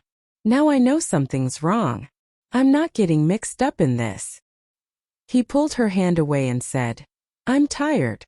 I'm heading to bed. The smile on Erica's face froze. Yeah, he's tired. Tired of me. I can't run away from home anymore. I have to be the only one in his heart, she thought to herself. Okay. Good night. Erica didn't pester him anymore and went upstairs alone. Matthew was confused by her every move. "Erica!" he called out and stopped her. She turned and looked at him blankly. "Anything else, Mr. Huo?" "Mr. Huo." He hated it when she called him that. She called him honey just moments before. It was affectionate and playful. Now she was stiff, cold, and calling him Mr. Huo. He strode over and scooped her up in his arms. Erica was alternately delighted and shocked. She patted her chest to calm her heart. "I thought you weren't." A woman hid in a nearby garden. After a long time, she saw a maid coming out of the villa. She quickly followed her. "Hey, it's me." Erica ran up to the maid and greeted her warmly. She was the one Erica met when she went to the hospital to see Phoebe last time. She looked at the girl in front of her in confusion and asked, "I'm sorry. Who are you?" Erica raised her head so the maid could see her face. Sure enough, she immediately recognized Erica. "It's you." With an innocent smile on her face, Erica said, "Yes, it's me. Who else would it be?" "Something I can do for you?" the maid asked. "Yeah. Follow me." Erica held her arm and looked back to make sure no one saw them. Then she pulled the maid around the corner. Under the maid's confused gaze, Erica opened her backpack and took out a huge wad of bills, at least 100 thou. She didn't know exactly how much it was because she didn't count it. She had just taken the money casually. When the maid saw so much cash, her eyes widened and her jaw dropped. Erica stuffed a wad of money into her arms. "Hey, do me a favor and the money's yours." After the maid took the money, she took out another wad of bills from her backpack. "And this?" "Wow." The maid widened her eyes in amazement. "What do you want me to do?" She only earned a couple thousand a month working for the Su family. It would take her years to earn the amount that Erica had given her.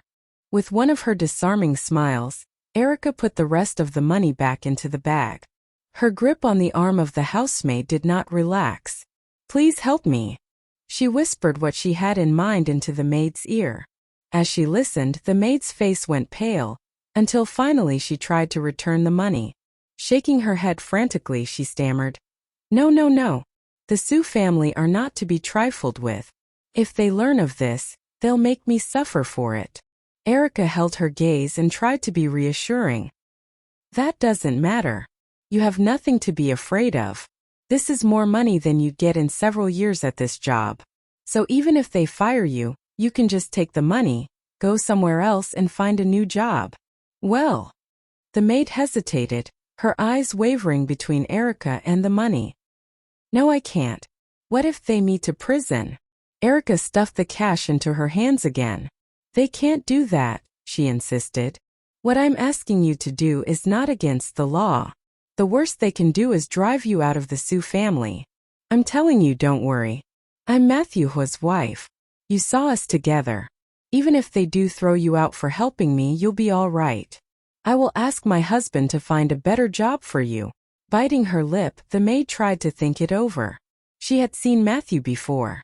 At the time, though, she had thought that Erica was his sister or something, not his wife. Fearing that she was still not convinced, Erica went on. "Look, I am not asking you to kill anybody or set something on fire. I'll give you my phone number. Call me if anything happens to you." Another moment passed, and finally the maid nodded in agreement. At ZL Group, after getting out of her afternoon class, Erica went to Matthew's office again. As she navigated the maze of lobbies and hallways, she overheard a number of employees gossiping about herself and her husband. They seemed to think Mr. and Mrs. Huo had to love each other very much, since she came to see him so often at work. Erica casually flipped her bangs and traded easy smiles with passersby. It occurred to her then that it would be best if she came by even more often. She needed to find more opportunities to cultivate her relationship with Matthew, so that she would be secured as Mrs. Huo. As it happened, Matthew was not in the office. Paige said that he'd gone out to meet a client. Left to her own devices, Erica produced her camera and wandered about the office, taking pictures of whatever caught her attention. First, it was Matthew's ridiculously expensive, gadget-laden desk. Next came the wine rack that most people weren't supposed to know about. Eventually she got bored enough to even start photographing his trophies one by one. An hour later, there was the smooth click of the office door opening. Reflexively, Erica Eeks. Suppressing a laugh, he deftly took out a handkerchief, wiped his face and pulled away from her. Trying to look a little disgusted, Matthew said, "Look, why don't you be on your way? I don't want to see you or anyone for a little while." Seeing how she had reacted to the check, he wanted to test which was more important in his wife's heart, himself or his money. Slipping the check into a pocket, she said, "Honey, if you don't want to see me, why don't you give me another $1,000,000? I promised that I wouldn't go home tonight then." Her tone suggested that it was a joke, but it left Matthew speechless all the same. His expression froze in a broken sort of smile. Really, it was more of a grimace. There was no need for a test, he realized. The truth was obvious already. Money was more important in Erica's heart. His mind spun with confusion. Wesley and Blair were not mean people. Not only that, but Gifford gave a considerable living allowance to Erica every month, despite the fact that his sister routinely drove him crazy.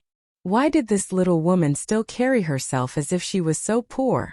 Clearly, whether a person loved money was not solely dependent upon their financial condition. Finally he spoke, his voice cold. He almost didn't realize he was speaking. "How about I give you $1 billion?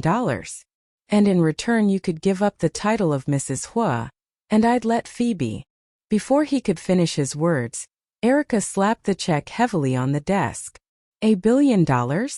Here's something worth $1 billion. Send Phoebe to the slum. Once again Matthew was speechless. It seemed like every word his wife spoke flipped his mood on its head. He asked her another question then. Privately he thought it was a very childish question, but he couldn't help himself. "Erica, in your eyes, which is more important? The title of Mrs. Huo? Or me?" Hearing the mention of Phoebe's name stoked Erica's anger into open flame. Her tone rose, growing haughty and commanding. "Matthew Huo, remember, both you and the title of Mrs. Huo are mine. As long as I don't give up, Phoebe will never have either." As for Matthew's heart, though, she didn't know if it was possible to ensure it belonged to her.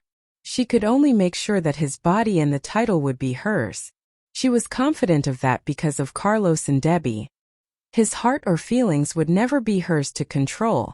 A new smile crept onto Matthew's face, more genuine than the last one. His tone softened as he said, "From now on, as long as you are obedient and don't leave me, I will give you more of what you want." But if she didn't listen to him and kept trying to escape, that would be another story. "What do you think I want?" "Tell me," Erica said warily. Whatever her husband had in mind, she would see if she was interested in it. Matthew retrieved a black card from a drawer and placed it on the desk before her. He handled it as carefully as if it was a loaded gun. "Here is $12 billion. If you don't run away and get pregnant with my child in 3 months, the money will be yours." It was a diamond-level bank card owned by ZL Group. In fact, the account was already in the name of Erica Lee. However, Matthew would not tell her the truth, not unless he won her heart completely first. It was always possible that he would lose both his wife and his fortune in the end. These days it seemed to be growing harder and harder to ignore. "What?" As usual, Erica was too excited to know what to say. Waiting for her voice to come back to her was difficult. She thought, $12 billion. I have never seen so much money. Please, can someone pinch me? I need to know if I'm dreaming now. "You didn't hear me wrong," Matthew told her almost solemnly. "You will have all this if you don't run away within 3 months and get pregnant with my child." Erica couldn't fail to notice how he emphasized the word my. Why was he talking nonsense? Did she look like a woman who would have an affair? She couldn't even keep up with Matthew every night. How could she have the energy to deal with another man? Erica picked up the bank card and kissed it. Deal. She could get $12 billion for having a child with Matthew. Laughter rumbled in her heart, and she struggled to hold it inside. "Oh my, I'm going to be a rich woman." To love each other that much. What was she supposed to do? Well, she had to admit that she seemed to have fallen in love with Matthew. this extremely wealthy man. But he seemed to be in love with someone else. What should she do to fix that and win his heart completely? Erica barely noticed when Sheffield said goodbye and headed into the building. All she was thinking about was money, the $12 billion in the black card, and the market value of ZL Group. At night, in the Su family's dining room. It was a rare night, with all the Su family members present, the exception being Tessie, who had been sent to the slum. Fanya and Camille were having dinner quietly. Lyman, who was sitting in the host's seat, couldn't help but complain about Phoebe. Matthew, who used to take care of our company from time to time. But now because of you, he doesn't pay much attention to us anymore. Just our company, which it seems he's interested in acquiring for himself. If he succeeds in that, we'll be reduced to bankruptcy. Hearing this, Camille glanced at Phoebe coldly and hissed, "Loser!" Phoebe was in a low state. She had gone to great lengths to build a relationship with Matthew, but all her efforts had been in vain. What was more, she had even lost a child, which doubled her misery. Despite being scolded, she didn't dare lose her temper. She bit her lower lip and spoke, her voice low. "Dad, Mom, Camille, it's really not my fault. It's all because of Erica. She's so arrogant. Her meddling ruined everything." As well, she knew that Matthew loved Erica so much that Phoebe no longer had any chance of interfering with their relationship. Fanya cut one of the medallions of foie gras on her plate elegantly without looking at her daughter. Why wouldn't she be arrogant? Erica's one of the Lee family, a renowned military family in a country. She's always been a selfish bitch. Now that she got her claws into Matthew Huo, she's even worse, she sneered. Her words made the food in Phoebe's mouth hard to swallow. Erica's connections made her impossible to touch. Her family was rich and powerful. If you have any better ideas on how to bring her down, I'm all ears. They don't have any better ways of dealing with Erica, do they? Why does it always come down to me? She thought to herself. I had good ideas, but you screwed up everything. Camille spat. It was an accusatory tone, full of contempt and blame. She had wanted to build a close relationship with the Huo family, but she was even further from her goal thanks to Tessie and Phoebe. After a moment's silence, Phoebe gritted her teeth and said, "We could hire someone to." She dragged her index finger across her throat, a gesture that indicated murder. Bang! Fanya dropped her knife and fork. The knife and fork hit the plate and made a sharp sound. She stared at her daughter with an expression of astonishment. "Are you crazy, Phoebe Sue? Are you seriously threatening a member of the Lee family? Do you have a death wish? Are you out of your damn mind? Even if they succeeded, they probably wouldn't get away with it. And if Matthew weren't able to figure it out, Wesley and Gifford likely would. They'd find out. Matthew, Gifford, Wesley, it doesn't matter who. And they'd come after us. They might kill every last member of the Su family to get back at us." Phoebe's body trembled, and her face became even paler, if possible. Okay. Point taken." Then silence reigned in the dining room of the Su family. Only the sound of knives and forks colliding with the dishes could be heard. They couldn't even take Erica down after sacrificing the baby in Phoebe's belly.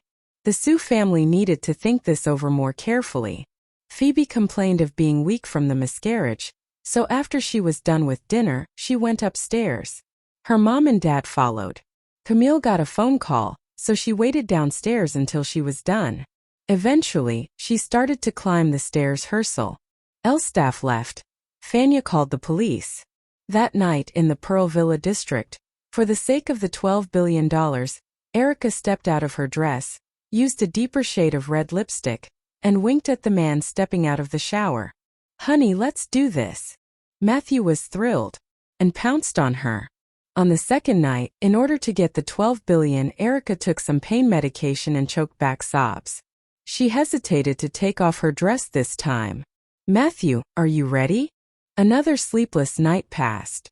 On the third night, for the sake of the $12 billion, Erica popped more pills and cried. "I don't think I can." "Boo. Who?" The man pulled her into his arms and whispered, $12 billion. Well, maybe for that much. Sure enough, human beings work themselves to death to get a little extra cash. After getting out of bed the next morning, Erica immediately bought herself an insurance policy worth a ton. She was afraid that she would not get anything if she died in bed. She wasn't thinking of herself, though. The beneficiaries were Wesley and Blair. A few days later, when Erica was photographing a large patch of flowers in the suburbs, she received a call from the maid in the Su family. The maid sobbed the moment the call was connected. "Mrs. Huo, they found out. They knew I let you in. Now they are going to run me in for attempted murder. What should I do?" Her words devolved into sobs. The snake wasn't poisonous, right? What makes it attempted murder? Erica was very angry. The maid answered in a choked voice. Mrs. Su said that Miss Su was so weak that she was almost scared to death by the snake, so it was attempted murder. All right. Tell the Su family that I did this and it has nothing to do with you. Let them come to me if there is something wrong with Phoebe. Erica's words were steady. She'd mentally prepared herself for this. Okay. Thank you, Mrs. Huo. Shuddering in relief, the maid thought. Mrs. Huo is really a good person. She always keeps her word. In the meeting room of ZL Group, Paige followed Matthew into the meeting room, where they found Lyman, Fania and Phoebe waiting. Standing in the corner like a human statue was a lone security guard, gripping a box in his hands. Murmured greetings were exchanged, and everyone sat down except for the guard. Smiling perfunctorily, Fania asked, Mr. Huo, hasn't Mrs. Huo arrived yet? Matthew had a look at his watch, then answered, My wife is busy. When I called her, she was still taking photos in the suburbs. I imagine she's just gotten into the city at this time. This came as an unpleasant surprise to the Su family. They had already been waiting for more than 10 minutes. Now Matthew told them that Erica had only just entered the city itself. It would take her at least another half hour to get to the ZL Group. Despite her best efforts, Fania's smile evaporated. Mr. Huo, I don't need to tell you how precious our time is. It will take half an hour for Mrs. Huo to arrive. What are we going to do until then? Nothing. I don't think this is appropriate. Matthew leaned back in his chair and played with the diamond ring on his ring finger. As usual, his whole manner was relaxed and emotionless. Why is it not appropriate? I came here ahead of time, didn't I? I'm waiting here just like you. My time is more valuable than yours. So, Mrs. Su, is there anything you are not satisfied with? Fania was left speechless. She was perfectly aware of the reality behind Matthew's words. The man could make tens of billions of dollars in a minute, while the Su family could make at most hundreds of millions in the same time. So, of course, Matthew's time was quite literally worth more than theirs. Nevertheless, Fania really didn't have the patience to wait for Erica. Then I'll get to the point. Give the box to me. Matthew did not object, and the guard came over to the conference table. With considerable care he placed tea. In confusion, Erica looked first at Lyman, whom Phoebe and Fania had hidden behind, and then at the two snakes that were coiled about her wrists and hands. One was green, the other red. Erica smiled and said, Mr. and Mrs. Su, Mistress Su, aren't my pets cute? Phoebe didn't seem to think so. She was shivering, curled up in one of the office chairs, her arms locked around her head. Mr. Huo. Lyman swallowed nervously. Don't just sit there. Discipline your wife. This is outrageous. Snakes in general bothered him, and colorful ones even more so. What a bizarre woman, he thought in astonishment. I can't believe Mr. Huo would like somebody like that. Having mastered himself again, Matthew addressed his wife calmly, but also sternly. Erica, put those back where you found them. Although the snakes appeared to be docile at the moment, he was afraid that his wife might still get hurt somehow. This was, after all, something of an odd situation. Erica misunderstood his words, thinking that he was afraid for himself. To the utter mystification of the room, she said, Oh, Paige, would you please close the door behind you when you go out? Ashen-faced, Paige decided that that was as good a time as any to excuse herself. No problem, she said weakly and took her leave. After making sure the door was closed, Erica abruptly dropped her snakes to the floor and trotted over to Matthew to comfort him. Don't be afraid, honey. I'll protect you. Startled, the snakes hissed in dismay and wriggled where they had fallen. Meanwhile, Fanya and her daughter forgot their dignity and scrambled atop the conference table. Feeling a headache coming on, Matthew rubbed his eyebrows. "I'm not." Before he could finish saying, "afraid," Erica had closed in. "Oh, Matthew, it's all right. I know you're a man, but there's nothing shameful in being afraid of snakes. Rest assured, there's no danger at all. In any case, I'm not scared, so I can protect you." As she said this, she hugged him, patted his chest, adjusted his tie, and fussed over his lapels, thus leaving a copious amount of wet dirt smudged across the front of his suit. Matthew looked down at her hands, his face hardening with disgust. "Erica," he asked dryly, "did you think of washing your hands after handling those snakes?" Her face was stricken with what appeared to be genuine shock. "Oh, no," she stammered, backing off a step. Meanwhile, one of the two snakes she had dropped was creeping aimlessly about the meeting room. Its companion, apparently unsociable, had withdrawn to a corner and coiled itself up there. As for the members of the Sioux family, they were huddled together atop the conference table, looking quite ridiculous and pitiable. The security guard they had brought was made of sterner stuff and remained as calm as Matthew. However, since there seemed to be no actual danger, he simply claimed his own corner of the room and waited at attention there. After taking in the scene, Erica went to one of the snakes and gingerly gathered it up from the floor. She made a show of inspecting the creature. By contrast, the snake seemed uninterested in any of the humans present. "It's so cute, isn't it?" asked Erica innocently. "What are you all so afraid of?" She'd been careful to get a hold of snakes that were not poisonous. Naturally, nobody else in the room knew that. With a casual air, she approached Phoebe, gently pointing the head of the complacent reptile toward her. How dare Phoebe tell on me to Matthew? Seems like she hasn't learned her lesson yet, Erica thought. In recent days, Matthew had been sometimes warm and sometimes cold to her. Erica had begun to fear. What if he dumped her because of the Sioux family? Her best chance of preventing that was to scare them all away. And she seemed to be off to a good start. As Erica neared the desk, Phoebe was already screaming at the top of her lungs. At the last second, the poor woman leaped from the conference table and took refuge behind Matthew, who stood like a statue, observing the madness.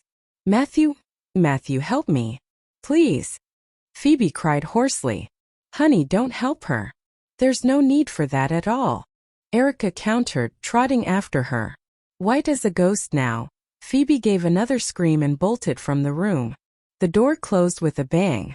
After a moment of dead, drugged one night by her ex-boyfriend, a mysterious man took advantage of her in an ecstatic night filled with sex.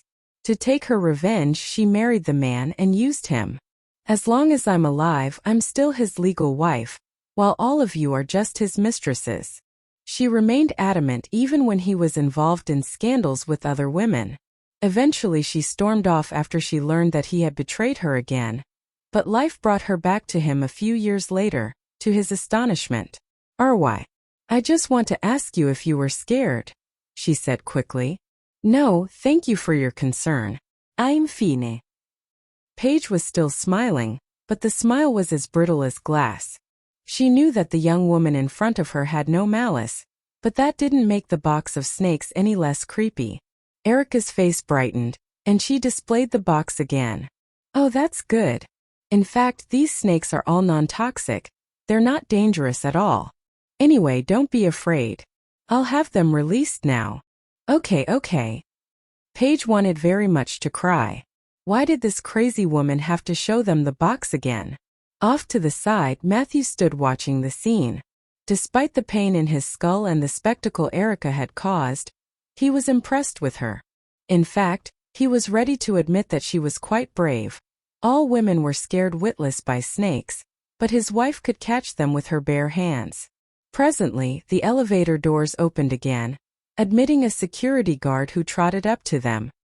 Mr. Huo, Mrs. Huo, he said respectfully. I'm Raymond Lee from the logistics department. What can I do for you? Matthew indicated the box. I'd like you to take these snakes and release them. They don't belong in the office. Raimon li nudda. Yes. Please leave it to me. Erica hesitated, feeling a bit reluctant to hand over the box. Finally she said, "Listen, I bought one of these snakes at the pet market, so you'd better return it there. If you set it free out in nature, it won't last long. But the red one and the green one, those were caught in the Great Mountain. You can leave them there." The snake that Erica had put on Phoebe's bed was indeed from the pet market. It had been non-toxic and its fangs had been treated, so she had known it was harmless. The worst it could do was scare somebody. "Yes, Mrs. Huo." Raymond took the box from Erica, turned, and left the floor where the CEO's office was located. Seeing this, the female assistants finally breathed a sigh of relief and returned to their desks. Maybe they could get some work done before their shifts ended. Before entering his office, Matthew instructed Paige, "Paige, I need a change of clothes for my wife." "Yes, Mr. Huo." When she heard this, Erica grinned broadly at Paige. "Thank you so much," she said enthusiastically. Paige shook her head. "You're welcome, Mrs. Huo. That's my job." She really liked Erica. Although Erica had a mischievous streak a mile wide, she was cute and polite. Erica followed Matthew into the office. The couple walked into the lounge together. He changed his jacket and she went to take a shower. She was in there for what seemed like forever. Matthew took the opportunity to get some work done. He was sitting at his desk, engaged in some kind of negotiations by phone. Hearing the sound of the lounge door opening, he raised his head and looked in that direction. Erica was wrapped in a white bath towel, standing at the door to the lounge. She stared at him. There was meaning in her gaze. Her fair shoulders were bare, and her small feet were covered by his big open-toed slippers. Her small toes were poking out, made more visible by the nail polish she applied. It was the latest style, opaque taupe gray with hints of purple. It had the intended effect. "I have to go," Matthew said, and ended the call quickly. Erica trotted over. Gripping the bath towel with one hand and propping her head on the desk with the other, she winked at him and grinned, revealing pearly white teeth. "Dearest Matthew." Matthew's hackles raised when he heard these words. "Go on." He was sure he wouldn't like whatever she was going to say. With a giggle, Erica walked around the desk, making the movement as sexy and flirtatious as she could. She whispered in his ear, "Well, my period came, but I don't have a pad." Yes, she finally got her period. She really wanted to shout it out loud with Matthew right there. But she felt a little embarrassed, so she decided discretion was the better part of valor. Matthew could detect a faint fr. Eve or take. Humph. Matthew rolled his eyes at her. Did he look like a man who was desperate for sex no matter what? Looking at the man's gloomy face, Erica thought for a while. How about this? I'll find you some young hottie. I'm sure they'd jump at the chance to get with you. She tried to sound him out on purpose. "Erica Lee," he warned her coldly. A figure appeared in her mind. "I know a girl with a perfect figure. Her face is very beautiful. She's a good person too. Very gentle. She's a bias wrecker for sure. I'd turn gay for her." Matthew asked calmly, "Really? Is that what you're into?" Erica grinned and scratched in the air, imitating what Matthew usually did to her. "Yup. She is so nummy. I'd love to spend a night with her." Oh, he seemed to understand something. His wife was probably bisexual. She loved both handsome men and beautiful women. To Erica's surprise, Matthew agreed readily this time. "Okay, bring her here." "What?" This was not the reaction Erica expected at all. Was she hearing things? Didn't Matthew always behave himself? Why did he agree so readily this time? Before she could say anything, he urged, "Why not bring her by? Get her on the phone. There's no time to waste." She was a little embarrassed and she stammered, "Bring her by?" "Yes. Here. As in my office." Oh my God. She began to construct a scene in her mind, and she wasn't sure she liked it. "Didn't you tell me the office wasn't a good place to have sex?" "I said I changed my mind." Matthew stood up from his chair and walked over to the dumbfounded woman. He raised her delicate chin and said quietly, "Haven't you heard of sleeping your way to the top? I have to keep up with the times. So, you've had sex with someone in your office before? Erica asked, her eyes wide. No. He rubbed her chin with his thumb and said, but since you seem so keen on the idea, I thought I'd take you up on it. I don't want to let you down. He was hamming it up deliberately. Hopefully, she'd back down before he had to. There was no way Erica was going along with this. He wanted to see if she would lose her temper when he talked about being with another woman. The smile on Erica's face froze. If you really don't want to, I won't force you. Why was this man so annoying? She just wanted to test him, and he was failing badly. My heart. It hurts, she cried in her mind. Without hesitation, Matthew answered. Don't want to? Of course I want to. Hey, can you get a hold of that chica you were talking about? This time Erica couldn't even fake a smile. She tried to force a smile, and ended up with more of a grimace. I haven't talked to her in a while. I'm not sure I can get in touch with her. It doesn't matter. How about you tell me her name and I'll ask Owen to find her. As long as she's in the city, I'm sure he can get her here in, say, half an hour. All of a sudden Erica flew into a rage. She attacked his cheek with the fervor of a rabid wolverine. His head rocked and a red mark appeared on his face, conforming to an angry woman's handprint. Matthew's face darkened. What did he do in a previous life to deserve this raging banshee? Was she born to plague him? What was more, he was proficient in taekwondo and many other martial arts skills. Why did she always manage to slap him? Matthew Huo. I swear I'll call your father and tell him about you. If I don't, my name's not Erica Lee. She wasn't kidding. She took her phone from her pocket and turned the screen on. But Matthew snatched it away and asked, why are you calling him? I'm telling him all about you. I have to. How could you fool around with another woman?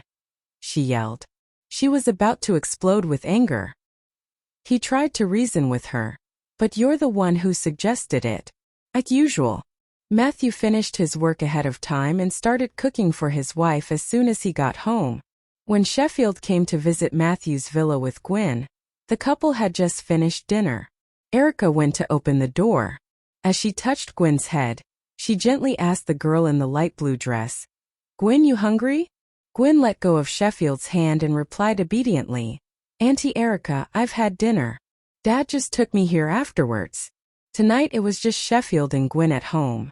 Evelyn was on a business trip, and Godwin was visiting the Tang family, so Sheffield took his daughter out to Evefield Restaurant. When they got back home, he stopped off at Matthew's villa.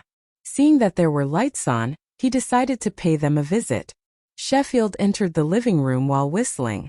When he saw the man slaving away in the kitchen, he rubbed his eyes in astonishment.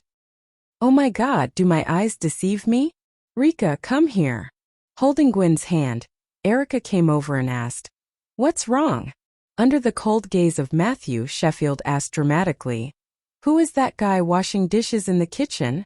Erica was amused by him, but at the same time she felt a little embarrassed. I'm too clumsy to do the housework, so Matthew did it himself. Where's the maid? Sheffield looked around the first floor and didn't see another soul. Erica was also helpless about this question. We don't have maids. No maids. Sheffield exclaimed in mock horror. He ignored the daggers Matthew shot him with his gaze.